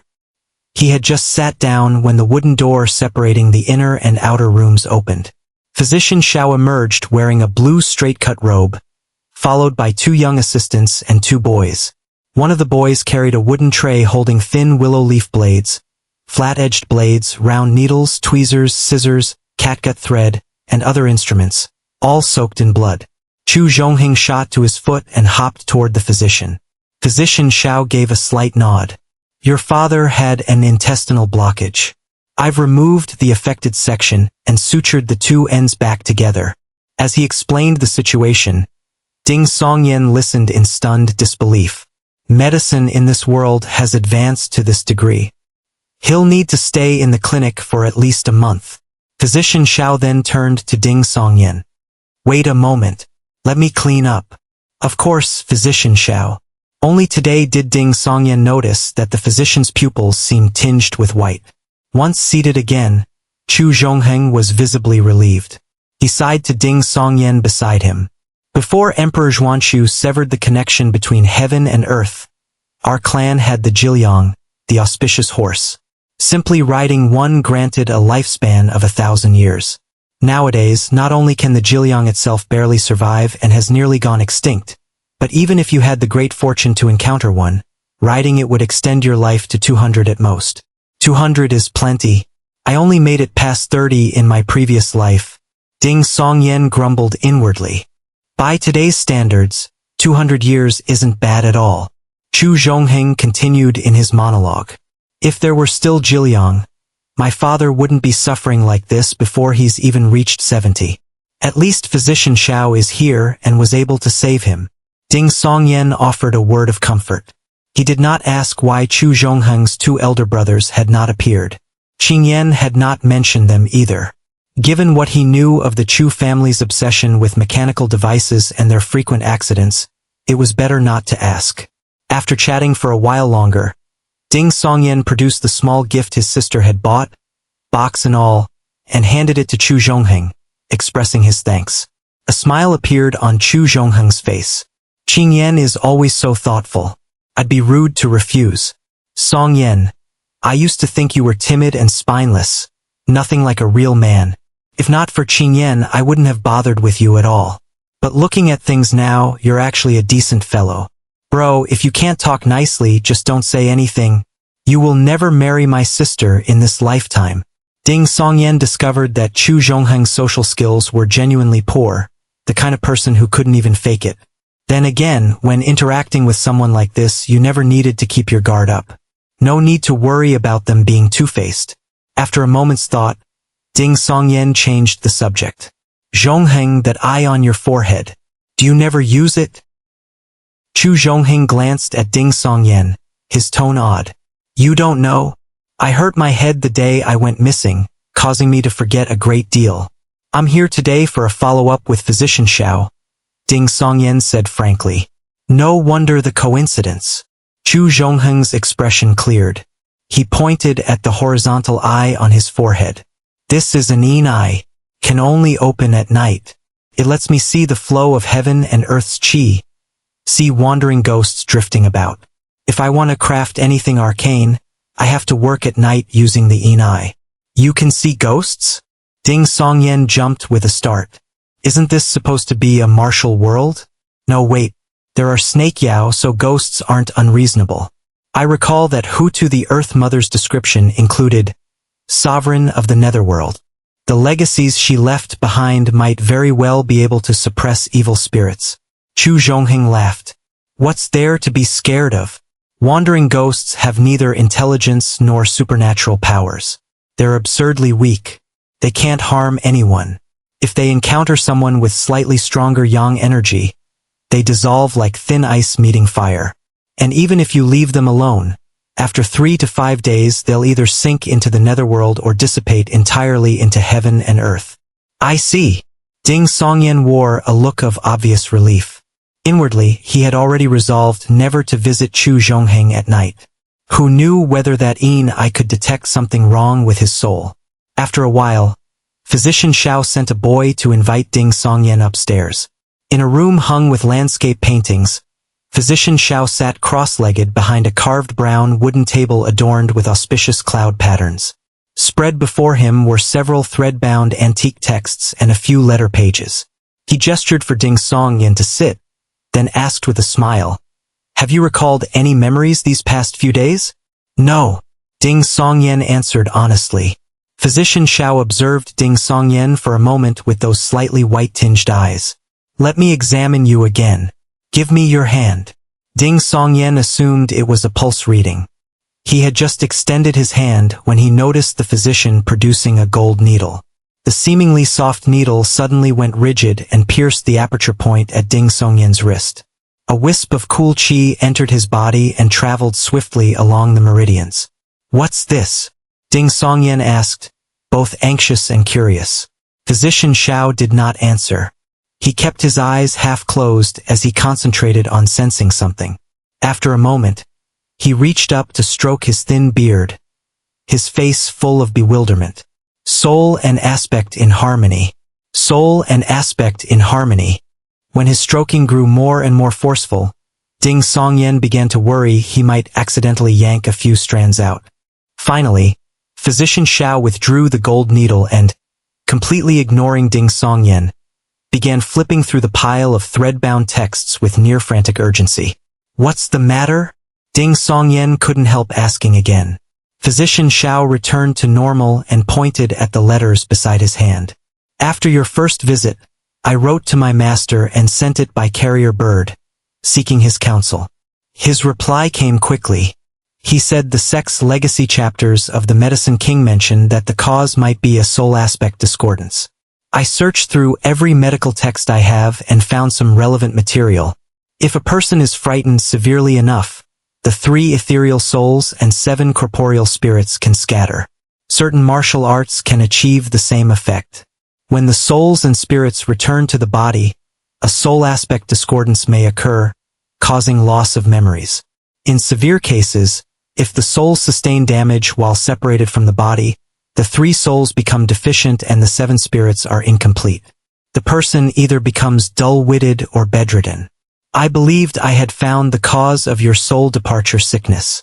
But your soul and aspect are in harmony. Physician Xiao tugged at his beard again in frustration. Oh, and the gold needle was for? Ding Songyan asked cautiously. My soul and aspect are actually in harmony? Physician Xiao answered in passing. A gold needle reads the soul. You could have said so earlier. If I'd known, I wouldn't have come. A cold sweat broke over Ding Songyan in retrospect. This was the price of ignorance. But it also eliminated many of his worries. Even an inspection of the soul itself could not detect his secret. After leaving the life-extending clinic, Ding Songyan saw that it was still early. He returned to Dangkong Temple, planning to listen to stories of the martial world and Jianghu anecdotes for an hour or 2 before heading home. The original Ding Songyan had only been skilled at telling historical tales. The scripts he left behind covered martial matters sparingly, though not entirely. After all, the Jianghu and the imperial court were closely intertwined, an inalienable part of the other. He had just arrived at his patch of open ground when he spotted someone standing beneath the tree's shade. It was Su Chang'an, who had not walked to the temple with him this morning.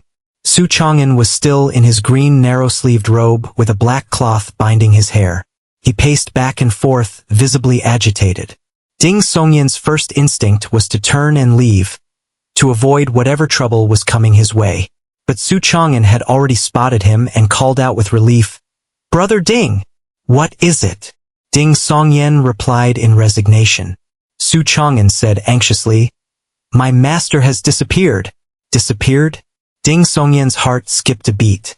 The last time he'd heard about someone disappearing, it was the original Ding Songyan himself. Su Chang'an spoke rapidly. "I went to my master's yesterday for the test, but he wasn't there. He hadn't told any of us beforehand. Today I went again. Still not there. And he left no coded message. Brother Ding, something must have happened, right?" He had always thought Ding Songyan was timid and meek like himself. That was why they had gotten along in the first place. Neither could look down on the other. It had absolutely nothing to do with the fact that the Ding family's daughter was breathtakingly beautiful. But these past 2 days, he had noticed that Ding Songyan had somehow become sharp-witted and perceptive, and now the moment trouble arose, his first thought was to seek his advice. Gone since yesterday. Ding Songyan was mulling it over when a strange thought surfaced. He asked gravely, "Was your master on good terms with me?" Su Chang'an looked blank. "You two got along well. Just a few days ago, at midday, my master invited you to his courtyard for wine and food." "How many days ago exactly?" Ding Songyan pressed. "You can't remember and you're asking me?" Su Chang'an thought back. "About a week ago, I'd say." Ding Songyan narrowed his eyes. "I genuinely don't remember, because I also disappeared recently. I was later found, but I'd forgotten a great deal." He stressed the word disappeared. Su Chang'an went pale with alarm. "You disappeared too? Was that the same day? I asked you about it. You never answered." Could the original Ding Songyan's secret classic have come from Su Chang'an's master? Did he steal it from somewhere? If that's the case, the man is vicious. A seasoned thief like him must know how to deal in stolen goods. From the very beginning, he probably intended to use the original Ding Songyan as a scapegoat. Has he fled? Or has he met the same fate as the original Ding Songyan? Ding Songyan's thoughts raced. He said to Su Chang'an, "Take me to your master's place." "Right." The frightened Su Chang'an seemed to have found his anchor. He completely forgot that Brother Ding was an even worse fighter than he was. Ding Songyan had taken a few steps after Su Chang'an when he stopped abruptly. "First, let's go to North Water Street." "No, the docks," he told Su Chang'an. "Why?" Su Chang'an was confused. "Try using your head." Ding Songyan sighed. "If we run into danger, is it you who's going to fight them, or me? We're inside the city. It can't be that bad."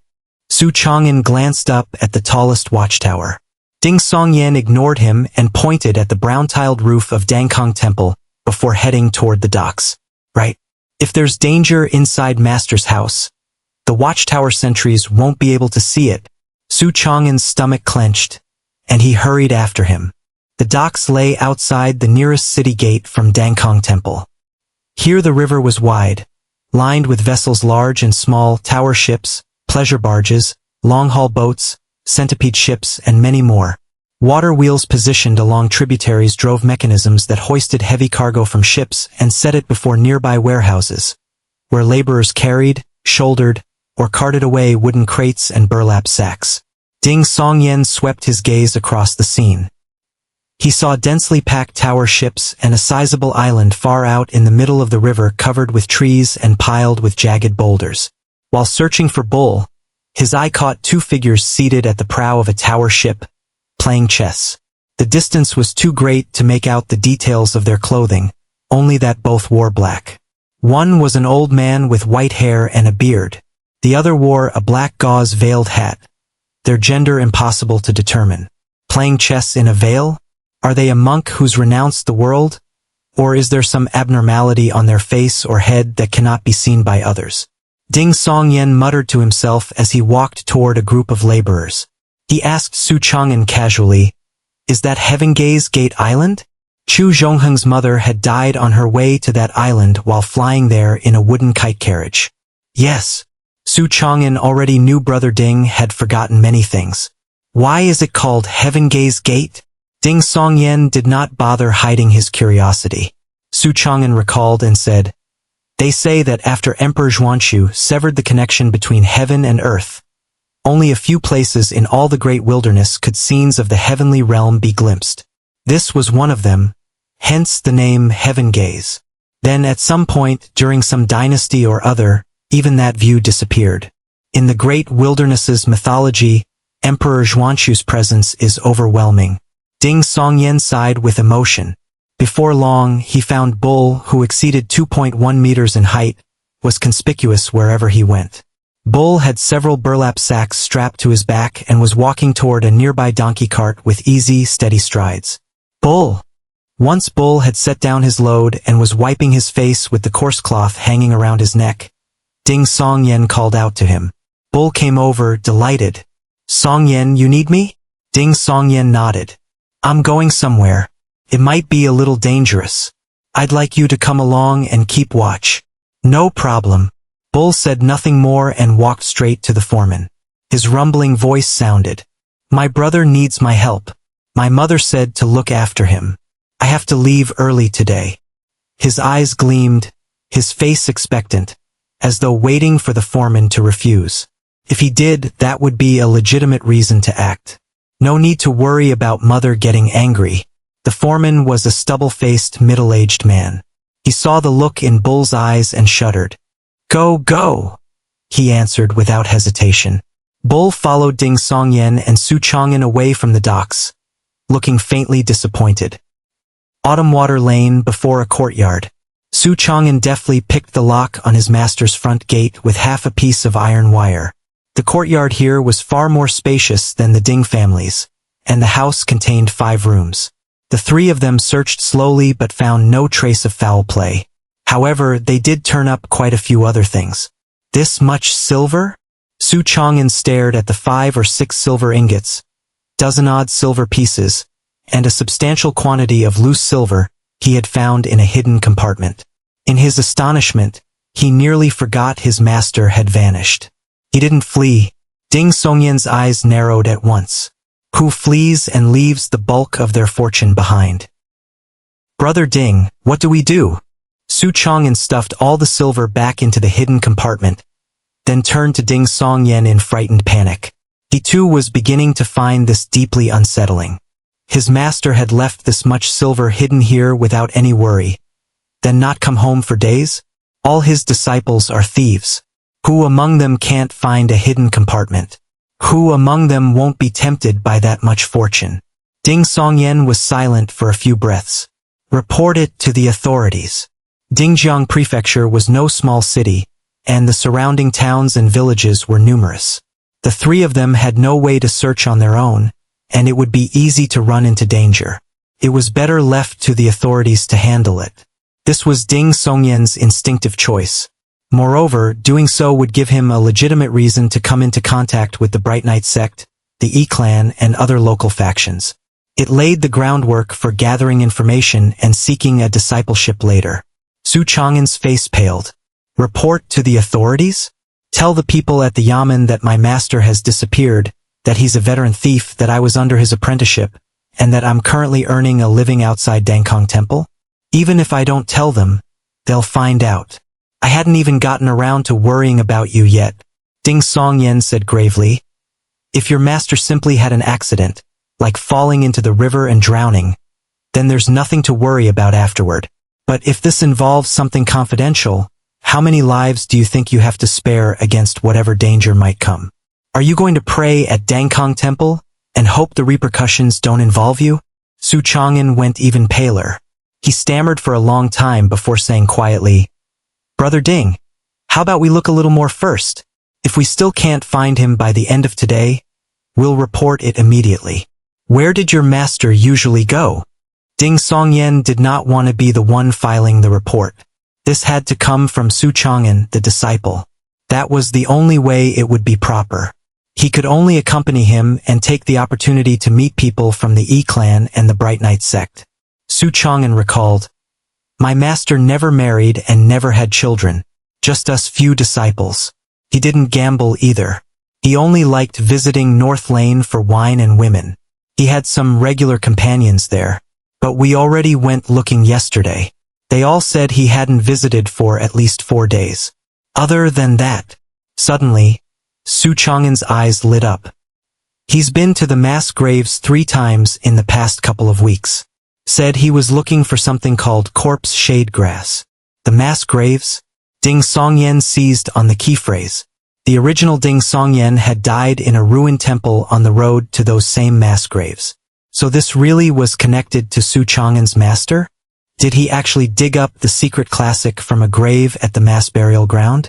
Wait, do mass graves even have proper headstones? Ding Songyen did not let his emotions show. He asked with feigned curiosity, What did he want corpse shade grass for? Su Chang'an glanced at Bull, whose face was a mixture of curiosity and fierceness, and swallowed. For aperture forging. A few days ago my master got drunk and told us disciples he'd finally obtained a suitable forging method and had a chance to break through the human realm. Corpse shade grass is one of the things needed for the forging process. What is aperture forging? Ding Songyen asked without any hesitation, having already proclaimed his soul departure sickness far and wide. Su Chang'an understood his confusion, given what he knew of Ding Songyen's condition. He chose his words carefully. All martial arts in our mountains and seas realm either descend from celestial thearchs and gods, or were created from consuming divine beasts. The crucial part is aperture refinement. But can the apertures of celestial thearchs, gods, and divine beasts be identical to those of us humans? Apparently, the difference is massive.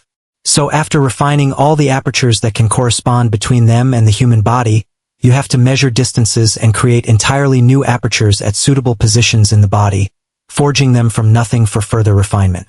And forging apertures requires needle guiding, medicinal infusion, and sometimes even cutting open the body to implant rare metals and exotic alloys. Every art has its own forging method that requires different materials. Many sects keep the forging method separate from the refinement method. Only the cultivation teaching elders who never leave the sect grounds possess the forging techniques. They assist disciples when needed. That way, even if a disciple is defeated while wandering the Jianghu, the corresponding art won't be leaked. I've never encountered such methods for cultivation. No wonder medicine in this world is so advanced. It's a daily necessity with a clear lineage of development. Ding Songyen was astonished. He could see that separating forging from refinement did prevent superior arts from leaking. But it also carried a hidden risk. When a sect was at its height, this was a brilliant safeguard. But once a sect declined or relocated, it became all too easy to lose the critical components of their superior arts. The Bright Knight sect had probably suffered exactly this fate back then. Ding Songyan asked thoughtfully. What if an aperture is located on an extra organ that only the divine beast had, like a second heart? What if the measured distance falls outside the body entirely? He remembered that many creatures in the classic of mountains and seas were enormous and bizarrely shaped. If one truly tried to map them onto a human frame, even scaled down proportionally, quite a few apertures would end up beyond the body's boundaries. Su Chang'an was stumped by the two questions. I don't know. I've heard that the Great Proliferation Realm is the most complex realm. It's not just aperture forging. There are many barriers and many subdivisions within it. That's why the Orchid rankings divide the single realm into 4 full ranks. Anomaly manifested, profound discerned, mortal surpassed, and form transfigured. Many disciples of great sects spend their entire lives stuck in this realm. Those who can enter the Dharma realm and become grandmasters are exceedingly rare. Initial realm, human realm, Great Proliferation realm, Dharma realm, Heavenman realm, Spirit platform realm. Ding Songyan finally had a relatively clear picture of this world's martial cultivation stages. No wonder everyone says that once you've refined your apertures, switching to a different art afterward is nearly impossible. Seeing that Su Chang'an could offer nothing more, Ding Songyan brought the topic back. Your master is already getting on in his years. Why was he still so obsessed on aperture forging? It's precisely because he's getting old that he's desperate to forge apertures and advance to the Great Proliferation Realm. Su Chang'an explained earnestly. The Great Proliferation Realm is far stronger than the human realm. If he could reach anomaly manifested, not only would his lifespan increase, but he might later have the chance to steal divine medicines or treasures that could extend his life by over 100 years. It extends your lifespan too? Then I'd be obsessed as well. Ding Songyan glanced at his very quiet elder brother, then looked at Su Chang'an, murmuring as if to himself, Your master only obtained that suitable forging method in the past 2 weeks or so? The original Ding Songyan had also obtained the secret classic around the same time. Probably. I never saw my master go to the mass graves before that. Su Chang'an pleaded. Brother Ding Bull, please come with me to the mass graves. If we can't find my master there, we'll go straight to the authorities. Finding him at a place like the mass graves would be the frightening part. Ding Songyan said reluctantly, It's dangerous outside the city. Not dangerous at all. The stretch from the city gate to the burial grounds is all under the watchtower's surveillance. Only the burial grounds on the far side of the hill are out of sight. Su Chang'an pleaded desperately.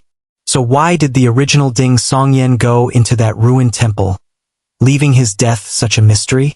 Couldn't he have just talked or made the exchange by the roadside? The watchtower sentries wouldn't have known what he was doing anyway. Or could they actually see clearly what someone was holding from that distance, making caution necessary? Ding Songyan agreed reluctantly. The trio walked for the better part of an hour before arriving at the mass graves outside the city. The vegetation here was lush. Even in the blazing summer heat and the relentless sun, cold gusts swept through from time to time, sending chills down the spine. Unlike what Ding Songyan had imagined, the place was not strewn everywhere with rotting corpses wrapped in straw mats. The vast majority had been buried in shallow pits to prevent plagues. Only a few scattered bones lay deep in the undergrowth. Roughly where did your master say the corpse shade grass was? Ding Songyan asked. It should be at the boundary between the front hill and the back hill. Su Chang'an said hastily. Brother Ding, I won't ask you to come with me to the back hill. If we don't find him at the boundary, we'll go back to the city and report. I wouldn't go even if you begged. Ding Songyan stood beside the 2.1-meter tall bull who brimmed with vitality and figured that even if there were wandering ghosts here, they probably wouldn't dare come close. As they neared the back hill, Bull suddenly sniffed the air. He pointed at a cluster of trees. There's blood that way, and a stench. Blood? Ding Songyan gestured for Bull and Su Chang'an to go ahead. Rounding the trees, a nauseating stench hit them immediately, nearly making Ding Songyan retch. Before he could adjust, he heard Su Chang'an murmur blankly, Master! Ugh! He vomited. Ding Songyan looked up and saw a bloated, rotting corpse lying among the bushes, swarmed by flies. The ribs were broken, the chest and abdomen split open to either side. The internal organs appeared to be entirely gone. On the right thumb was a jade thumb ring. Ding Songyan did not look closely at the corpse's features. He was about to vomit himself. Of the three, only Bull was unfazed. He studied the body carefully, then patted Su Chang'an's shoulder. Su Chang'an, is it really your master? That thumb ring is my master's. He always wore it, Su Chang'an said while gasping for breath. What about the face? Bull pressed. Su Chang'an took a few glances subconsciously, then vomited again, bringing up yellow-green bile. It was a long time before he managed to speak. Yes, I can make it out. He turned away and grabbed Ding Songyan's sleeve, saying in horror, Brother Ding, let's report this to the authorities. Ding Songyan, also facing away from the corpse with his hand over his nose and mouth, shook his head slowly. No, we will go to the Zhen estate. Circumstances had changed. This clearly was connected to the original Ding Songyan and the secret classic. Otherwise, two people would not have died in the same stretch of time, at locations not far apart. It was better to let the Zhen household handle it. Zhen estate, cold water pavilion. Patriarch Zhen paced the room, spinning the iron balls in his palm as he listened to Master Yu's report on the past 2 days. No leads pointing to any major sect or any of the 21 heretical ways? Zhen Qianfan asked with hesitation. None. Master Yu in his small cap answered honestly. Zhen Qianfan let out a scoff. Then what exactly is the small boat gang up to? First they provoked us repeatedly, giving us justification. We successfully registered the conflict with the Yamen. Then they stationed only one Chen Yuliang in the prefecture city, someone even you can handle. Do they think that because I've retired for years, I can no longer act personally? Patriarch, you're only 60, still in your prime. Master, you had witnessed Zhen Qianfan's strength firsthand. Zhen Qianfan was about to speak again when a clan member responsible for guarding the estate entered and saluted the both of them. Patriarch Master Yu, concubine Qin's cousin, Ding Songyan, has come again. He says he's discovered something important. Zhen Estate, Listening Water Pavilion. After relaying every detail of the matter to Master Yu without omission, Ding Songyan, Su Chang'an, and Bull were arranged to wait here for further developments. This place had no big basins of ice or water-driven fans, but nearby, water cascaded from the top of an artificial hill, its constant splashing lending the area a refreshing coolness. Su Chang'an alternated between sitting, standing, and pacing, unable to keep his anxiety in check. He looked up and saw Bull happily stuffing dried meat into his mouth as he chewed with gusto. Ding Songyan was leisurely sipping tea, sampling the mung bean cakes and sesame candy the Zhen household had provided. Brother Ding, aren't you nervous? Aren't you worried? Su Chang'an couldn't help asking. Ding Songyan used the lid of his cup to push aside the floating tea leaves and smiled slightly. Being nervous won't help. Besides, that's your master, not mine. I've heard from old plays that a man who keeps a calm lake for a face while thunder rages in his chest may be appointed supreme general. Brother Ding, you're definitely destined for more than storytelling, Su Chang'an said with admiration. Ding Songyan pointed at his elder brother. Then what does that make him? Bull was wholly absorbed in the Zhen household's refreshments, paying no attention to either of them, showing not a trace of anxiety or concern. Probably just slow in the head. Su Chang'an did not dare say this aloud. Bull's bare forearms were as thick as his own thighs. After the better part of an hour, Master Yu returned to the cold water pavilion. He said to Patriarch Zhen, the dead man is Zhang Rue, a well-known thief leader in the prefecture city. This book was found on his body. Zhen Qianfan, who had already set aside his iron balls, took the book. The paper was tough and somewhat water-resistant, covered in fold marks.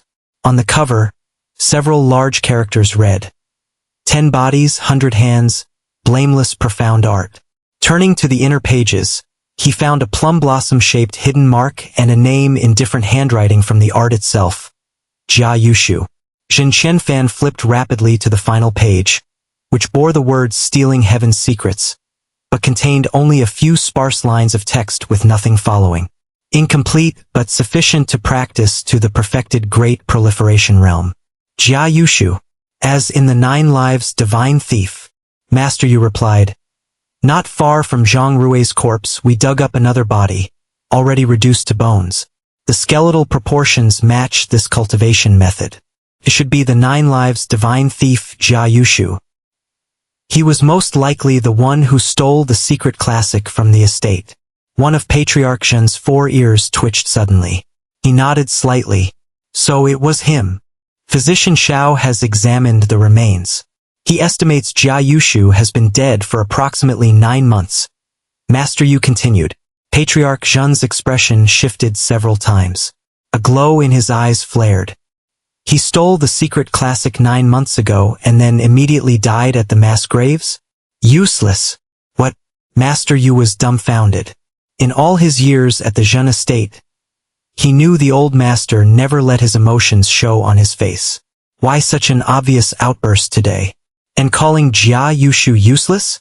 In the indescribable silence that followed, Zhen Qianfan murmured to himself, the one who killed Jia Yushu. Why didn't they take the secret classic? Why didn't they take this blameless profound art?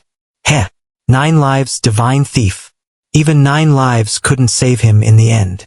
Master Yu said honestly, Physician Xiao believes Jia Yushu was not murdered. It was suicide. Suicide? Zhen Qianfan's eyelids rose, unable to hide his shock. A moment later, his expression became extraordinarily complex, as though something had occurred to him. Listening Water Pavilion. Seeing Master Yu enter, Su Chang'an rushed forward to meet him. Ding Songyan set down his teacup and followed close behind. Bull licked his fingers with reluctance and stood up slowly. You cannot speak of this to anyone. The official story is that Zhang Rui offended the Zhen household and has since fled the city. Master Yu's gaze swept across all 3 faces before settling on Su Chang'an. The items found on your master's body cannot be given to you. They weren't his to begin with. As for your master's courtyard and silver, you and your fellow disciples can discuss among yourselves how to divide them. Su Chang'an's heart settled back into place.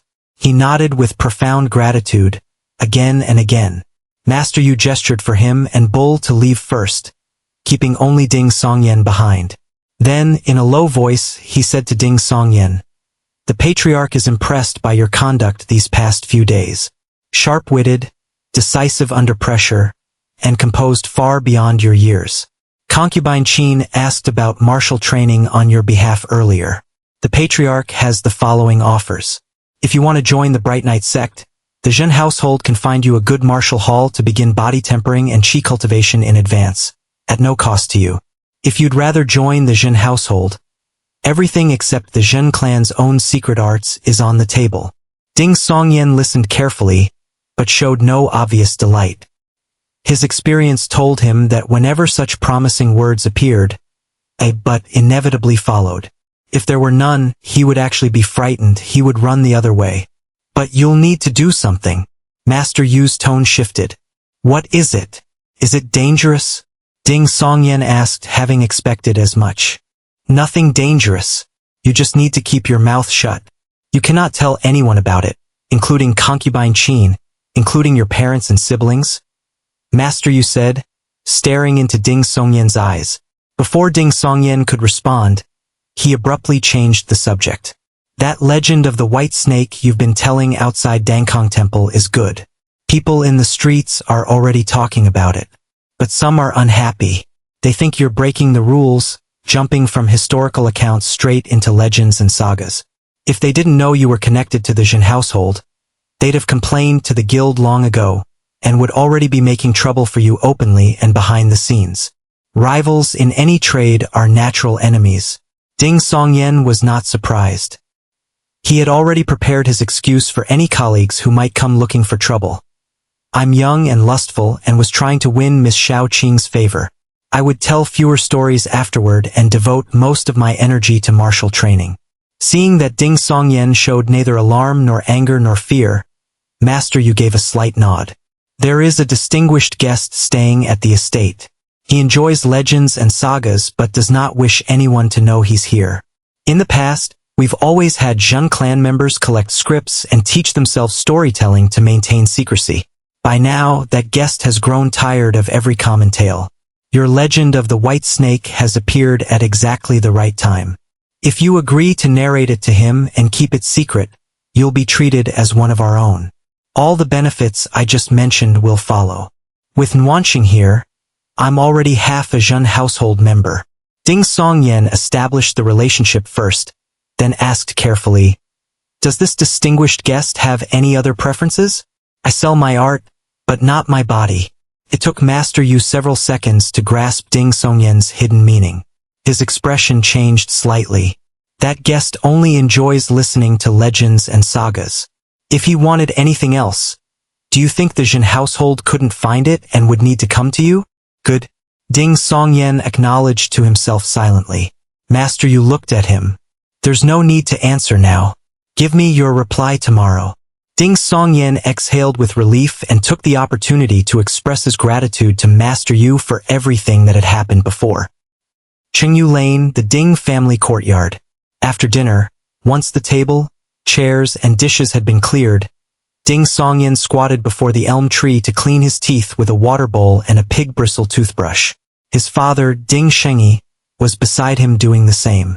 After gargling and spitting, Ding Songyan looked at his father and asked thoughtfully, "Father, the E-clan's arts aren't taught to anyone outside the clan, are they?"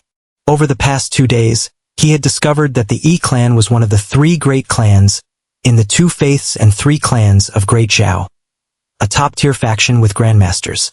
It was a powerful family clan far stronger than the Bright Knight sect, whose influence was limited to Dingjiang Prefecture. And the county marshal Yi Qinsong was a direct descendant of the Yi clan. Ding Shengyi spat out his rinse water, turned to study Ding Songyan for a moment, then said, "You'd have to marry in and change surnames. And Marshal Yi doesn't have a daughter, so you can forget about it." The corner of Ding Songyan's mouth twitched. "Father, you don't seem to mind that sort of thing much?" Ding Shengyi, whose disposition carried a slightly feminine air, chuckled.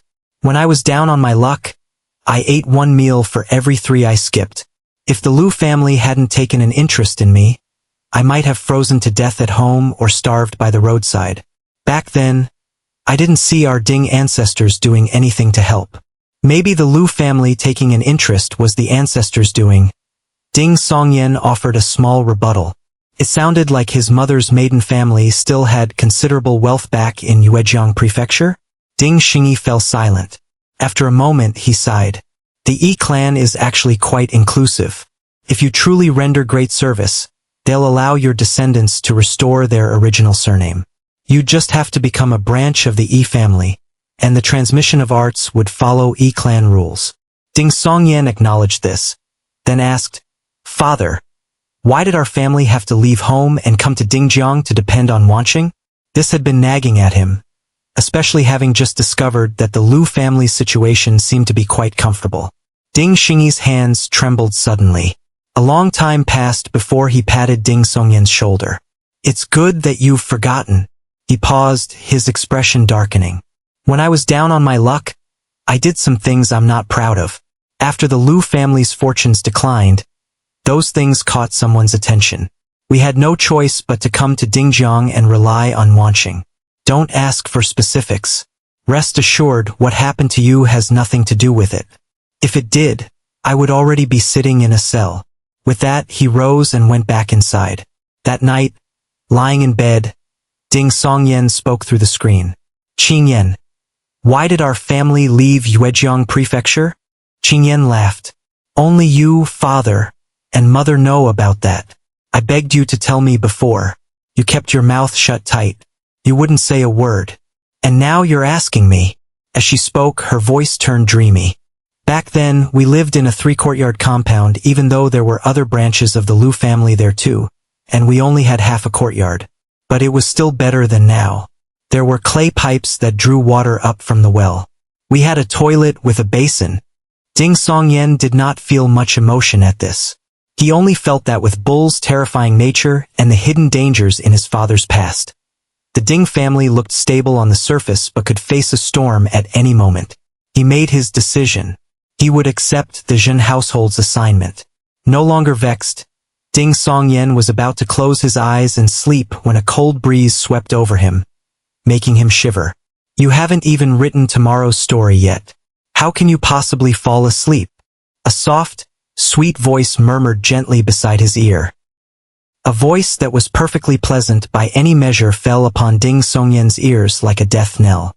Shit, I forgot someone would come knocking for the next chapter. Ding Songyan's eyes snapped open and he sat upright.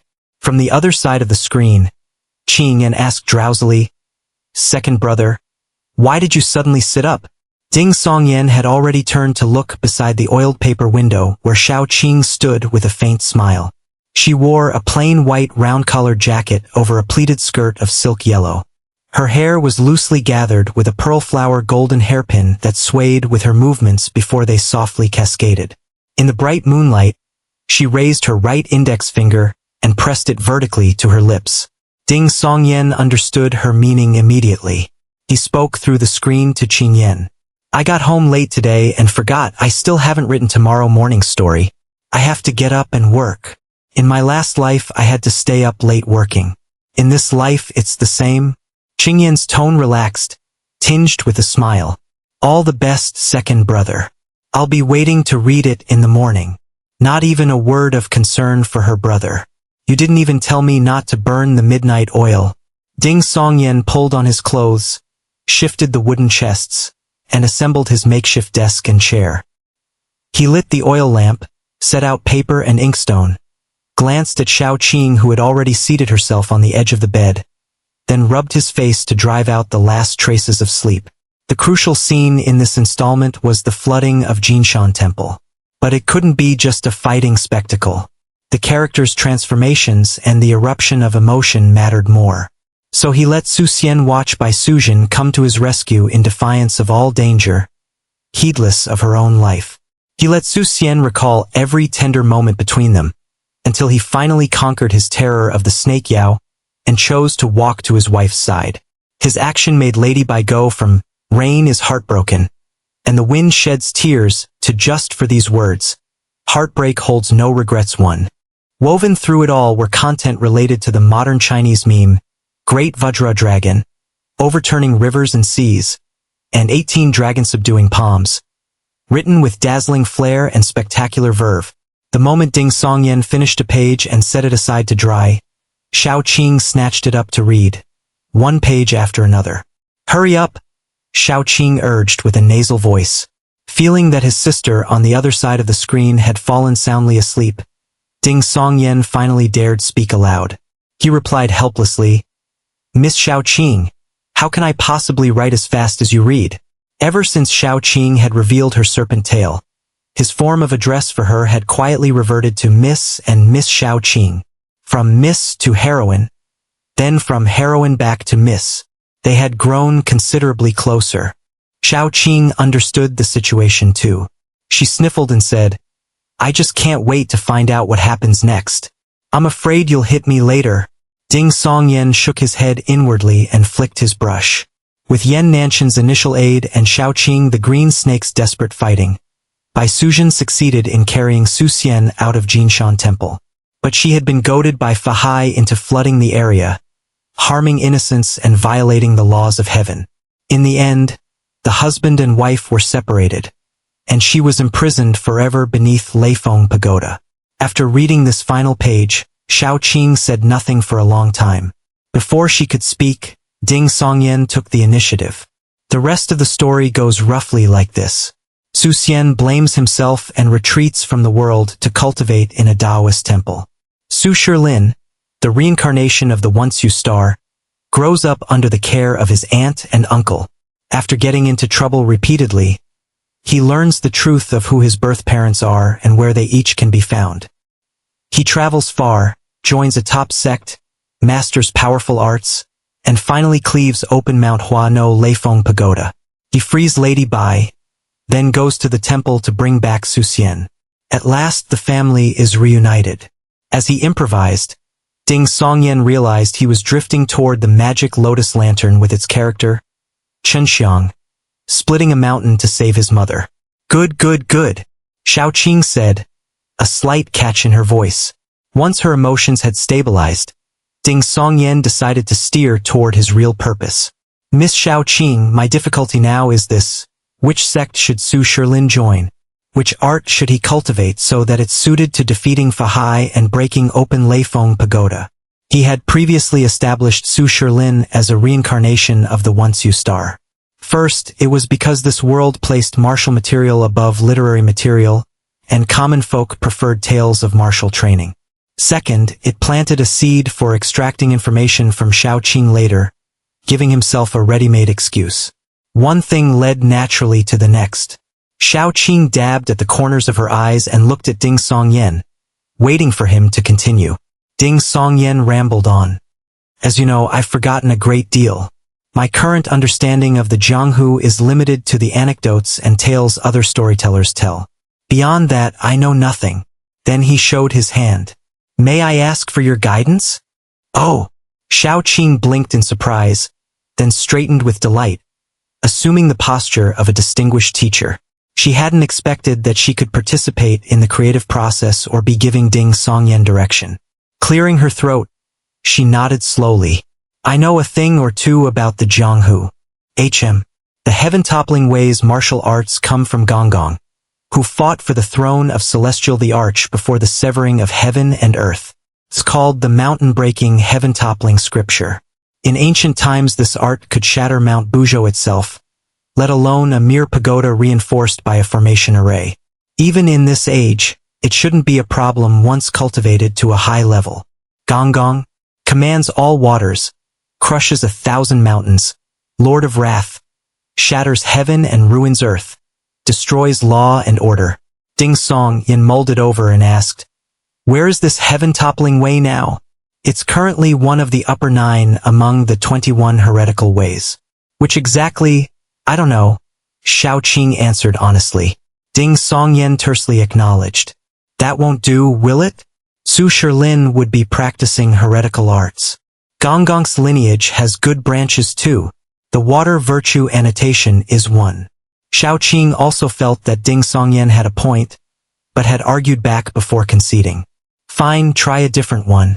The 9 Heavens sect's record of primordial chaos heaven opening derives from Zhulong the Torch Dragon. Its fundamental method, the heaven opening skill, is more than enough to split apart Leifeng Pagoda. The Torch Dragon lineage, heaven opening skill, isn't that giving Leifeng Pagoda too much credit? Ding Songyan asked, curious. Which nation is the 9 Heavens sect in? New Yu. Xiao Qing maintained her professorial bearing as a teacher. That also won't work, will it? Ding Songyan said hesitantly. New Yu is practically an enemy nation.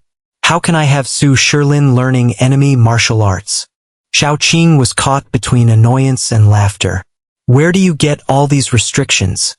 They're not my restrictions. The audience won't like it. Ding Songyan put on a smile. Most people listening to my stories are citizens of Great Zhao. I can't put them off. Xiao Qing sighed with resignation. Then the Xingtian clan's heaven-shattering precious record. The Xingtian clan. Ding Songyan pointed at his own head. Won't the appearance be too frightening? Su Shilin is supposed to be a handsome young man. Xiao Qing couldn't help raising her eyes to the ceiling beams. Let me think. The Divine Empyrean Sect. The Divine Empyrean Sect that you people from Great Zhao can call your own. Whether it's the collection of heavenly punishment on heaven's behalf or the 9 palaces of Divine Empyrean, both have a fierce, overwhelming aspect capable of crushing mountains and destroying cities. At the appropriate realm, snapping Leifeng Pagoda in half wouldn't be too difficult. That's perfect. Ding Songyan stopped finding fault. This suited Su Shilin well. Moreover, the earlier part of the story had Lady Bai imprisoned beneath Leifeng Pagoda for violating the laws of heaven. If Su Shilin then cultivated the collection of heavenly punishment on heaven's behalf, the two mirrored each other perfectly. Crime and punishment ordained from the start. Xiao Qing smiled, then frowned slightly. You absolutely cannot use the real names of these two arts when you tell the story. Otherwise, before you even finish this installment, you'll be sitting in the prefectural jail. You'll need to change them. So the orthodox sects only publicize the heretical path's fundamental arts, while keeping their own secret. Ding Songyan thought for a moment, recalling a martial art from his previous life whose name was absurd enough that he couldn't fully reproduce it. How about changing it to the 9 heavens and 10 earths, even Bodhisattva's fear, thunderbolt lightning palm? Drop the even Bodhisattva's fear. It's too undignified, Xiao Qing critiqued. 9 heavens and 10 earths thunderbolt lightning palm is not bad. Ding Songyan took the opportunity to ask, Miss Xiao Qing, do you know anything about the Bright Knight sect? You want to write the Bright Knight sect into the story as the righteous faction, to curry favor with them? Xiao Qing thought she had guessed his intentions. She reflected for a moment. The Bright Knight sect's lineage descends from the 2 goddesses Bright Night and Candlelight, each left behind a fundamental art. One is the Celestial Stars Scripture, the other is the Candlelit Nocturne Sutra. Unfortunately, both lost the portions covering the final stage of the Dharma realm through to the Heavenman realm. Don't mention these 2 fundamental arts directly either. What the Jianghu knows are the individual techniques derived from them, like the Waxing Moon Phantom Form, the Southern Dipper Calamity Averting Steps, the Northern Dipper Killing Sword, and the 7 Swords of Candlelit Night. Celestial Stars Scripture? Ding Songyan raised an eyebrow. Is there a Celestial Stars formation? The critical parts were lost long ago. The formation can't be assembled at all, Xiao Qing answered offhandedly. Then she froze, looking at Ding Songyan with suspicion. How do you know about the Celestial Stars formation? The Celestial Stars Scripture obviously corresponds to the full celestial sphere, and that sounds like it would naturally lend itself to a formation. Ding Songyan improvised an excuse on the spot. Xiao Qing accepted this without suspicion, the golden hairpin atop her head bobbing. Currently there's only a 7-man Northern Dipper Sword formation, and a 36-man Celestial Guardian Sword formation. Ding Songyan badly wanted to ask whether the Bright Knight sect possessed a complete copy of the secret classic of mountains and seas. But the timing felt wrong. He was not supposed to know about the secret classic at this point. He suppressed the impulse and asked hesitantly, what does the Bright Knight sect value most when accepting disciples? Xiao Qing glanced at him. How would I know? Who would bother with such things? I would. Ding Songyan was faintly disappointed. Still, this line of inquiry was now out in the open. He could gather more from the Jin household later. Xiao Qing set the page in her hand back on the wooden chest and stood, waving with a full smile. Ding Songyan, rest well. You'd better be in a good state for tomorrow's storytelling. And who was it that interrupted my rest? Ding Songyan turned and walked toward the door. Where are you going? Xiao Qing, who was about to leave herself, asked curiously. Ding Songyan sighed. It's sweltering in summer and stifling indoors. If I open the window, the mosquitoes swarm in. I was thinking of cooling off in the courtyard for a bit before sleeping. Between the heat and writing for so long, he was drenched in sweat. Oh, Xiao Qing said helpfully with a smile. Let me help you. She raised a hand and pressed it against Ding Songyan's shoulder. His vision went black as he felt his body shift. Then he was looking at his own courtyard wall and front door, from the outside. I think the stretch from your Chengyu Lane to Fengshui Bridge is both cool and pleasant. You should try it. Xiao Qing appeared before him with her maidservant, pressed her palms together, and smiled. We'll be going now. Ding Songyan looked at the tightly shut door and the rather high courtyard wall. Miss Xiao Qing, how am I supposed to get back inside to sleep? Xiao Qing blinked. For a moment she had no answer. Ding Songyan was about to speak again when the corner of his eye caught something. At the mouth of the lane, faint mist dissolved into the darkness, and within it, indistinct figures moving. Some in ragged clothes, others in armor carrying blades. In a blink of an eye, all of it was gone. Ding Songyan pointed toward the well at the mouth of the lane, both confused and bewildered. Miss Xiao Qing, did you just see mist rising over there, with figures moving through it? Xiao Qing and her maidservant traced the direction of his finger and both shook their heads. No. After a moment's thought, Xiao Qing's eyes brightened with clear curiosity. Tell me what you saw in detail. Ding Songyan described the mist that seemed to dissolve into the darkness, the figures in ragged clothes or armor bearing weapons. At the end he asked, "It wasn't my imagination, was it?" Xiao Qing's smile bloomed, bright and lovely. No, no, no. What you saw was a scene from the netherworld. A scene from the netherworld? Ding Songyan jumped with a start. A vision of the underworld. Xiao Qing nodded with an affirmative grunt and began circling Ding Songyan, sizing him up and down as she walked. It should be, though I can't be completely certain yet. One day, when I find a rhinoceros horn with spiritual properties, I'll light it and show you the full netherworld landscape. Then you can tell me whether it matches what you saw tonight. So you have natural yin-yang eyes. Yang eyes by day, yin eyes by night. Similar to Chu Zhongheng, except both yin and yang are concentrated in the same pair of eyes rather than split apart. Ding Songyan glanced around, wondering if there were any wandering ghosts nearby. Actually, that doesn't add up either. Xiao Qing suddenly frowned and stopped walking. Once natural yin-yang eyes can see the netherworld, they should always see it.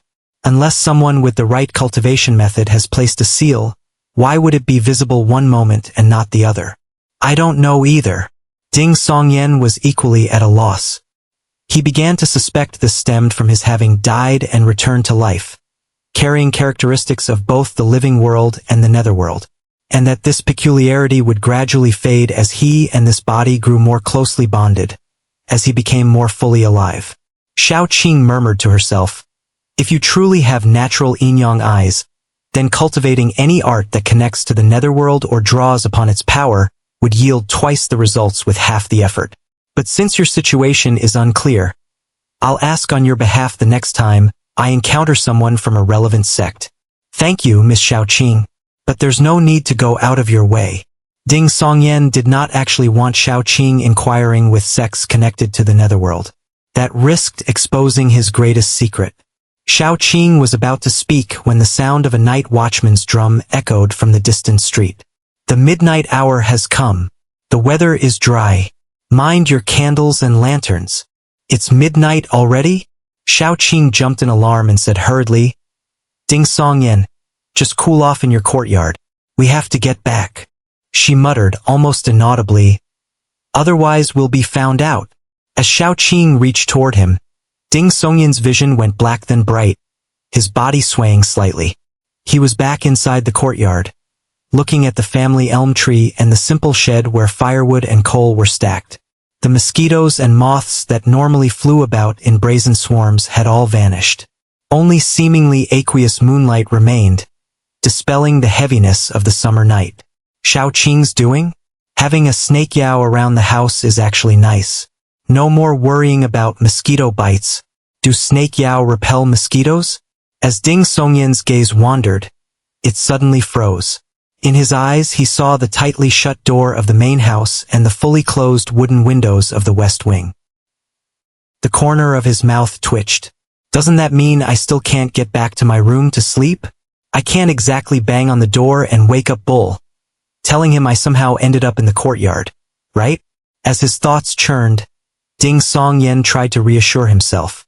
It had been thousands of years since the severing of heaven and earth. Snake Yao should no longer be able to pass through walls or teleport.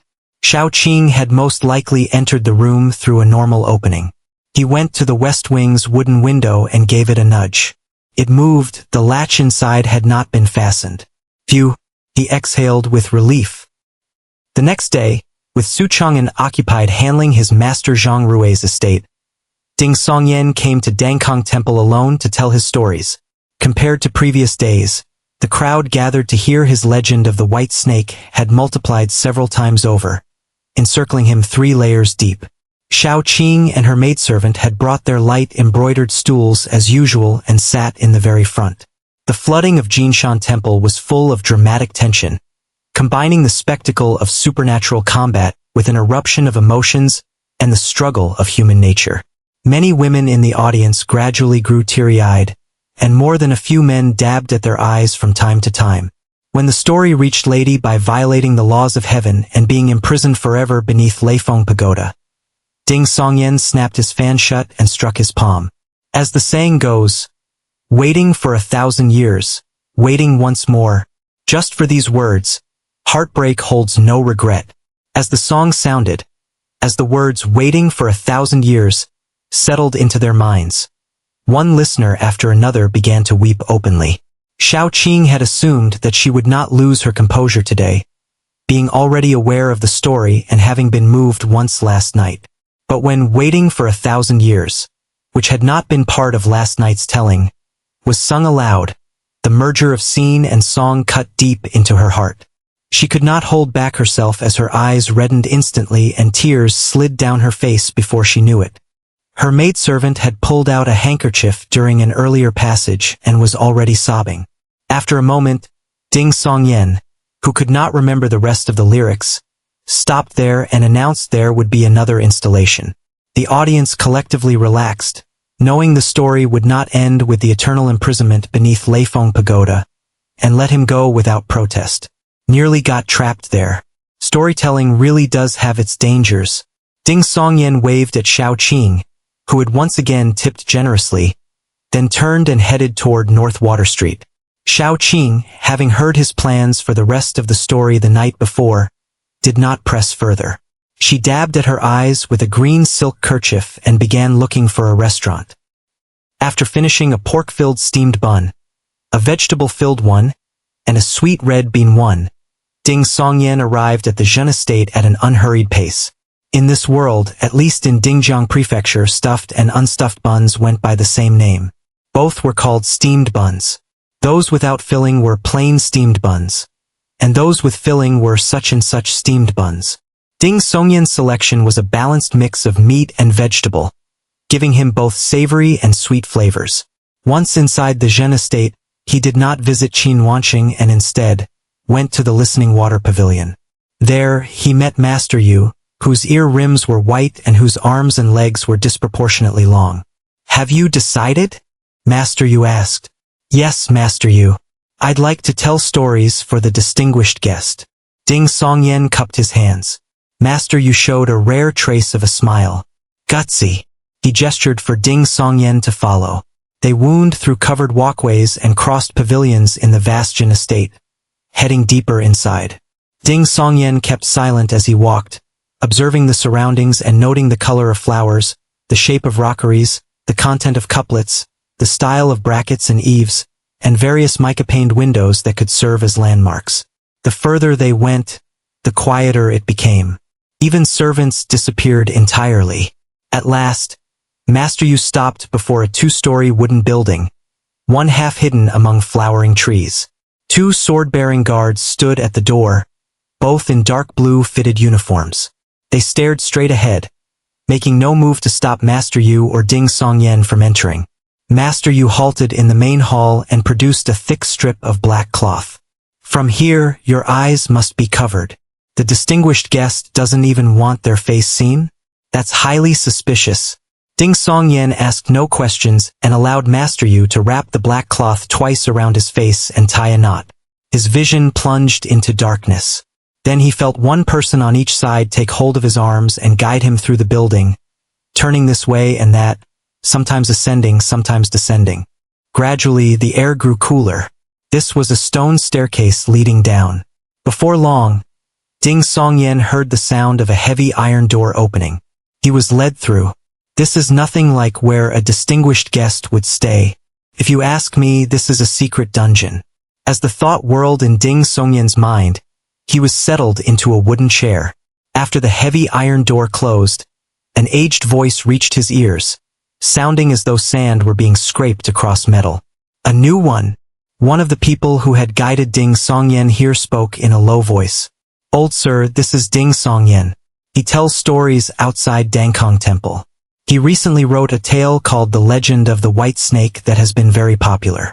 Our patriarch thought you might not have heard it, so he sent him over specially." That grating, uncomfortable voice spoke again. "Ding Songyen, what is your connection to the Zhen family?" "Old sir, my maternal cousin is a concubine to the second master of the Zhen family. I'm considered half a member of the household. Ding Songyan elevated his position slightly. That explains it. The aged, rasping voice gradually lowered. Go ahead, then. Ding Songyan gathered himself and began from in ancient times, in the southwestern lands, at the foot of Qingqing Mountain. Compared to his first telling outside Dangkong Temple, he added far more detail and the story flowed with better pacing. Though he could not see his listener's expression, the distinguished guest would occasionally remark somewhat interesting or not bad, giving him feedback. He grew more at ease the longer he narrated. As he reached Fa Hai's appearance and prepared to bring today's session to a close, a strange sensation came over Ding Songyan. The crown of his head seemed to open, and something cool descended through it, reverberating in an aged, rasping voice. You've recently read the secret classic of mountains and seas? Ding Songyan's gaze froze behind the blindfold. How does he know?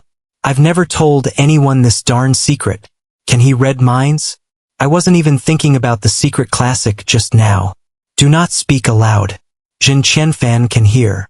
The voice continued to echo within Ding Songyan's mind. It took on a hint of amusement.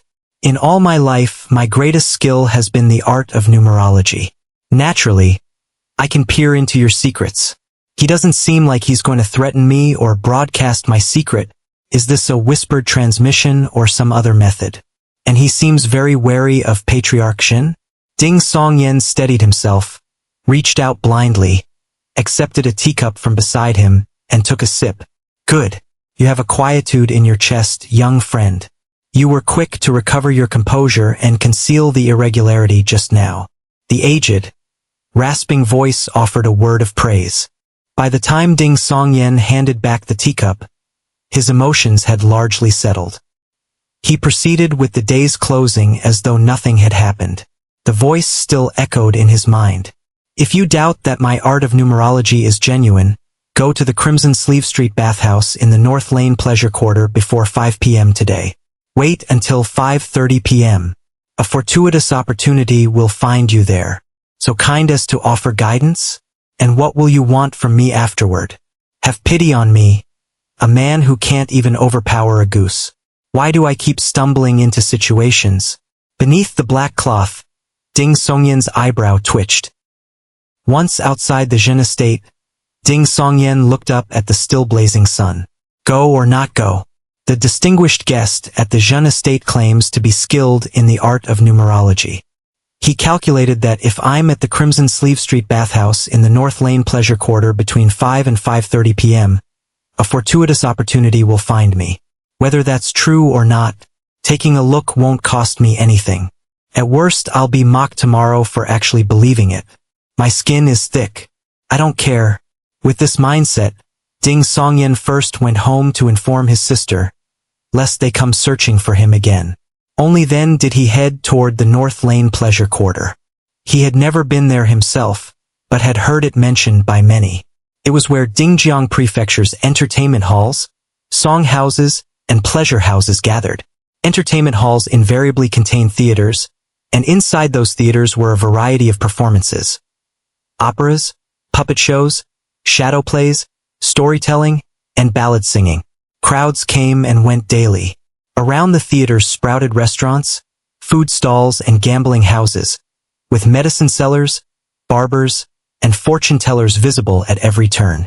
Based on Ding Songyan's understanding, the entertainment hall was essentially a comprehensive commercial complex centered around theatrical performance. When one grew tired of that, there were song houses, pleasure houses, and bathhouses nearby. A storyteller whose fame barely extended beyond the area around Dangkong Temple was not yet qualified to perform in an entertainment hall.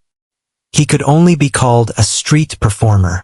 Asking for directions along the way, he arrived at Crimson Sleeve Street. One casual glance revealed a riot of colors vying for attention everywhere, the very air seeming to carry the scent of rouge and powder. As he strolled leisurely toward the bathhouse at the street's end, he noticed that many of the song houses were enormous and complex in structure, 6 or 7 stories tall. If one climbed to the top floor, one could probably see over the northern wall and out to the river. Behind these song houses and pleasure houses were multiple courtyards, from which drifted the faint sounds of flowing water, wine cups, and stringed instruments.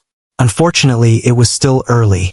The colorful lanterns had not yet been lit, robbing these establishments of some of their glamour. South Wind House. Those standing at the balcony windows are all men. Some are even wearing red female dresses.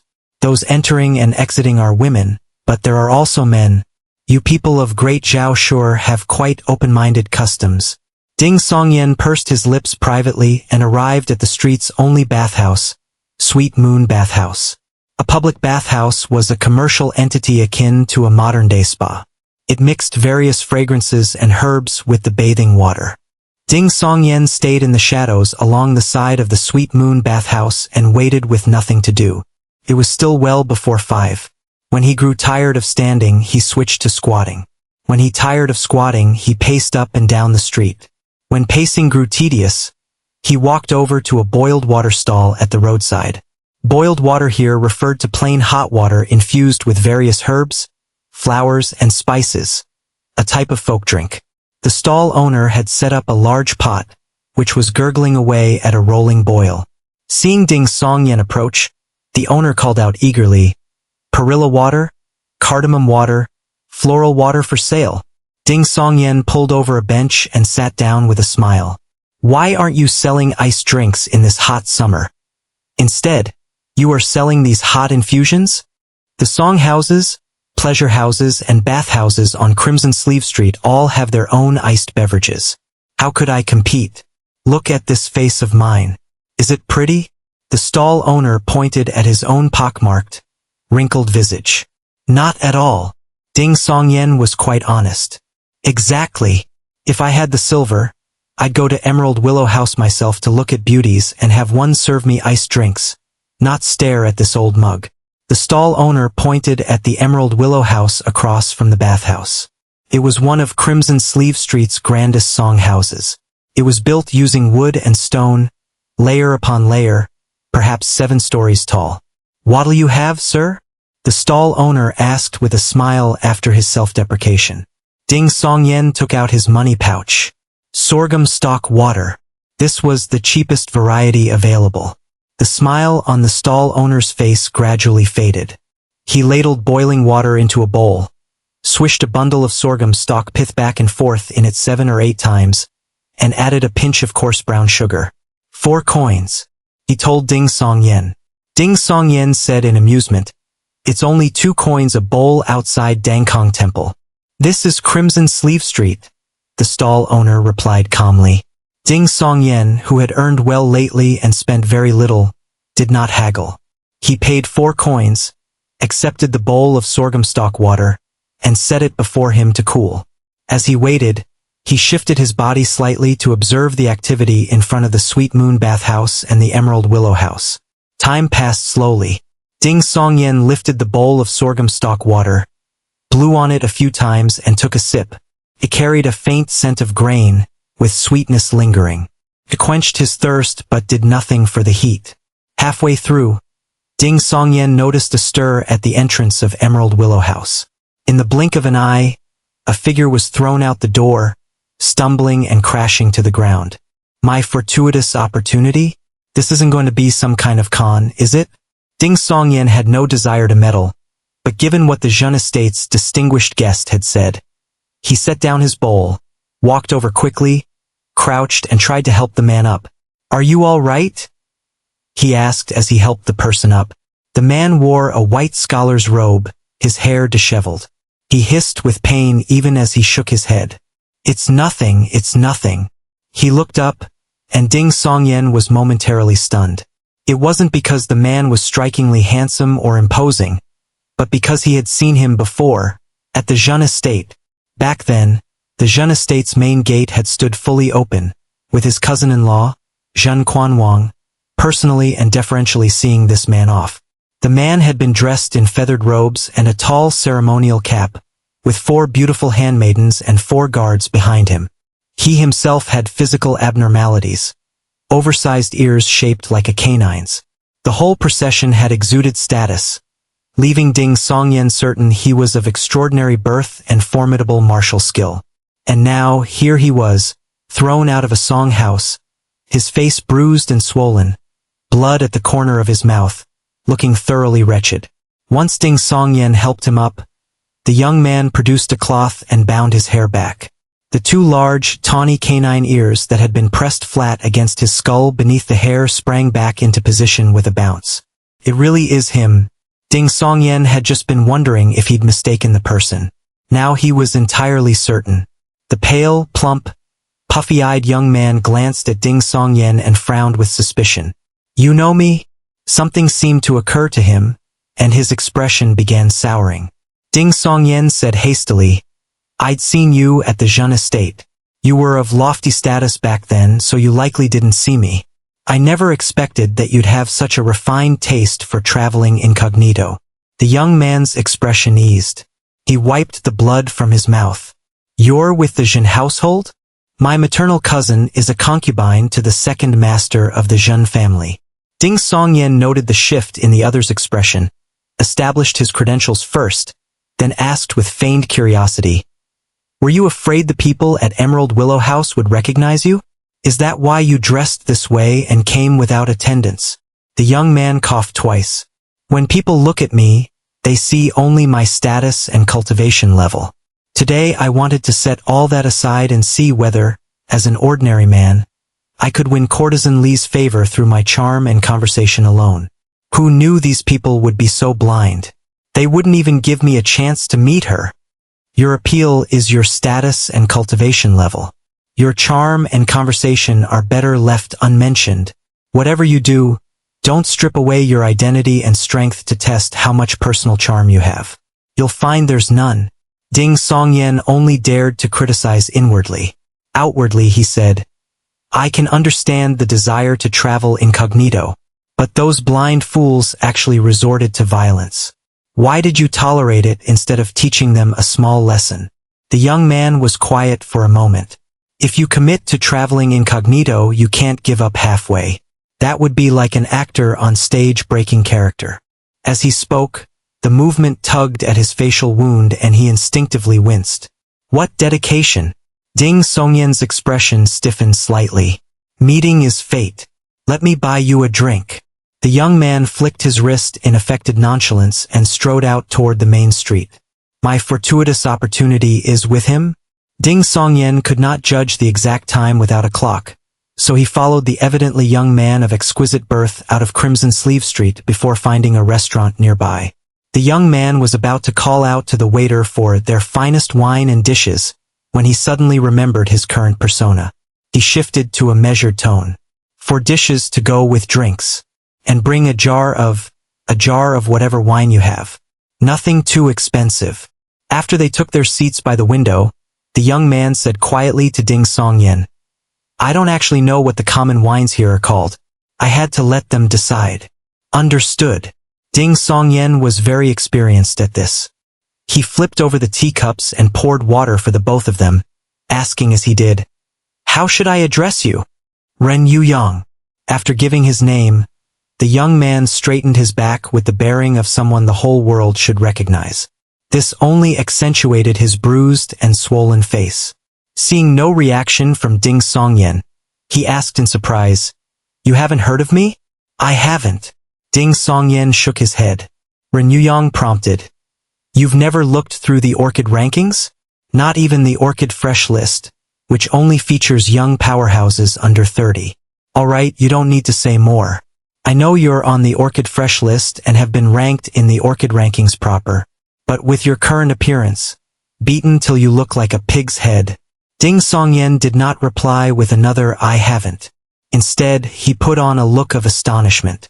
"Young Master Ren, you're on the orchid fresh list?" Ren Yu Yang smiled. This tugged at the swollen parts of his face, eliciting another low groan as his canine ears twitched erratically. "I barely squeezed in. Dead last." He raised his teacup and drank some plain water. Ding Songyan had heard plenty of Jianghu talk recently. Flattery came to him effortlessly. The orchid fresh list only has 100 names. For young Master Ren to have made it in at all, you are already a model among the realm's young heroes, one of distinguished rank. To avoid aggravating his facial injuries, Ren Yuyang only smiled faintly. Stop calling me young Master Ren. Just call me Brother Ren or Brother Yuyang. I'm 24. You look younger than me, so I'll call you by name. What's your name? Ding Songyan reported his name with some look of astonishment. We're already on familiar terms this quickly? Sensing his puzzlement, Ren Yuyang pointed at himself and laughed. I've always been this way. If I feel a connection, strangers become old friends in an instant. You happen to be there just now. You helped me up, that's fate. Life is short. You should live with abandon. The Jeune Estate's distinguished guest really did predict correctly. Making the acquaintance of someone like Ren Yuyang is certainly a fortuitous encounter. Ding Songyan smiled. Brother Yuyang, then I won't stand on ceremony. As they chatted over drinks and the dishes arrived one by one, Ding Songyan took the opportunity to ask, Brother Yuyang, are you from a sect? Or a noble clan? Ren Yuyang couldn't help lifting his chin slightly. I'm a true disciple of the True Spirit Sect. The True Spirit Sect? One of the 6 sects, in Great Zhao's, 6 sects and 4 schools. Ding Songyan's smile grew ever warmer. Before long, all 4 dishes arrived. Salted crispy peanuts, braised pig's head meat, eggs scrambled with scallions, and grilled lamb liver, accompanied by a small jar of fashionable lychee wine and 2 bowls of mixed spice noodles. Ding Songyan clinked wine bowls with Ren Yuyang, took a gulp, then amid the sweet lychee fragrance and spreading aroma of alcohol, picked up a piece of richly braised pig's head meat and chewed it slowly. His current body was no stranger to alcohol. As they chatted, Ding Songyan did not ask about the True Spirit Sect, nor did he inquire why Ren Yuyang had come to Dingjiang Prefecture in Ning Province. He simply used the martial world anecdotes and Jianghu tales he had heard as conversation fodder, throwing in the occasional compliment. When acquaintance is shallow, keep talk light. Ren Yuyang drank and ate, his intoxication gradually deepening, and began commenting on the martial world's Jade Tree rankings. Those men on the list, not all of them but 7 or 8 out of 10, have cultivation methods that enhance their appearance or have consumed something with that effect.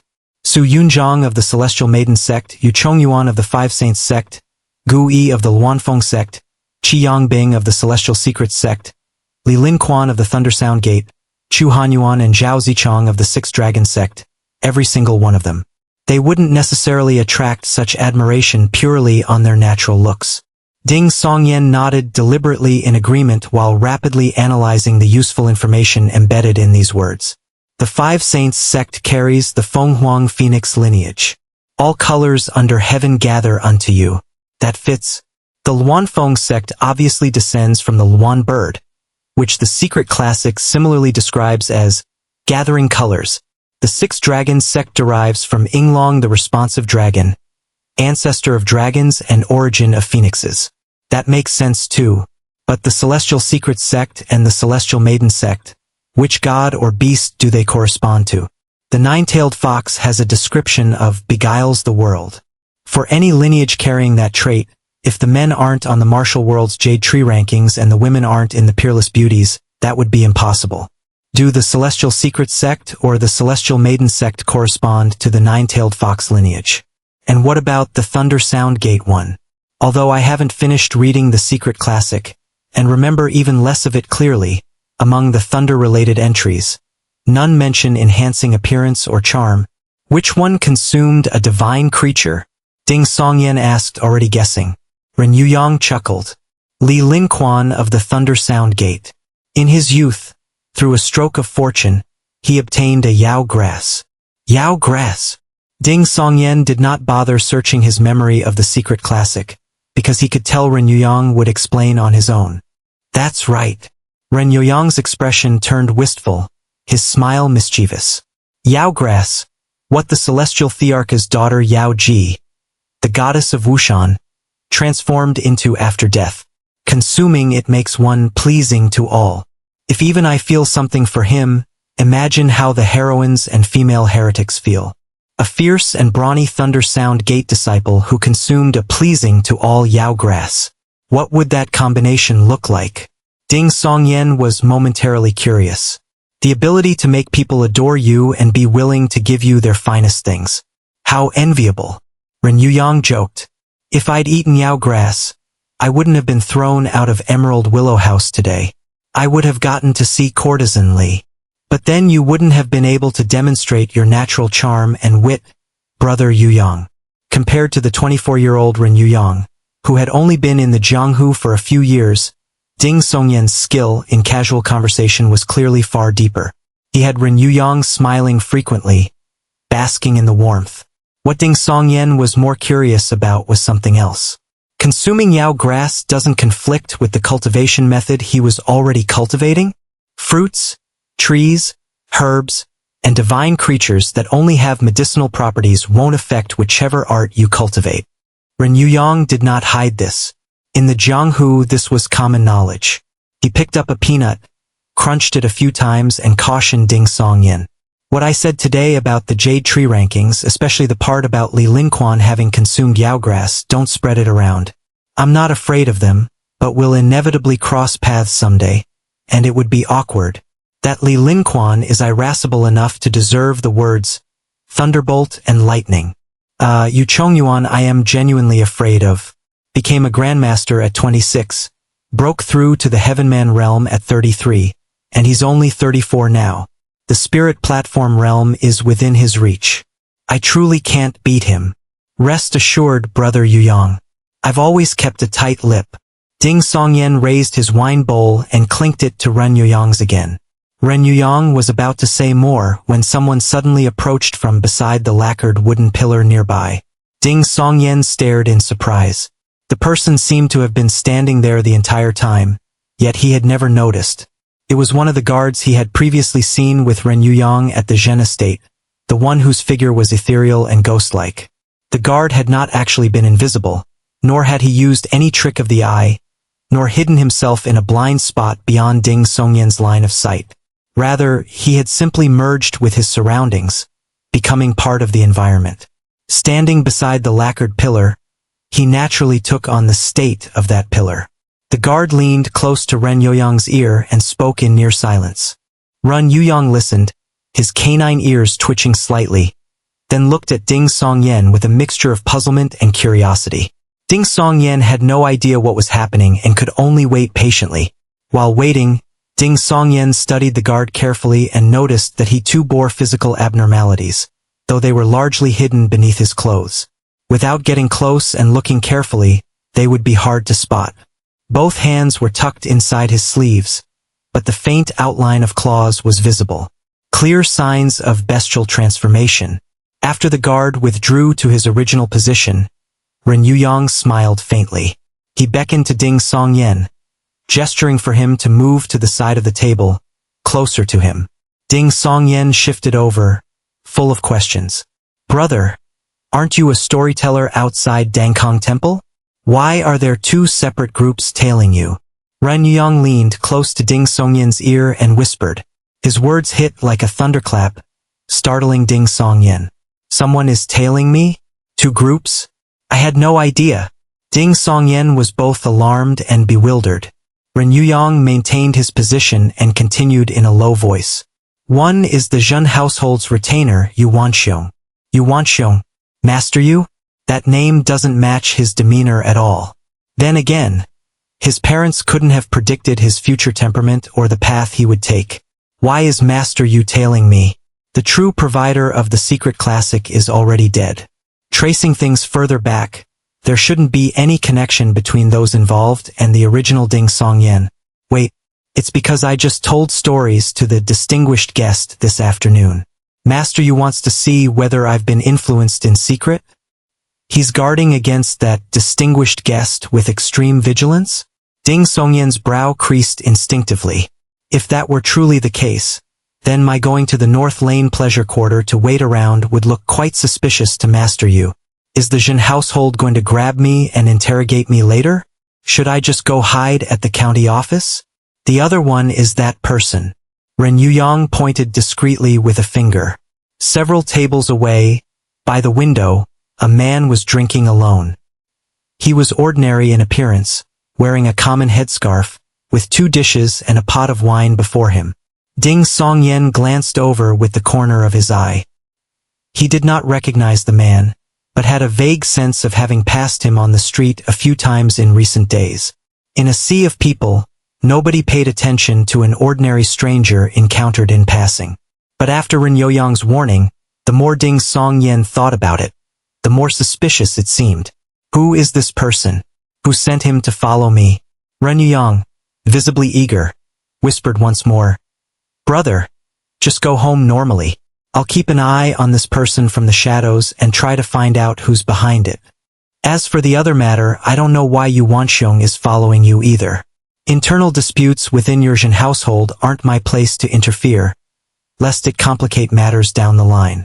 If you're truly worried about it, go to the county office and find the Bright Knight sect, specifically Zhang Zhuxi.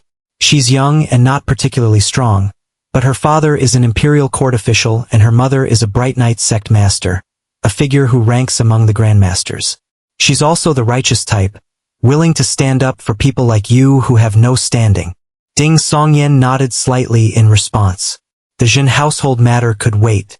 He needed to deal with the problem in front of him right now. Having eaten and drunk their fill, he waved farewell to Ren Youyang, left the restaurant, and headed toward Chengyu Lane. The evening breeze, carrying a touch of river coolness, cleared Ding Songyan's head considerably. He calmed down and began thinking over several details he had overlooked. What future business does Ren Youyang have with the Jin household? Or rather, what is between the True Spirit sect and the Jin household?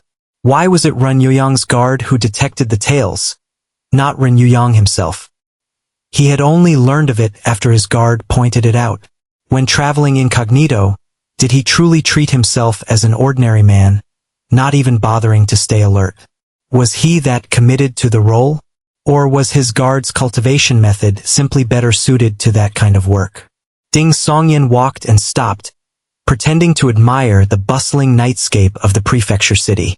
Lanterns hung high in every color, illuminating what looked like a prosperous and bountiful year in the mortal world. Using the excuse of crouching to examine a painting, Ding Songyan glanced naturally behind him. This was his 5th attempt at counter-surveillance. The previous 4 had yielded nothing. His gaze swept quickly. He spotted the man who had been drinking alone at the restaurant. So it's real. Ding Songyan withdrew his gaze and turned his attention to the paintings and calligraphy on the ground stall. In this manner, he ambled slowly back to Chengyu Lane, giving Ren Youyang plenty of time to act.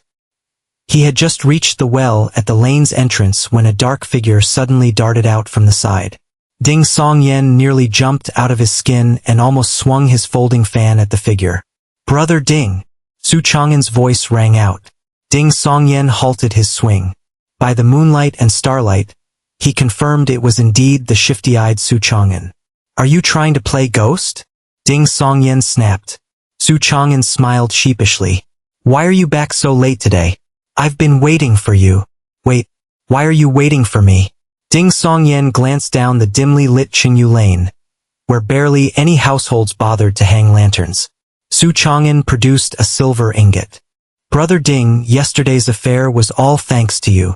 This morning I went to Master's place early and stole 25 taels of silver before the others arrived. The rest I split evenly with the other disciples. They don't know how much Master actually had stashed away, after all. If these 25 taels are my thanks, please don't refuse. 5 of those are for Bull. You're actually decent, but why did you have to use the word stole instead of something nicer? First come, first served. Ding Songyan cleared his throat. Since you put it that way, refusing would make me look ungracious. He sighed and accepted the weighty silver ingot. Su Chang'an's expression relaxed into a genuine smile as he headed home. Ding Songyan took 2 more steps forward and saw Ren Youyang emerge from the shadows to the side and rear. The True Spirit sect disciple shook his head with a grave expression and said in a low voice, "Didn't catch him." Ah, a true disciple of one of the 6 sects and 4 schools, with multiple guards in tow, and he still couldn't catch an ordinary-looking tail? Ding Songyan had placed tremendous expectations on Ren Youyang. Hearing this, a wave of frustration and disappointment surged through him. He did not let it show. Instead, he cupped his hands. Regardless, I owe you my thanks, Brother Youyang. If not for you, I wouldn't even have known I was being followed. Ren Yuyang said with some embarrassment. It wasn't one person. It was a group. I overlooked that, and they managed to shake me in the crowds. A group? Caused by the original Ding Songyan? Or something I've stirred up these past few days? Ding Songyan was taken aback. I've spooked them. They shouldn't tail you again for a while. Ren Yuyang glanced at the courtyard wall along the side of Chengyu Lane. That Yu Wanxiong from the Zhen household has also stayed afar. He probably doesn't want me to know he's there. Seems like they've already swapped in a different retainer. They take you quite seriously. Before Ding Songyan could thank him again, Ren Yuyang said reassuringly, Get some good rest tonight. I'll look into it again tomorrow. With that, he waved and turned to leave. Ding Songyan could only call out his thanks from a distance. He walked along the dark but far from silent lane, exchanging nods with an elderly neighbor who had his courtyard gate open to catch the breeze. When he reached his own home and pushed open the half-closed gate, he saw Bull, bare-chested and dark-skinned, swinging a crude iron staff in the small open space. No technique to speak of, just sweeps, strikes, flicks and chops. The sounds from the movements were sharp. Inside the main house, his mother Lu Yuzhao and sister Ding Qingyan sat by the oil lamp stitching shoe soles, exchanging quiet words now and then. His father Ding Shengyi sat on a stool with his eyes half closed, swaying his head as he hummed opera lyrics. The yellowish glow spilled from the room, sometimes still, sometimes wavering, spreading like water and drawing mosquitoes and moths into restless flight. Ding Songyan let out a slow breath and smiled as he greeted his family. Before bed, Ding Songyan opened the wooden chest where he kept his clothes. The 5 taels of silver and 300 copper coins he had earned from storytelling were hidden here. Of that, Shao Qing had contributed 5 taels. At the current exchange rate, each tael was worth 800 coins. It was not that other listeners had given little. Ding Songyan had only been telling stories for 4 days, 1 session per day, and taking in over 300 coins was already among the best at the Dangkong Temple market. It only seemed small because Shao Qing's contributions were so extravagant. My father earns 2 taels a month as a clerk at the yamen. Well, not counting gray income. Ding Songyan also had 4 qian of silver that his parents had given him tucked in his inner pocket. These past few days, the tips for listening to stories and his midday meals had all come from the 50 coins his sister gave him plus a portion of his storytelling earnings. He placed the heavy 25-tael ingot from Suchong'an into the clothing chest, then picked out 4 silver pieces. After a moment's thought, he took the last one as well, making a full 5 taels. Returning to the main house, Bull had just latched the door bar. Bull, this is from Suchong'an. To thank us for our help yesterday. Ding Songyan pressed the 5 silver pieces into his brother's hands. Bull's face lit up with surprise. Chong'an's actually thoughtful. I'll give it to mother. Keep it yourself. Ding Songyan borrowed Ren Yoyang's refrain. Life is short. Don't mistreat yourself. Use this money to eat and drink well every day at midday. He hoped Bull might come to recognize that life held broader horizons, and that the desire for good food and wine might supplant the craving to kill.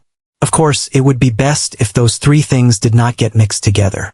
Bull was quiet for a long while. All right, Songyan, you're smarter than me. I'll listen to you. I'll save it up first. Save it for what? Ding Songyan asked casually with a laugh. Bull swallowed audibly. Save up to visit the North Lane Pleasure Quarter. Ding Songyan's expression nearly froze. Well, Bull. I never would have guessed. So you have that kind of interest too. He waved it off and returned to the west wing, closing the wooden door. He stacked the large chest as usual, spread out paper, inkstone, and ink, and prepared to write Su Shirleen's story. The secret classic of mountains and seas had long since been hidden between the bedding and the bed frame. Second brother, you're burning the midnight oil again? Qing Yan said from the other side of the screen, half amused, half impressed. You were never this diligent before. She stopped herself, seeming to realize this might remind her brother of his soul departure sickness. If someone gave you 1 to 2 taels of silver every day just to hear you tell stories, you'd be this diligent too, Ding Songyan patronized her casually. 1 to 2 taels of silver mattered, but what mattered more was that this person would come knocking for new content, and what mattered most was that he couldn't beat her in a fight. Who is it? Qingyan asked, curious. A girl visiting from out of town. She tips like money is nothing to her. As long as the storytelling is good, she'll toss silver. She spent dozens of taels these past few days. Ding Songyan pulled over the small chest to sit on and answered honestly. How generous. Qingyan could not help comparing. Is she pretty? Quite pretty. Ding Songyan did not lie. Qingyan huffed, then asked in a teasing tone, have you fallen for her? No. Ding Songyan remained candid. In his mind he silently added, I'm afraid of snakes. And besides, there were old feelings he had not yet let go of. After chatting for a while, once Qingyan drifted off to sleep, Ding Songyan began weaving his story. This installment covered Su Shirleen's childhood. He needed to convey the feeling of neighbors all knowing the boy's birth parents were absent while the boy himself knew nothing. He needed to show how the once-you star was different from ordinary people. Ding Songyan racked his brains before slowly piecing together several episodes. Harry Potter and the like became sources of inspiration, though of course, Su Shirleen's aunt and uncle treated him well.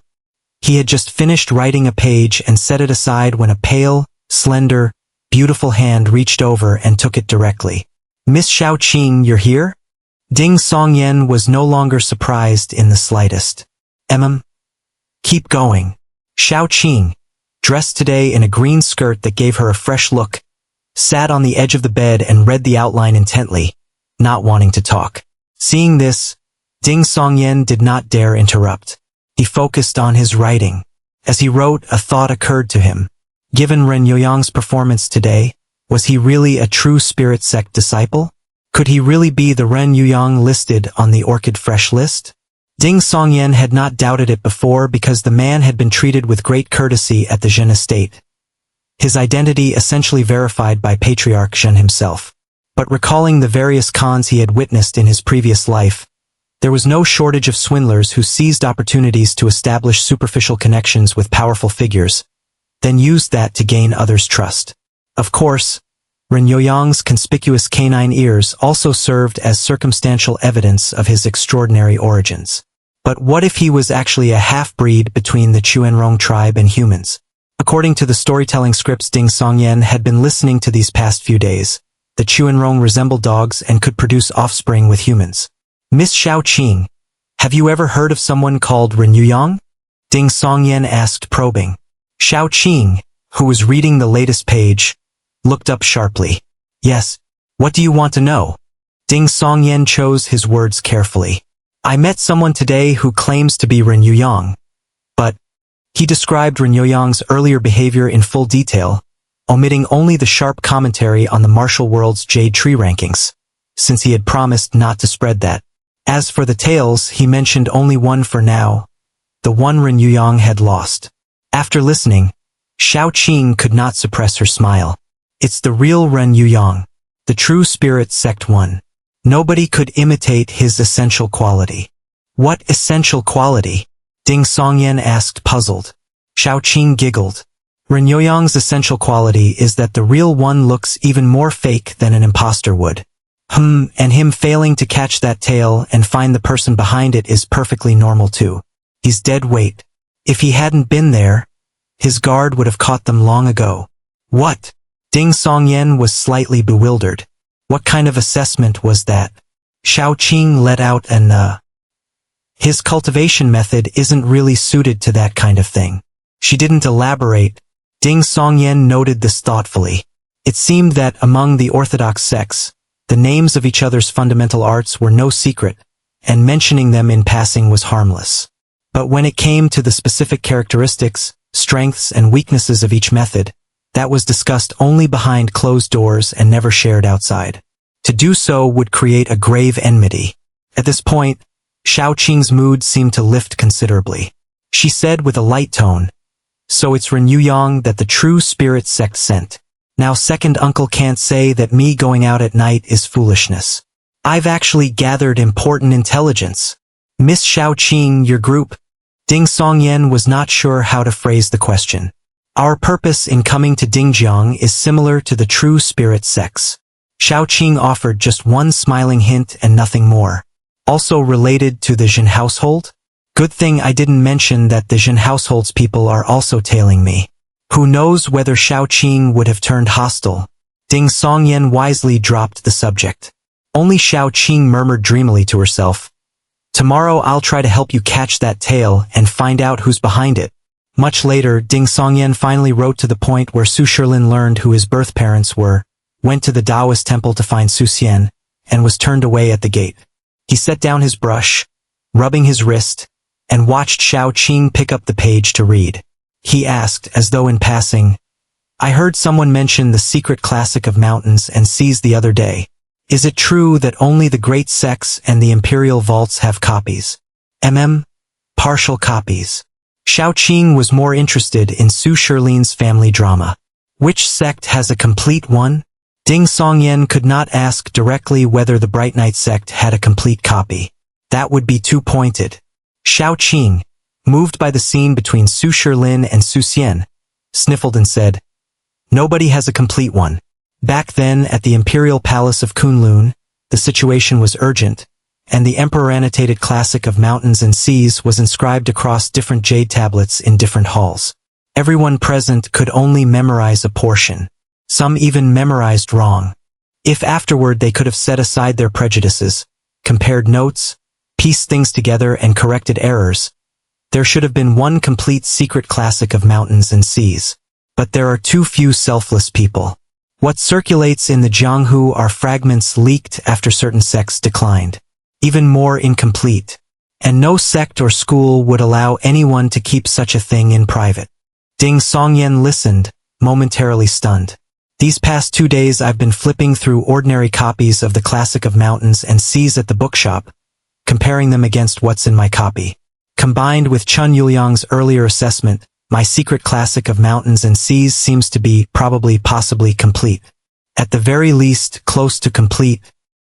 Ding Songyan had picked up the brush again, intending to polish the first part of the story. It hovered frozen above the paper, narrowly dripping a blot of ink.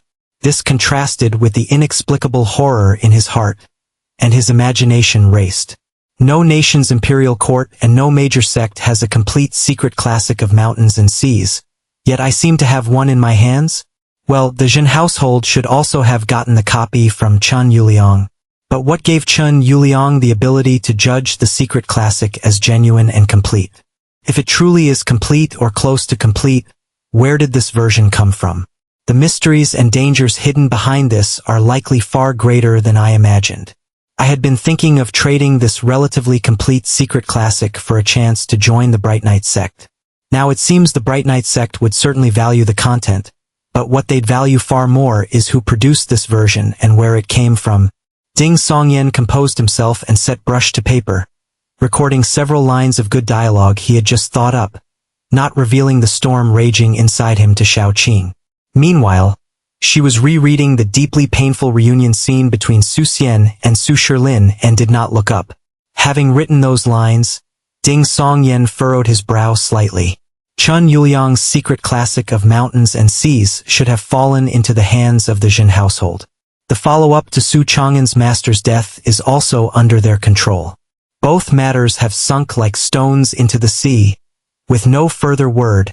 Before, I assumed it was a relatively common version. The Jin household has a grandmaster, they've seen it all, so no follow-up seemed normal. But now it's clear this version of the secret classic is extraordinarily rare, possibly the only one of its kind. Has the Jin household truly not noticed anything strange? Are they truly not curious about its origins? Are they truly not going to question me and Su Chang'an further? Wait, is Master Yu following me because of this? And it has nothing to do with the distinguished guest? Beyond that, Xiaoqing's group and the True Spirit sect that Ren Yuyang represents have both come for the Jin household. The Jin household is also harboring a deeply mysterious and suspicious, distinguished guest. They told me to guard the secret strictly, yet placed no restrictions on me whatsoever. They didn't even make me sign a written pledge. At this thought, Ding Songyan suddenly regretted accepting the assignment to tell stories for the distinguished guest. He felt that storm clouds were gathering over the Jin household. Change was inevitable. Something was going to happen. If this were him fresh out of university, he would have thrown himself in eagerly, certain that his intelligence could navigate any danger and yield rewards.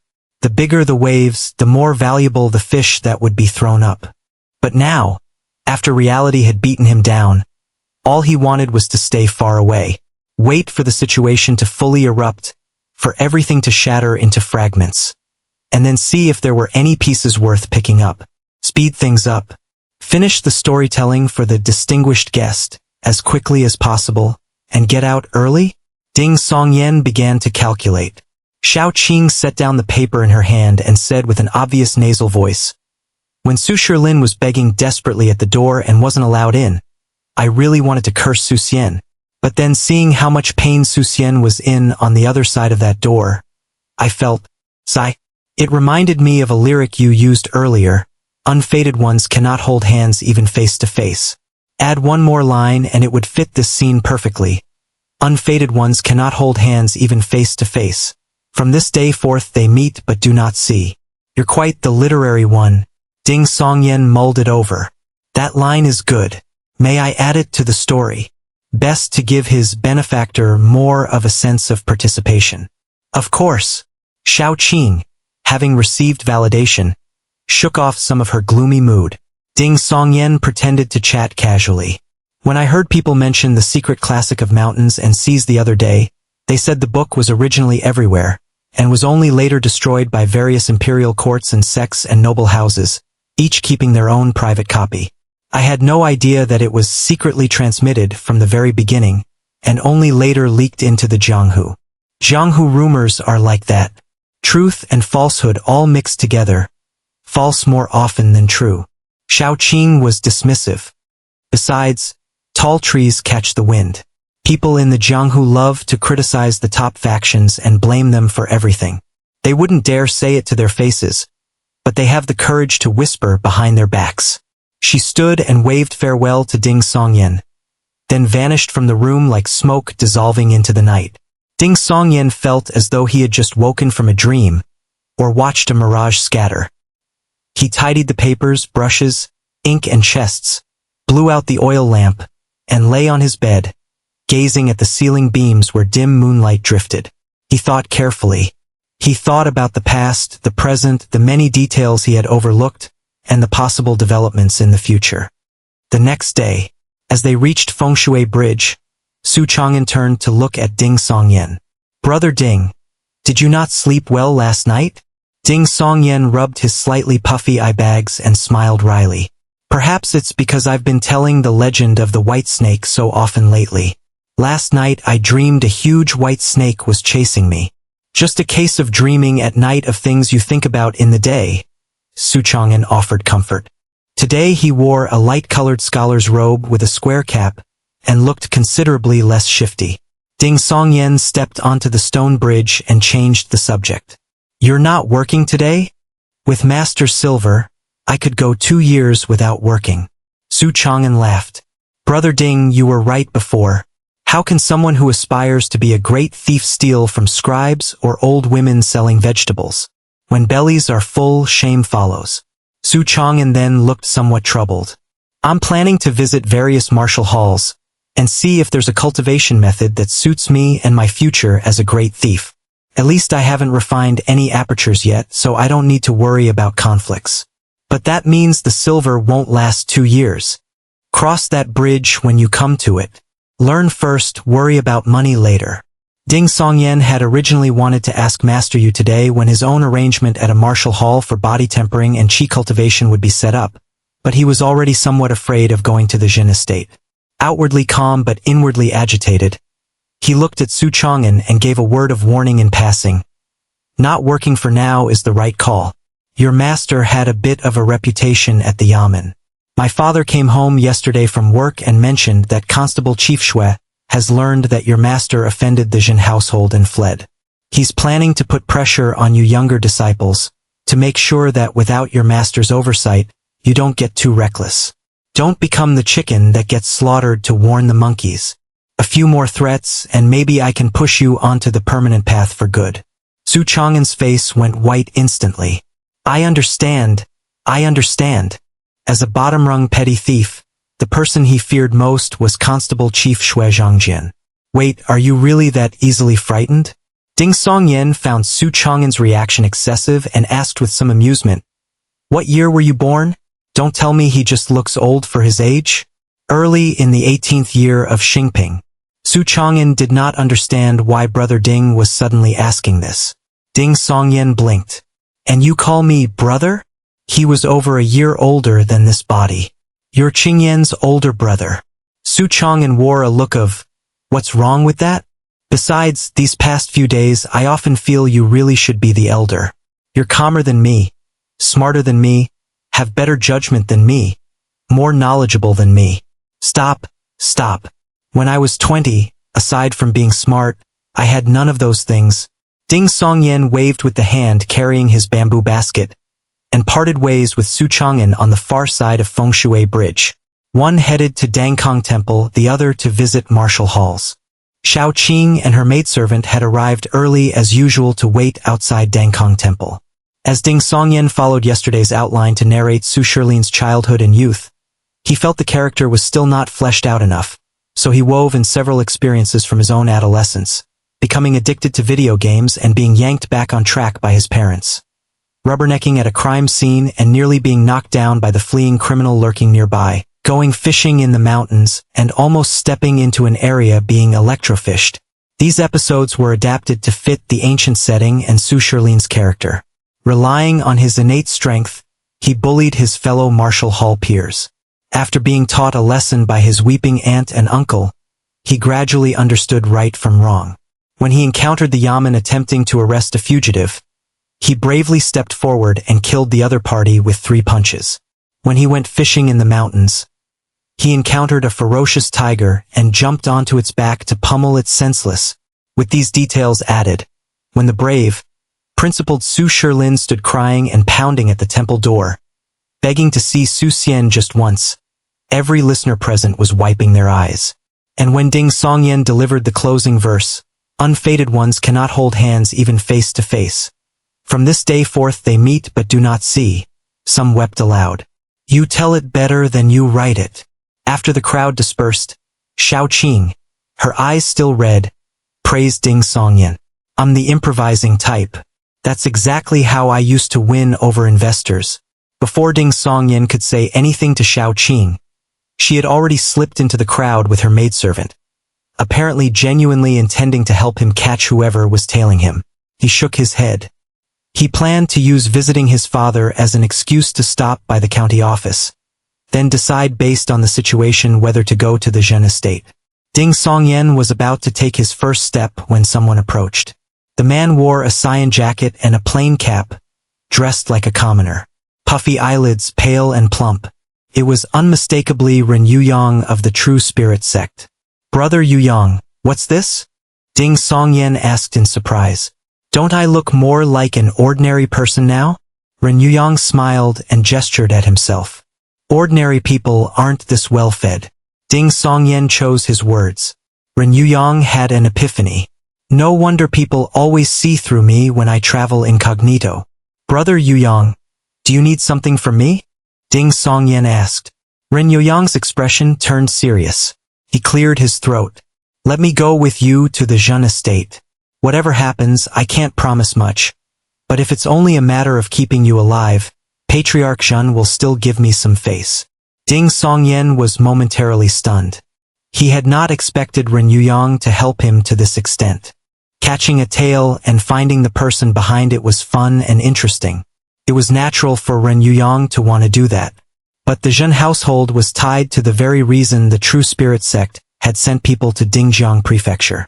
And Ren Yuyang was actually prepared to disrupt the Zhen household's plans for someone he had met only once in passing. It might not be a direct conflict, but it would certainly damage goodwill.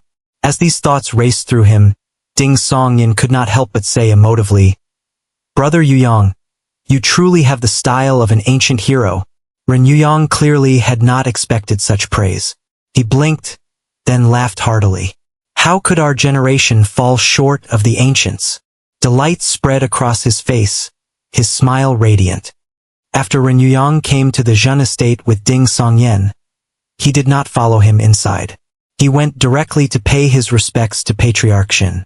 Meanwhile, Ding Songyan followed the same routine as yesterday. Under Master Yu's guidance, he came to the flower-shrouded building, was blindfolded, and was led through twisting passages until he arrived at the room with the heavy iron door. Throughout this process, Master Yu made no mention of Ding Songyan's visit to the North Lane Pleasure Quarter or his encounter with Ren Yuyang. He maintained his silence. Seated in the chair, Ding Songyan opened his folding fan and was about to begin. Suddenly, he had the same feeling of the crown of his head opening and a cool energy descending into it. The aged, rasping voice echoed in his mind with a laugh. Discovered that the Zhen household has been tailing you. Worried they have sinister intentions, are we? Ding Songyan was startled for a moment, then understanding struck. This distinguished guest hadn't used his numerology yesterday to prove anything. His true purpose was to use the encounter to draw Ding Songyan into the game. Yesterday, Ding Songyan had believed that he had no substantive contact with this distinguished guest. Zhen household members were watching the whole time. Even verbal exchanges were restricted. He shouldn't have been suspected. That was why he had dared go to the North Lane Pleasure Quarter to await the promised opportunity and witness the wonders of numerology. Who knew the Zhen household operated on a policy of better to err on suspicion than let anything slide, deploying retainers to tail him in rotation even under these circumstances. As Ding Songyan saw it, if the Zhen household was truly doing this because of the distinguished guest, rather than tracing the secret classic's origins, then this guest should have foreseen what would follow. Yesterday's numerology and fortuitous encounter were deliberately used as a pretext to lure him to the North Lane Pleasure Quarter. From the Zhen household's perspective, his movements would now look blatantly suspicious and his behavior abnormal. Even if he chose to come clean to the Zhen household afterward, they would suspect it was a ruse within a ruse. Given that his status and position were of no importance to them, the outcome was predictable. He truly could not clear the accusations even if he jumped into the Yellow River. And even if the Zhen household believed him, being entangled in a matter they guarded so closely meant the probability of being silenced might not be 10 out of 10, but it being 9 out of 10 was a certainty. The treachery of human hearts. I never provoked you, never offended you. Yet from the very start you harbored malicious intent to drag me under. Ding Songyan felt a surge of anger. He reached for the teacup beside him, hoping the act of wetting his throat would temper his emotions.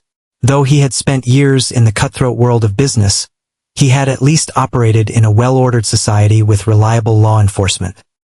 He had genuinely never encountered someone who, upon first meeting, schemed to ruin you utterly.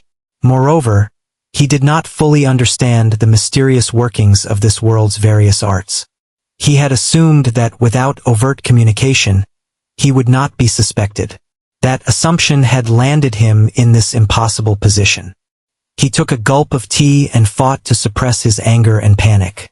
One of the most important lessons from all his years was to never let emotions drive decisions. Never think or decide while anger, panic, or fear ruled the mind. As the violent emotions partially subsided, he caught a familiar scent. The scent of a con. Many scams he had heard of, witnessed, or even experienced shared a common pattern. First frighten, then entice. First, one would use every method to either make the target terrified, panicked or confused, or genuinely place them in a predicament, then reveal identity or power, and use the resulting momentum to guide the disoriented, rattled victim into doing what served their purposes. Everything you did yesterday and said today was meant to make me afraid, wasn't it? Let's see what you say next and how you entice. By the time Ding Songyan returned his teacup to the Zhen household member beside him, he had largely regained his composure. In his mind, the aged, rasping voice still echoed. Even if I hadn't tricked you into going to the North Lane Pleasure Quarter, the Zhen household would not have spared you. The moment they sent someone who wasn't a Zhen family member to tell stories, I knew Zhen Qianfan was running out of patience. Think carefully. Did the Jin family take measures to control your parents and leverage them to keep you silent about the storytelling? Haven't their promises to you gone unfulfilled? Things they won't bring up unless you do? In their eyes, the moment you agreed to tell me stories, you were already a dead man, still in the frightening stage. But the Jin household's behavior truly has been abnormal. For something that requires blindfolding and winding passages just to reach the room, they believed my verbal promise to keep the secret? Ding Songyan opened his folding fan again and began narrating the wedding scene between Lady Bai and Su Xian without missing a beat. Young friend, you and I are bound together on the same rope. Only by setting aside our differences and working together can we find survival in the midst of death. The aged, rasping voice continued. And now the enticement. Whether the purpose is genuine or false is hard to say. Ding Songyan assessed the other's words coolly, never faltering in his narration. The aged, rasping voice echoed once more. As a show of sincerity, I shall first lend you a thread of qi, allowing you to communicate with me in the sea of consciousness without being heard by Jin Qianfan or those beside you. This qi, residing within you, has various practical uses. In the eyes, it pierces illusions. In the hands, it can hurt others. In the feet, it aids leaping. In the soul, it protects the body. However, you must remember, outside this dungeon, you can only use it twice. Showing his true colors? Is the real goal to trick me into dropping my mental guard so his qi can enter? Ding Songyan scoffed inwardly and had no intention of agreeing. At that moment, the cool energy descending from the crown of his head grew enormously dense, pouring in like a river of stars, and swiftly coalesced into a faintly glowing, shimmering seed. As the seed turned gently, Ding Songyan's consciousness seemed to split in two. One half continued telling the legend of the white snake fluently, emotions rising and falling with the story. The other half had shrunk to hover above a vast, undulating sea of golden light. The sky above the sea was entirely wrapped in thick mist. Only at the highest point was there a single gap, from which a pale, luminous glow descended. In the light, there was a figure standing with his hands behind his back. He was wearing a Huayang Taoist cap and a Saiyan scholar's robe. His temples were gray, and his face was thin. He had a refined temperament, and his eyes were wholly black, as though concealing deep pools. He forced it in without my consent? Then what was all that talk for? I couldn't have resisted anyway. Is this still part of the enticement? What cultivation method is this to be so wondrous? Ding Songyan was both alarmed and suspicious. And an elder possessing such a wondrous art was still imprisoned in Jin Qianfan's dungeon, unable to free himself. Senior, what exactly do you want? Ding Songyan took the initiative and cupped his hands. The old man took 2 steps with his hands behind his back and nodded approvingly. Your mind remains unshaken. There is promise in your future. First I need to have a future. Ding Songyan waited for the other to continue. The old man smiled faintly. You need not panic these next few days. Before you finish telling me the story, and before the Jin household finds any evidence, they won't do anything to you. As for my purpose, you should have already guessed. Help me escape this prison. Help me recover. And in return, I shall grant you a great chance to change your life. Senior, I'm powerless. I can barely restrain a chicken. What makes you think I can help you escape? Forget Patriarch Jin. Even these 2 Jin household members beside me could beat me to death with their fists. Ding Songyan laughed in disbelief. Aren't you overestimating me just a little? The old man's dark eyes fixed on Ding Songyan. He spoke with perfect calm. Great strength is just the icing on the cake. It doesn't matter if you're weak. Once you start to do as I say, you'll find that the accomplished have no lack for help. There will be many people to help you. Then why must it be me?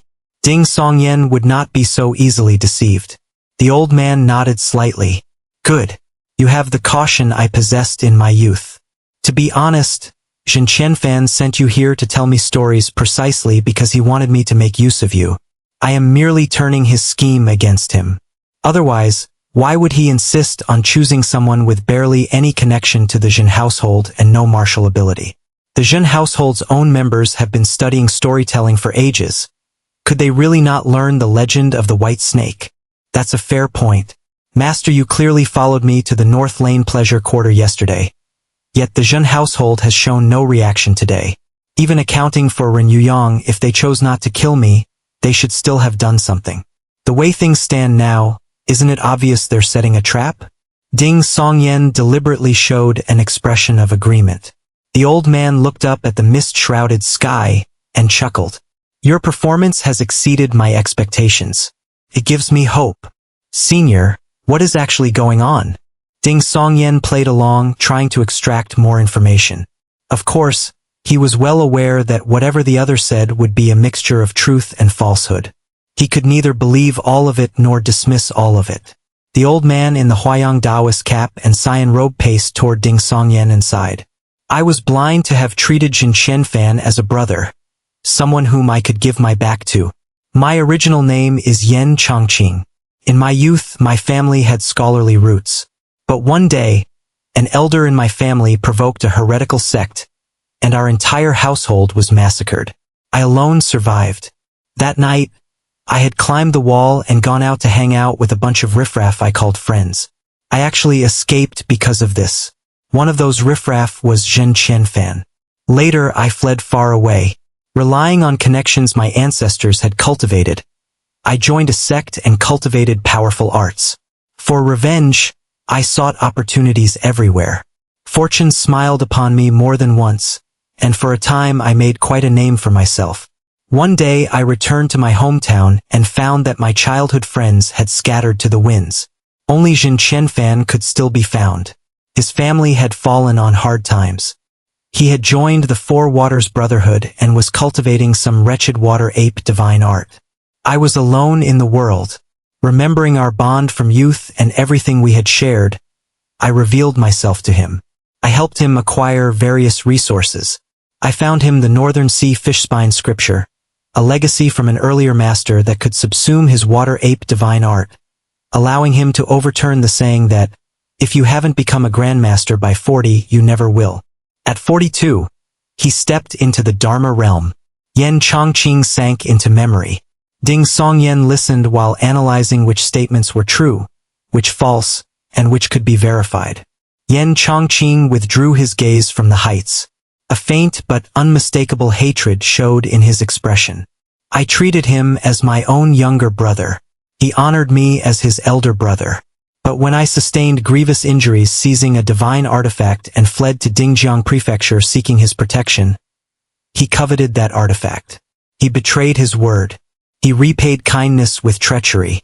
He struck while I was helpless.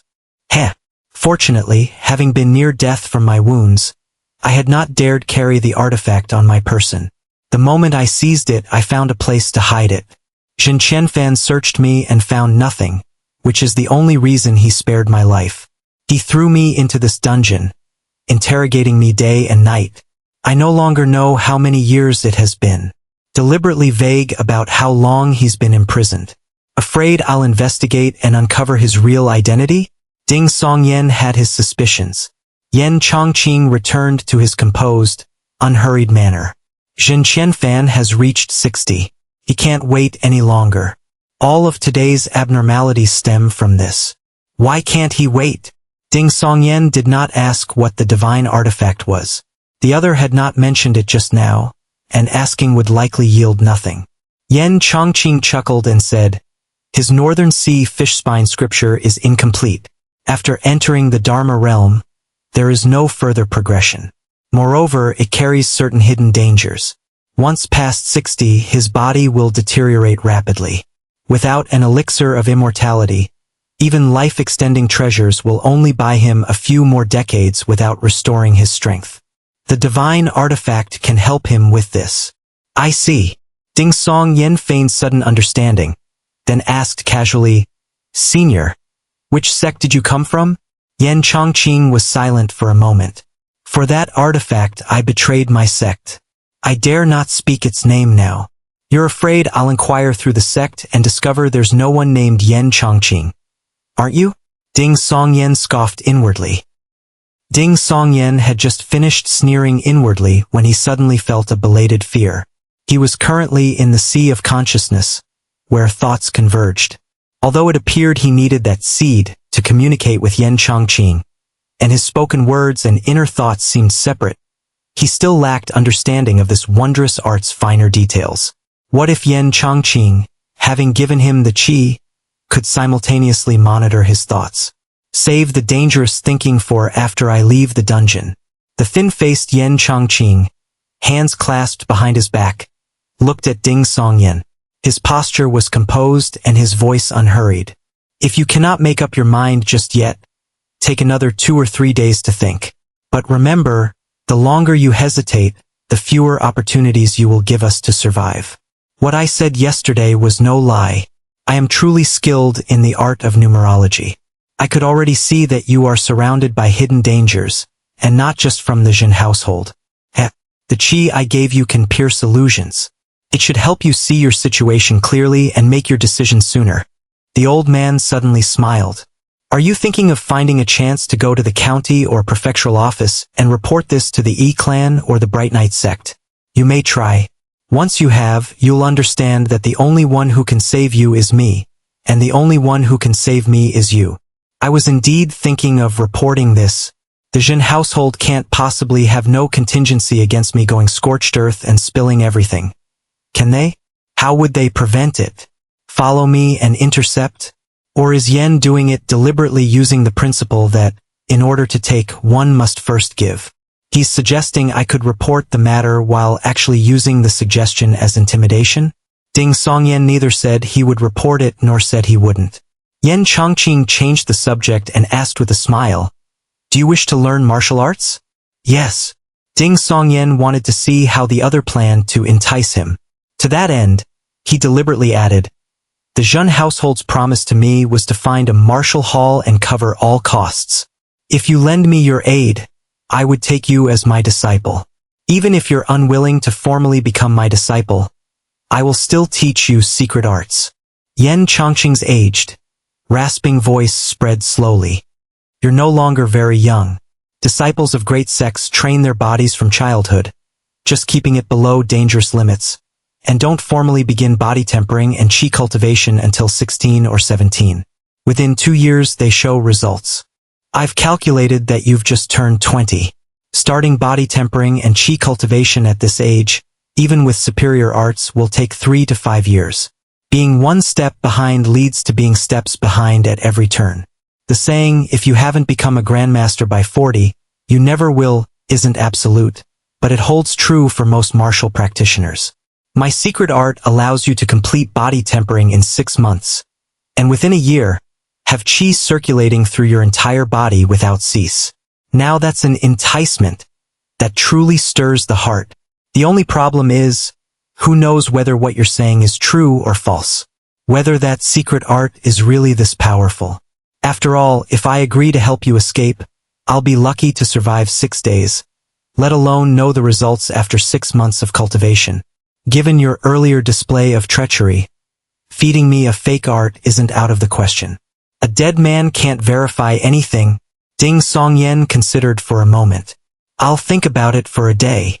Very well. Yen Chongqing's figure gradually faded, and the pale luminous glow that had fallen into the sea of consciousness dissipated rapidly. This mist-shrouded world returned to silence. The gap above was gone. With the seed present, Ding Songyan could split his attention at will, or merge back into unified awareness with a single thought. Returning to his normal state, he narrated earnestly through Lady by revealing her true form and frightening Su Xian to death, concluding today's storytelling session. Out of the dungeon and back in the small building, the moment Ding Songyan removed the black cloth from his face, he saw Master Yu waiting beside him. His heart clenched, but Master Yu simply gave a slight nod. You may visit various martial halls these next few days and pick one you'd like to attend. Once you've finished telling the legend of the white snake to the distinguished guest, we'll make the arrangements. I was worrying about this very thing last night, and am deeply grateful to receive an answer today. Ding Songyan showed delight on his face and cupped his hands. But what flashed through his mind was a common saying. The money's there to earn, but you won't live to spend it. A promise that will never be honored is worth nothing. Leaving the Zhen estate, Ding Songyan immediately spotted Ren Yuyang in his cyan jacket and plain cap, waiting at the mouth of the lane diagonally across. The bruising on his face had not fully faded, and the scab at the corner of his mouth was conspicuous. Seeing Ding Songyan emerge, he smiled with relief. The sight warmed something in Ding Songyan's chest. He and Ren Yuyang had shared only one meal together. Their relationship was barely stronger than that of strangers. Yet the man had gone this far to help.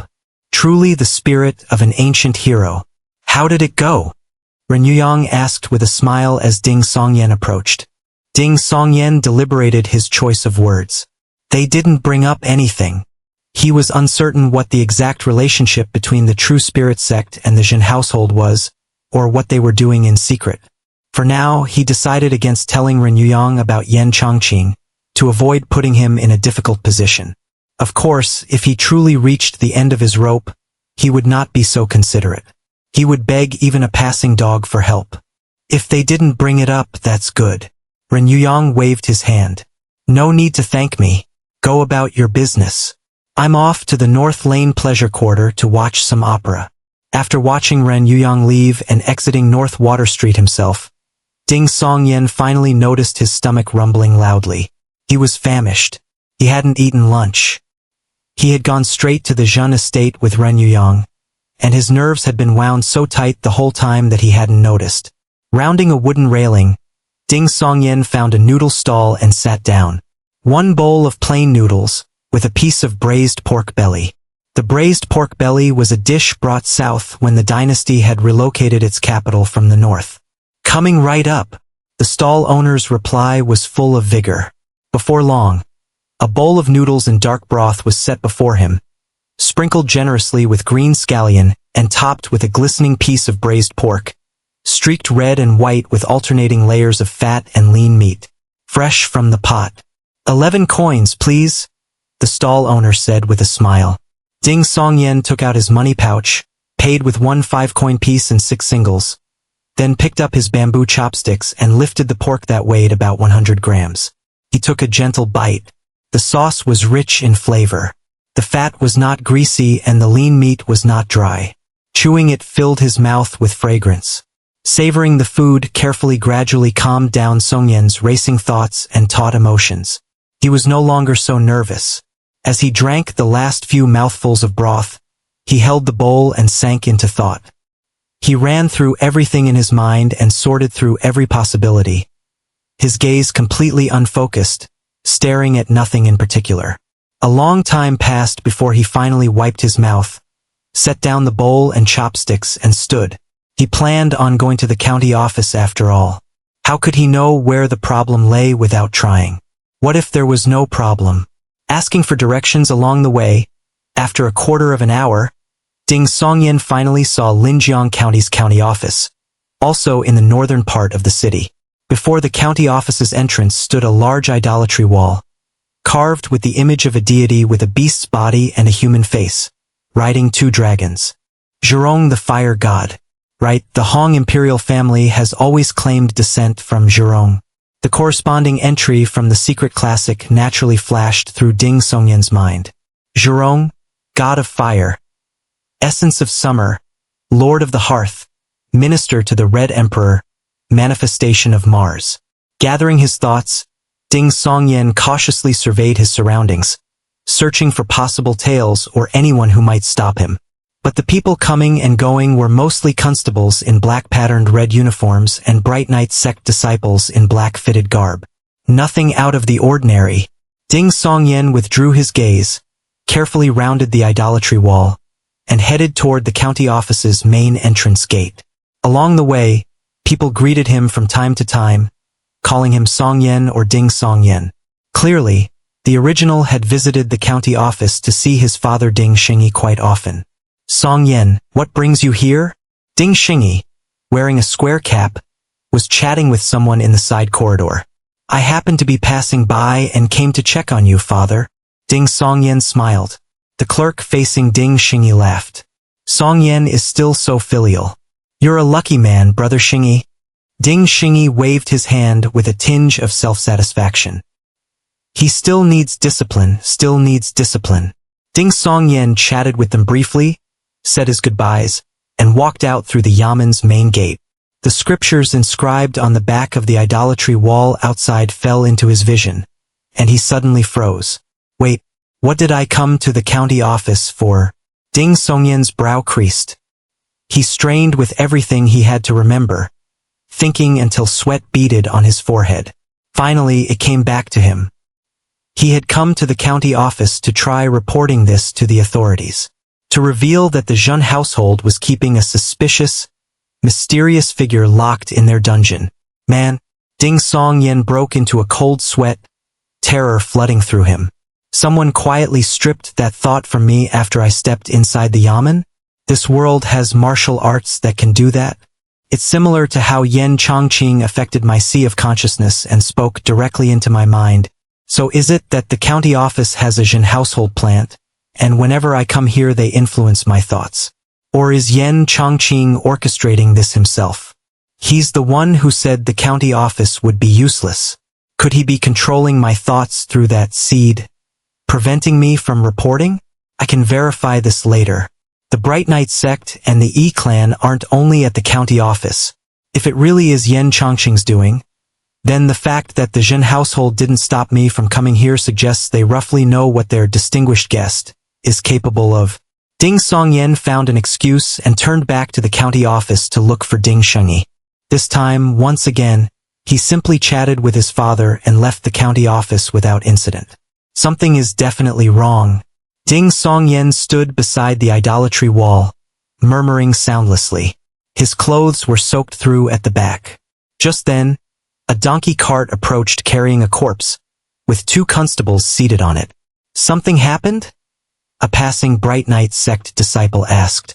Both constables leaped down from the cart simultaneously. One spoke in a low voice.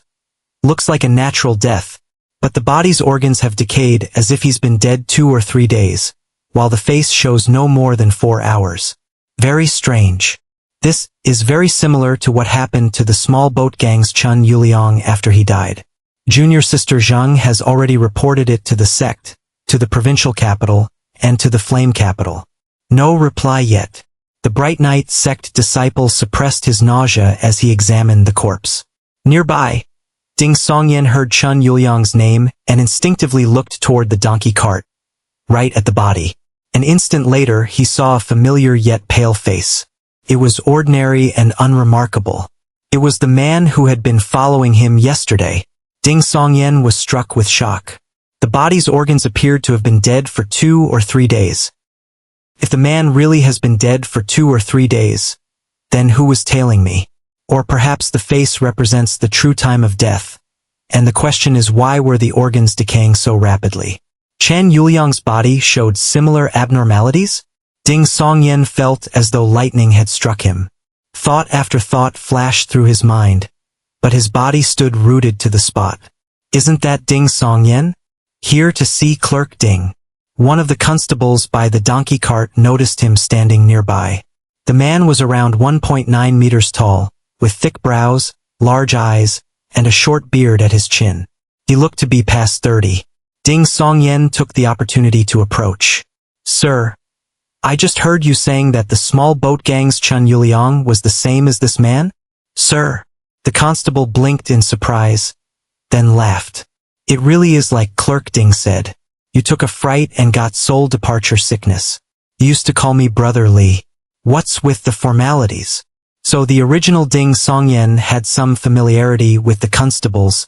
Su Chang'an always calls me Brother Ding.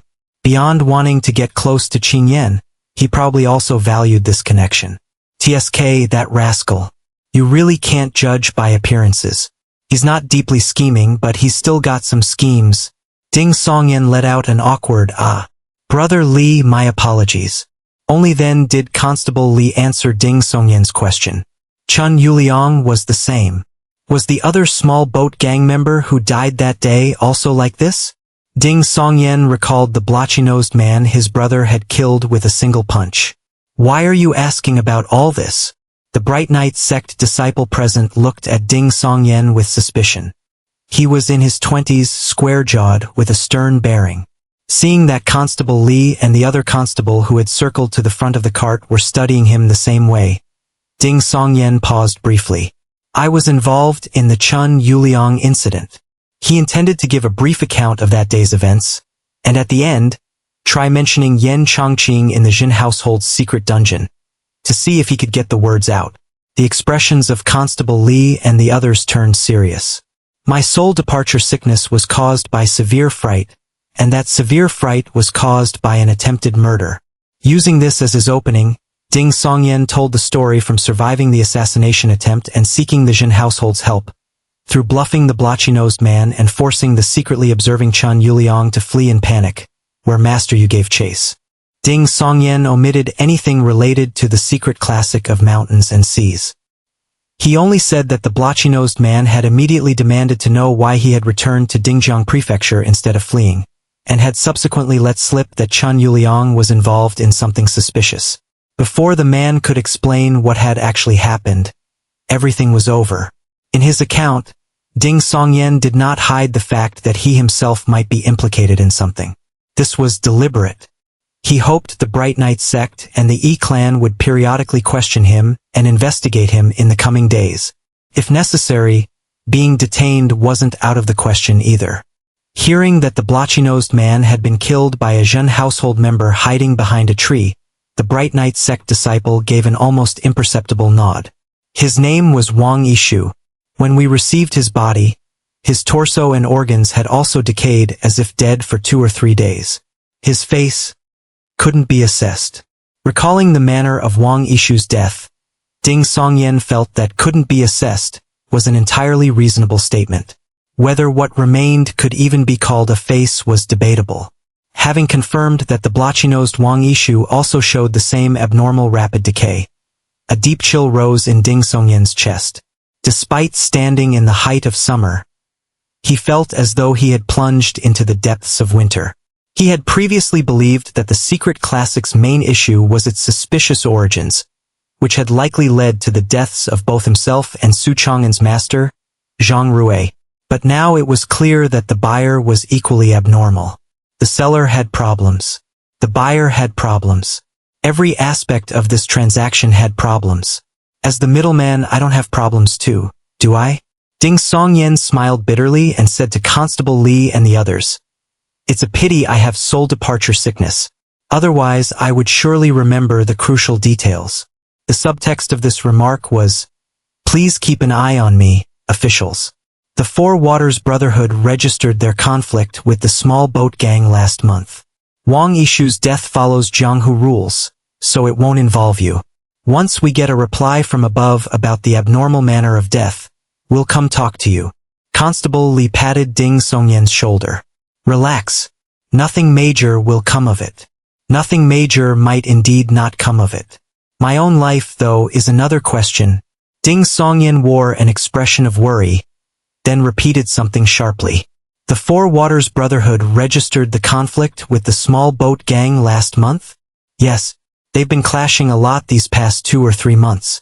Successful registration means blood is expected. Constable Li explained offhandedly, then added, "My name is Li Wu. Don't forget again, Ding Songyan." Ding Songyan pondered briefly. Does the small boat gang have a grandmaster? Yes, in the provincial capital. Li Wu frowned slightly, feeling Ding Songyan was asking too many questions. Then why would the small boat gang pick a fight with the Four Waters Brotherhood here in Dingjiang Prefecture? Patriarch Zhen could crush them with one hand. Ding Songyan voiced his doubt. The Bright Knight sect disciple nearby said, "Perhaps the small boat gang's grandmaster came secretly, intending to set a trap and eliminate the aging Jin Qianfan first." "Oh!" Ding Songyan asked nothing more and bade the trio farewell. It was not until he had walked off the main street where the county office was located that he realized he had once again forgotten to mention the Jin household's dungeon. I can come to an initial conclusion. It's Yan Chongqing crying wolf while being the wolf. A Jin household plant constantly monitoring my thoughts without being detected seems far less likely. Ding Songyan was no longer as furious or terrified as before. Instead, he examined the situation with relative calm.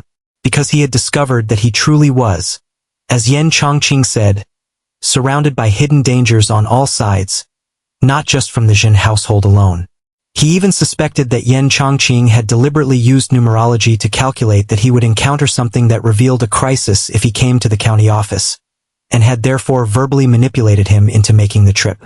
If Yen Chongqing weren't so treacherous, and if the Jin household situation weren't obviously so dangerous, I would genuinely want to learn his secret art, his numerology, and his method of injecting qi into the mind to influence others' thoughts. Setting Yen Chongqing aside for now, Chun Yuliang's situation is equally troubling. After the original Ding Songyan obtained the secret classic, he sold it to the small boat gang rather than the Jin household. I can understand that. Cousin Wanqing is only a concubine. The original Ding Songyan was disposable to the Jin household. Being silenced was highly likely, but the small boat gang would have to factor in the Jin household's reaction and might not dare kill him. Of course, the original's choice assumed he didn't know the two gangs' conflict had already escalated to the point of official registration. But given that the conflict between the small boat gang and the Four Waters Brotherhood had already intensified to the point of formal registration, Chun Yuliang still dared to buy a rare version of the secret classic from Ding Songyan, who was half a Jin household member. How brave! Wasn't he afraid it was a trap set by the Jin household? If it really were the Jin household's doing, they could simply discard Ding Songyan as a pawn, report to the authorities that Chun Yuliang was suspected of possessing a complete secret classic, and the entire small boat gang would be in devastating trouble. Given the bizarre state of Chun Yuliang's corpse, could he be in a position that he had no choice? Wang Yishu too. Yes, when I bluffed him, he answered far more questions in far more detail than I ever expected. He practically treated me as one of his own. Was he also in a similar position of having no choice? To focus his thinking, Ding Songyan found a quiet stretch of street curb and sat down without bothering to lift his robe. He now needed to work through a scenario. If he had never transmigrated and the original Ding Songyan had truly died, what would have happened next? The Ding family would certainly have gone to the Jun estate to plead for help. The Jun household would have examined Ding Songyan's corpse. Without the interference of a transmigrator, they might actually have found something. If I were Patriarch Jun, since the conflict was already registered, regardless of whether the clues pointed to Chun Yuliang, I would cast a wide net. I'd direct suspicion at the small boat gang, use revenge as a pretext, and legitimately engage them in open warfare. At that point, if the small boat gang's grandmaster were indeed in Dingjiang Prefecture, Patriarch Jun would have no choice but to personally intervene, which means he would very likely leave the Jin estate. If he's not at the estate, then someone could take advantage of his absence? Is the goal related to whatever brought Shaoqing's group and the True Spirit sect to Dingjiang Prefecture? Or is it about Yen Chongqing in the dungeon? At this point in his reasoning, Ding Songyan's spirits lifted. Does this mean the person behind the scenes is the one who killed the original Ding Songyan? Assuming for now that the mastermind truly intended to escalate the conflict between the Four Waters Brotherhood and the small boat gang, forcing the long-retired Patriarch Jin to leave his estate and fight, what would they think after I took over this body? They would find the resurrection strange. If the situation wasn't yet urgent, they might hold off, observe changes, and avoid encountering something unexplainable. Is that why the other group was tailing me? To abort the original plan, they would need to keep the matter contained to Chen Yuliang's purchase of the secret classic. That's why Wang Yishu spoke so freely and completely. That's why even if he and Chun Yuliang weren't killed on the spot, they would have disappeared afterward. That's why Su Chang'an's master died shortly after I came back to life. He was originally meant to be the trail of breadcrumbs left by the mastermind for the Jin household. As for the small boat gang's side, since the matter involves the secret classic, they shouldn't make a move. But then there's a problem. With the small boat gang currently being uprooted in Dingjiang Prefecture, wouldn't they react? And did Chun Yuliang ever report the secret classic matter to his superiors? Or rather, the one who authenticated that secret classic as a complete version wasn't Chun Yuliang, and wasn't the small boat gang's grandmaster, but the person behind the scenes? What was their purpose in using Chun Yuliang's mouth to declare it genuine? Ding Songyan's head was throbbing. He stood and began pacing slowly along the street. Having formed an overall picture, he felt that regardless of whether he was mostly right or mostly wrong, he at least had several directions to probe and verify. What he feared most was being lost in fog with nowhere to direct his energy. As things stand, I'm not entirely powerless anymore. The chi that Yen Chongqing gave me can be used twice, and its power should be considerable. Regarding the illusion-piercing ability, I need to be careful. What I see might not be the truth hidden beneath an illusion. Could just as easily be another layer of illusion that Yen Chongqing uses to mislead me. Piercing illusions doesn't necessarily mean what's revealed is real. But for the life-saving and offensive effects, Yen Chongqing is unlikely to be lying. My death serves him no purpose whatsoever. That much I can trust. Ding Songyan's thoughts had just begun to wander when a familiar call sounded softly by his ear. The voice kept very low. Ding Songyan, Miss Xiaoqing? Ding Songyan looked around quite naturally but saw no sign of the figure that would certainly attract eyeballs. Over here, over here. A figure crouching before a jewelry stall at the roadside turned slightly and beckoned to Ding Songyan. Ding Songyan stopped, circled the wooden railing, and browsed past several stalls one by one until he crouched beside the figure, pretending to pick out silver hairpins and wooden combs for his sister. He glanced from the corner of his eye and almost did not dare believe it was Xiao Qing beside him. The person wore a plain cloth skirt and a thornwood hairpin, hair done up in a married woman's bun, with an unremarkable face, the kind of person you would see anywhere. Miss Xiao Qing. Ding Songyan picked up a silver hairpin, examining it repeatedly while keeping his voice barely audible. Disguise technique, Xiao Qing replied in a light tone, her voice equally faint. Are the disguise techniques of this world this good? I really want to learn too. Ding Songyan sighed inwardly. Xiao Qing pretended to browse. When the stall owner turned to attend to another potential customer, she continued in a low voice. I've been following you for quite some time. I haven't seen the tale you mentioned. He's already dead. Ding Songyan told Xiao Qing the latest developments. Oh! Xiao Qing's eyes turned, brightening faintly. This is quite complicated. She continued. I only noticed the Zhun household's retainer you watching you from the shadows. Master Yu, your tailing technique isn't very good. Ren Yoyang's guard spotted you, and Miss Xiao Qing spotted you too. Despite his worries, Ding Songyan could not help the criticism. Xiao Qing set down the silver hairpin with its crude pearl flowers, her voice growing slightly more serious. When you went to the Linjiang County office, Patriarch Zhun was in a private room at a restaurant nearby. After you came out, he left without lingering. The person tailing you was also switched to a different Zhun household retainer. Patriarch Zhun was nearby when I tried to report to the authorities? Ding Songyan was startled. Then his reasoning kicked in. Patriarch Zhun wasn't previously certain whether Yen Chongqing could make me forget about reporting. So he came in person, ready to intervene. That shows how seriously he takes this. Once he confirmed that Yen Chongqing had tampered with me, he stopped worrying and left. If Yen Chongqing isn't lying about being imprisoned, his martial abilities and freedom of movement were probably destroyed long ago.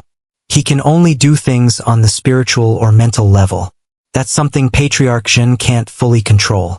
He can only guess, never be certain. But then Yen Chongqing endured for years in silence, only to expose his hidden card to Patriarch Zhen just like that? He must have something else to fall back on. If I were Patriarch Zhen, I would reach the same conclusion. Damn, I hate this kind of multi-layered reasoning. While thinking, Ding Songyan did not forget to thank his helper. Miss Xiao Qing, I'm deeply grateful for your kindness. I'll remember it for eternity. If the worst comes to worst, I'll do whatever it takes. Just please take my family out of Dingjiang Prefecture. Xiao Qing chuckled softly. Forget eternal gratitude. If you really want to repay me, hurry up and relearn how to write properly. Practice when you can. Reading your simplified characters in the outlines every night gives me a headache. But I've been too polite to say so. Now just go about your business as normal. I'll keep watching. She selected a wooden hairpin, took out her coin pouch, paid, stood, and left the jewelry stall, merging once again into the flow of passers-by. She played that well. I was genuinely worried she'd toss a silver ingot at the stall owner. Ding Songyan spent 2 chen of silver on a silver hairpin without pearl flowers but with reasonably fine craftsmanship. He planned to give it to his sister tonight as a return gift for the 50 coins she had given him earlier. It was not that he did not understand frugality. Rather, he felt that while trapped in a situation bristling with dangers, silver should be spent when it needed to be spent. Better that than dying with a pile of money that might not even reach his family. Besides, thanks to Xiao Qing's tips and Su Chang'en's gift, his purse was currently quite full. Leaving the jewelry stall, Ding Songyan used the intelligence Xiao Qing had provided to think through several things more clearly. His next move was to find an opportunity to test the qi that Yan Chongqing had given him, to confirm just what hurting others and saving his life could actually accomplish. He could not afford to hoard it, finding it too precious to ever use it. If the critical moment came and the effect fell short of expectations, he would be doomed. Understanding the situation was a necessary step in making a plan. Moreover, this would help Ding Songyan verify 2 things. First, whether the seed in his mind would become less effective at erasing key thoughts as the qi was consumed. Second, whether Yan Chongqing still had the ability to replenish the qi, which would give Ding Songyan insight into what cards the old man still held. Additionally, in Ding Songyan's view, the Zhen household was an enemy, and Yan Chongqing was equally one. Every bit more he could squeeze from the old man and every scrap of additional advantage he could gain would give him that much more hope of survival. Beyond testing the qi, Ding Songyan had other plans. Returning to Chengyu Lane, he did not go home. Instead, he knocked on Su Chang'en's door. Su Chang'en's face lit up with surprise at seeing him. I visited several martial halls today. Want to hear what I found? Ding Songyan did not answer. He pulled Su Chang'en to the well and asked thoughtfully, "Do you know if the small boat gang still has any hidden agents in the city?" Several days had passed, and the small boat gang's overt forces in Dingjiang Prefecture had been uprooted by the Four Waters Brotherhood. No idea. Su Chang'en shook his head blankly. Brother Ding, why are you asking? If even the Four Waters Brotherhood can't find their hidden agents, how would I know? What about people or organizations that were once closely associated with the small boat gang and still exist? Ding Songyan pressed. As a thief, a bottom dweller in the Jianghu, Su Chang'en did know certain things. The Stone Pool Martial Hall's Master Lu Chun Yuliang was killed by Master Yu inside their hall.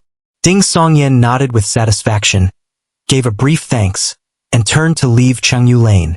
Brother Ding, where are you going? Su Chang'en followed, curious. Ding Songyan glanced at him. To visit Stone Pool Martial Hall's Master Lu. To see if I can make contact with the small boat gang. You? Aren't you with the Jin household? Su Chang'en was horrified. Ding Songyan chuckled. For several years, I was a great believer in a saying. There are no permanent friends, and no permanent enemies, only permanent interests. Su Chang'en ruminated over the phrase and found it quite reasonable. He asked offhandedly, "You said you were a great believer.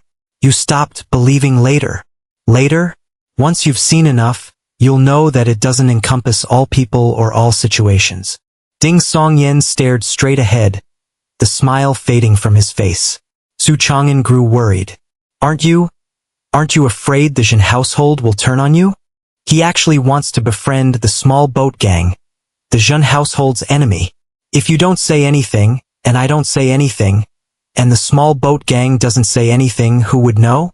Ding Songyan was of course not going to tell Su Chang'en that a Jin household retainer was tailing him. One of his purposes was precisely to test whether he had a death exemption token, one with a limited duration and limited scope. Hearing Ding Songyan's response, Su Chang'en lost all trace of his smile. His face turned solemn and pale. He stayed at Ding Songyan's side regardless, pointing the way to Stone Pool Martial Hall. Under overcast skies, they rounded Dangkong Temple and arrived at the hall's entrance. Ding Songyan turned to Su Chang'en with a smile. You don't need to force yourself to come in with me. Brother Ding, you braved the mass graves to help me find my master. How could I abandon you today? Su Chang'en replied, his voice tight. This fellow actually has the spine of a great thief after all. I underestimated you earlier. Ding Songyan was mildly surprised. He smiled at Su Chang'an. Not bad. You actually repay any kindness shown to you. You haven't disappointed my belief that you can become a legendary thief someday. But I have something else for you to do afterward, so don't come in. If you actually die in there, who am I supposed to ask for help?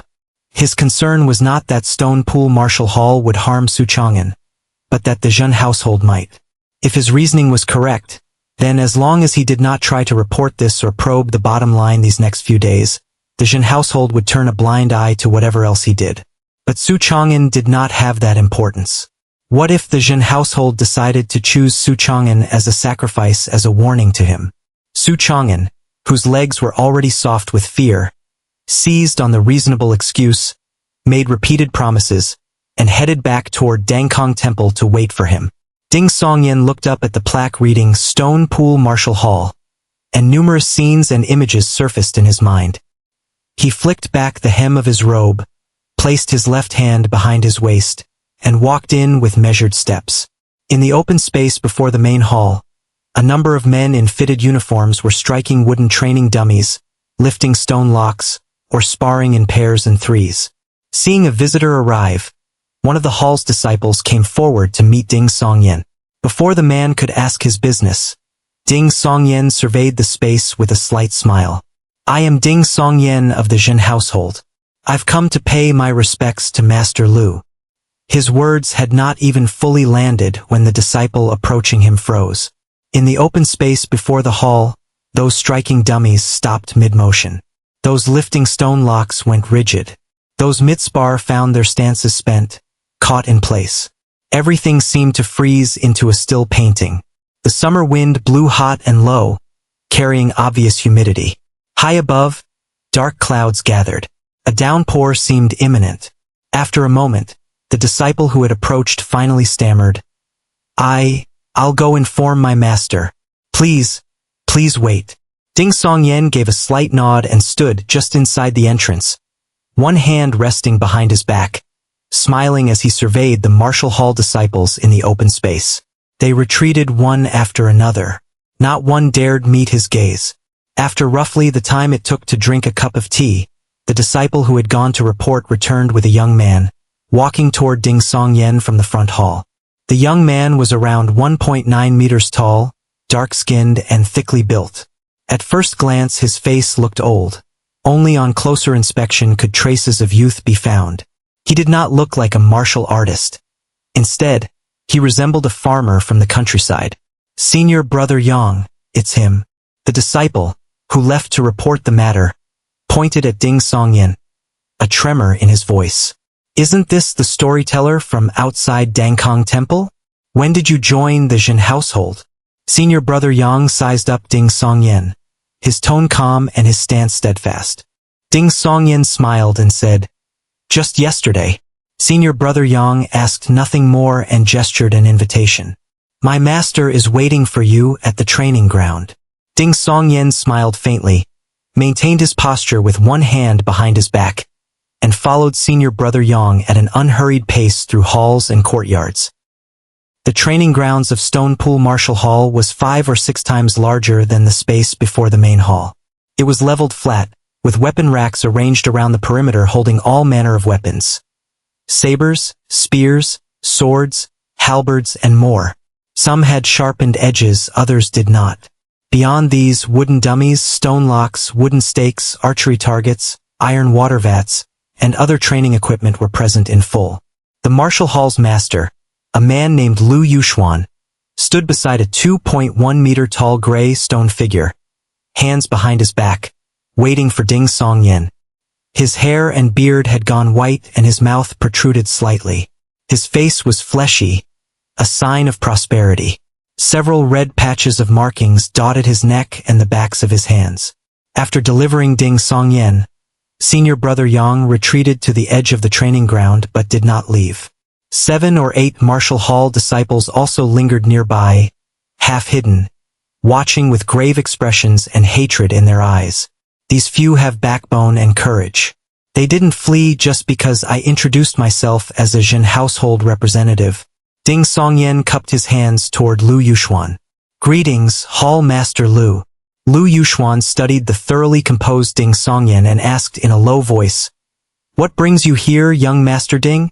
Ding Songyan placed one hand behind his back again and said in a casual conversational tone, "Hall Master Lu, have you ever felt that something was off about Chun Yuliang in the days before his death?" Lu Yuxuan stared at Ding Songyan's face. After a moment, he slowly shook his head. No. Ding Songyan didn't expect a different answer from him. He only wanted to use Lu Yuxuan as a conduit to pass that question along to those from the small boat gang. Whether the small boat gang would believe it or whether they could uncover anything abnormal, as well as what they would do next, was not up to him. For now, he could only take things one step at a time. The one thing he could be certain of was that the small boat gang would not seek to cooperate with him in the short term. After all, he was a Jin household member, and Chun Yuliang had just been killed because of a similar arrangement.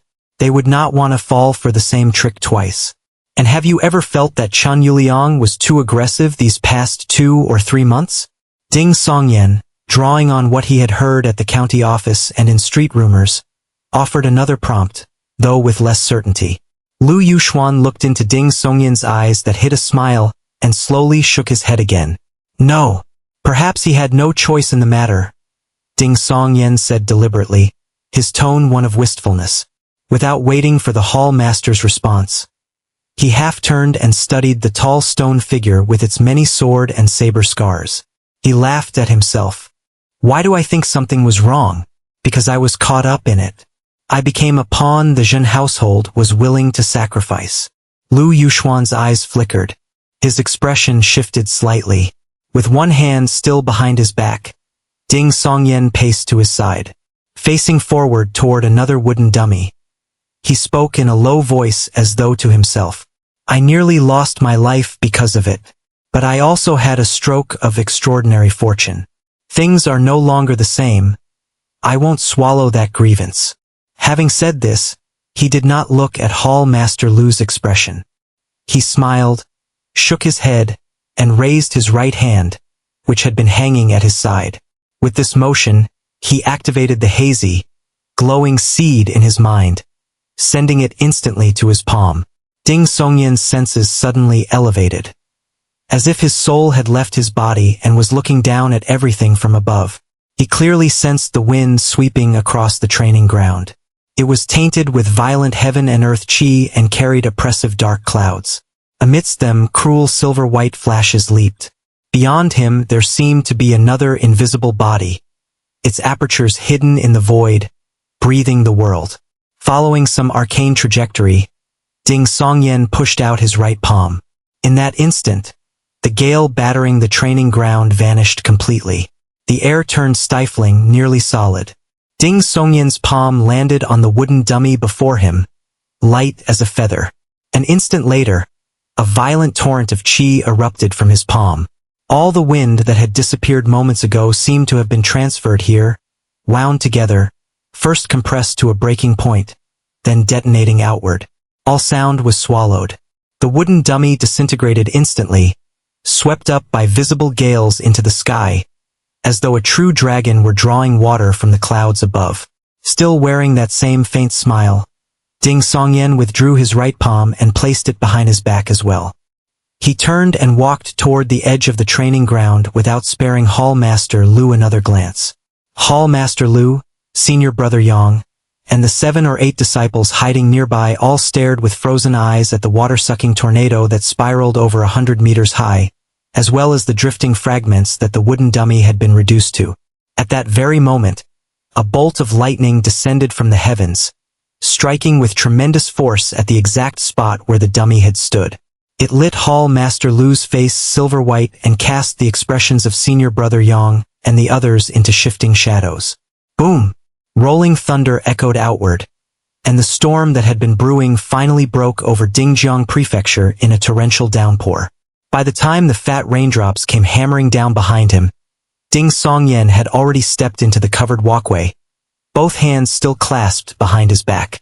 With his back to Hall Master Lu and the others, the smile gradually faded from his face, replaced by astonishment. Wasn't that effect a bit too good? Good thing I walked away right after my act. I almost got struck by lightning. If he had known Yen Chongqing's chi was this terrifying, he would have chosen the 2.1-meter-tall stone figure. He had picked the wooden dummy out of fear that striking the stone would accomplish nothing, making a fool of himself while giving everyone a good laugh. With hands still behind his back, Ding Songyan maintained his composure as he walked step by step back toward the stone pool Marshall Hall's main entrance. Looking at the curtain of rain ahead, his expression sank. I didn't bring an umbrella. Under the eaves of Dangkong Temple, Ding Songyan wrung out a portion of his clothes, squeezing out a steady stream of water. How did this rain come on so suddenly?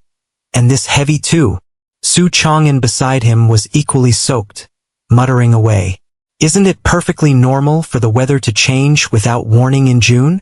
Ding Songyan replied with a common saying. He himself had not quite figured it out either.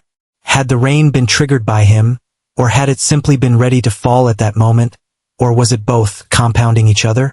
Regardless, Yen Chongqing's strength was on full display.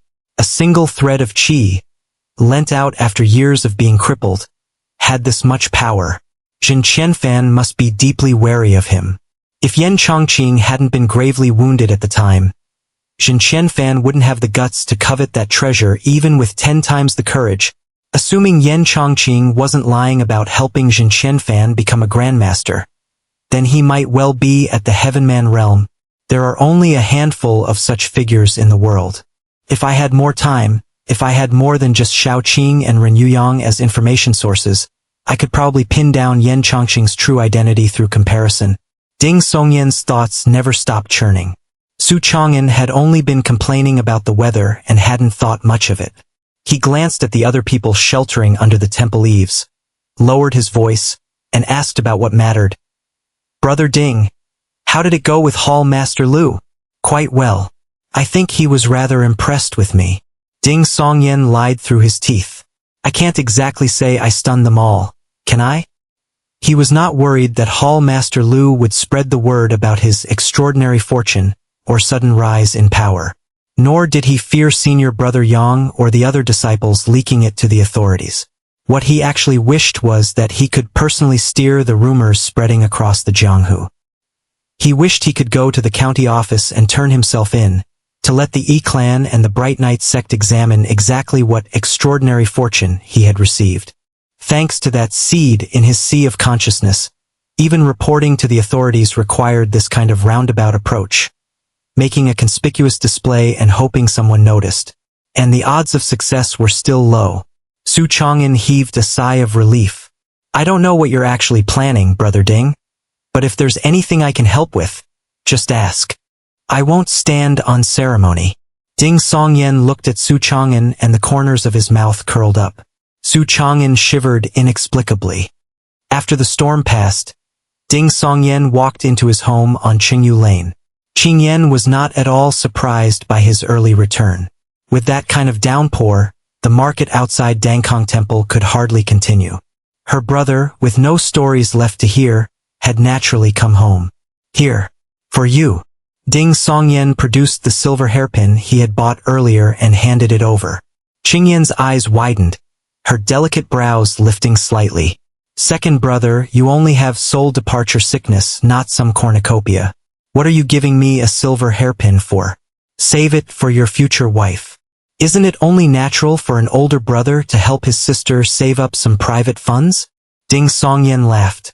Just take it. Otherwise I'll give it to Ahua. Who's Ahua?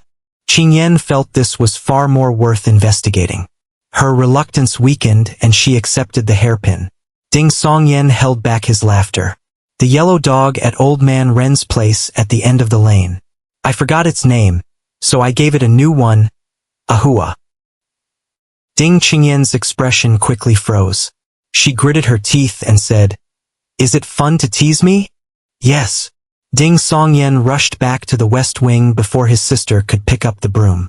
He changed out of his wet clothes and dried his body with a cloth. When he returned to the main room, Ding Qingyan was holding the bronze mirror and turning it around to admire the silver hairpin that had been inserted into her hair. You might as well give me money directly, she muttered while looking at the bronze mirror with a bright smile. Ding Songyan did not call her out. He pulled over a stool and sat down, murmuring with a touch of satisfaction. These next few days I'll see what mother, father, and bull might need or want. Ding Qingyan was stunned. She put down the bronze mirror and frowned at Ding Song, asking with concern, "Second brother, you're not in some kind of trouble again, are you?" Ding Songyan shook his head and smiled. "It's just that I've run into a benefactor lately, and Su Chang'an thanked me with quite a bit of silver." Where did he get it? Which wealthy household did he rob? Qingyan's attention was diverted again. Ding Songyan briefly explained the situation regarding Su Chang'an's master. While it was still early, he began practicing his calligraphy. That night, he prepared to advance Su Shirlin's story again. Qingyan, who always chatted with him for a while before sleep, suddenly said from the other side of the screen, "Second brother, today I was actually very happy. Felt like before. Back then you would tell me a story every night, and I'd fall asleep listening." Her voice gradually lowered. Then she squeezed out a smile and said with mock indignation, "You haven't even told me the legend of the white snake properly. Just reading the outline is so bland." Ding Songyan's outlines were only rough drafts. Ding Songyan had planned to push this off to later. He was currently full of worries. If he didn't have to ask Miss Xiaoqing for information, he wouldn't even want to write this installment of the legend of the white snake. Without waiting for him to continue, Qingyan muttered to herself, "Second brother, I know you've been busy lately, staying up every night to write. I was just saying things on a whim. Whenever you're free, whenever there's nothing to do before bed, you can narrate it to me then.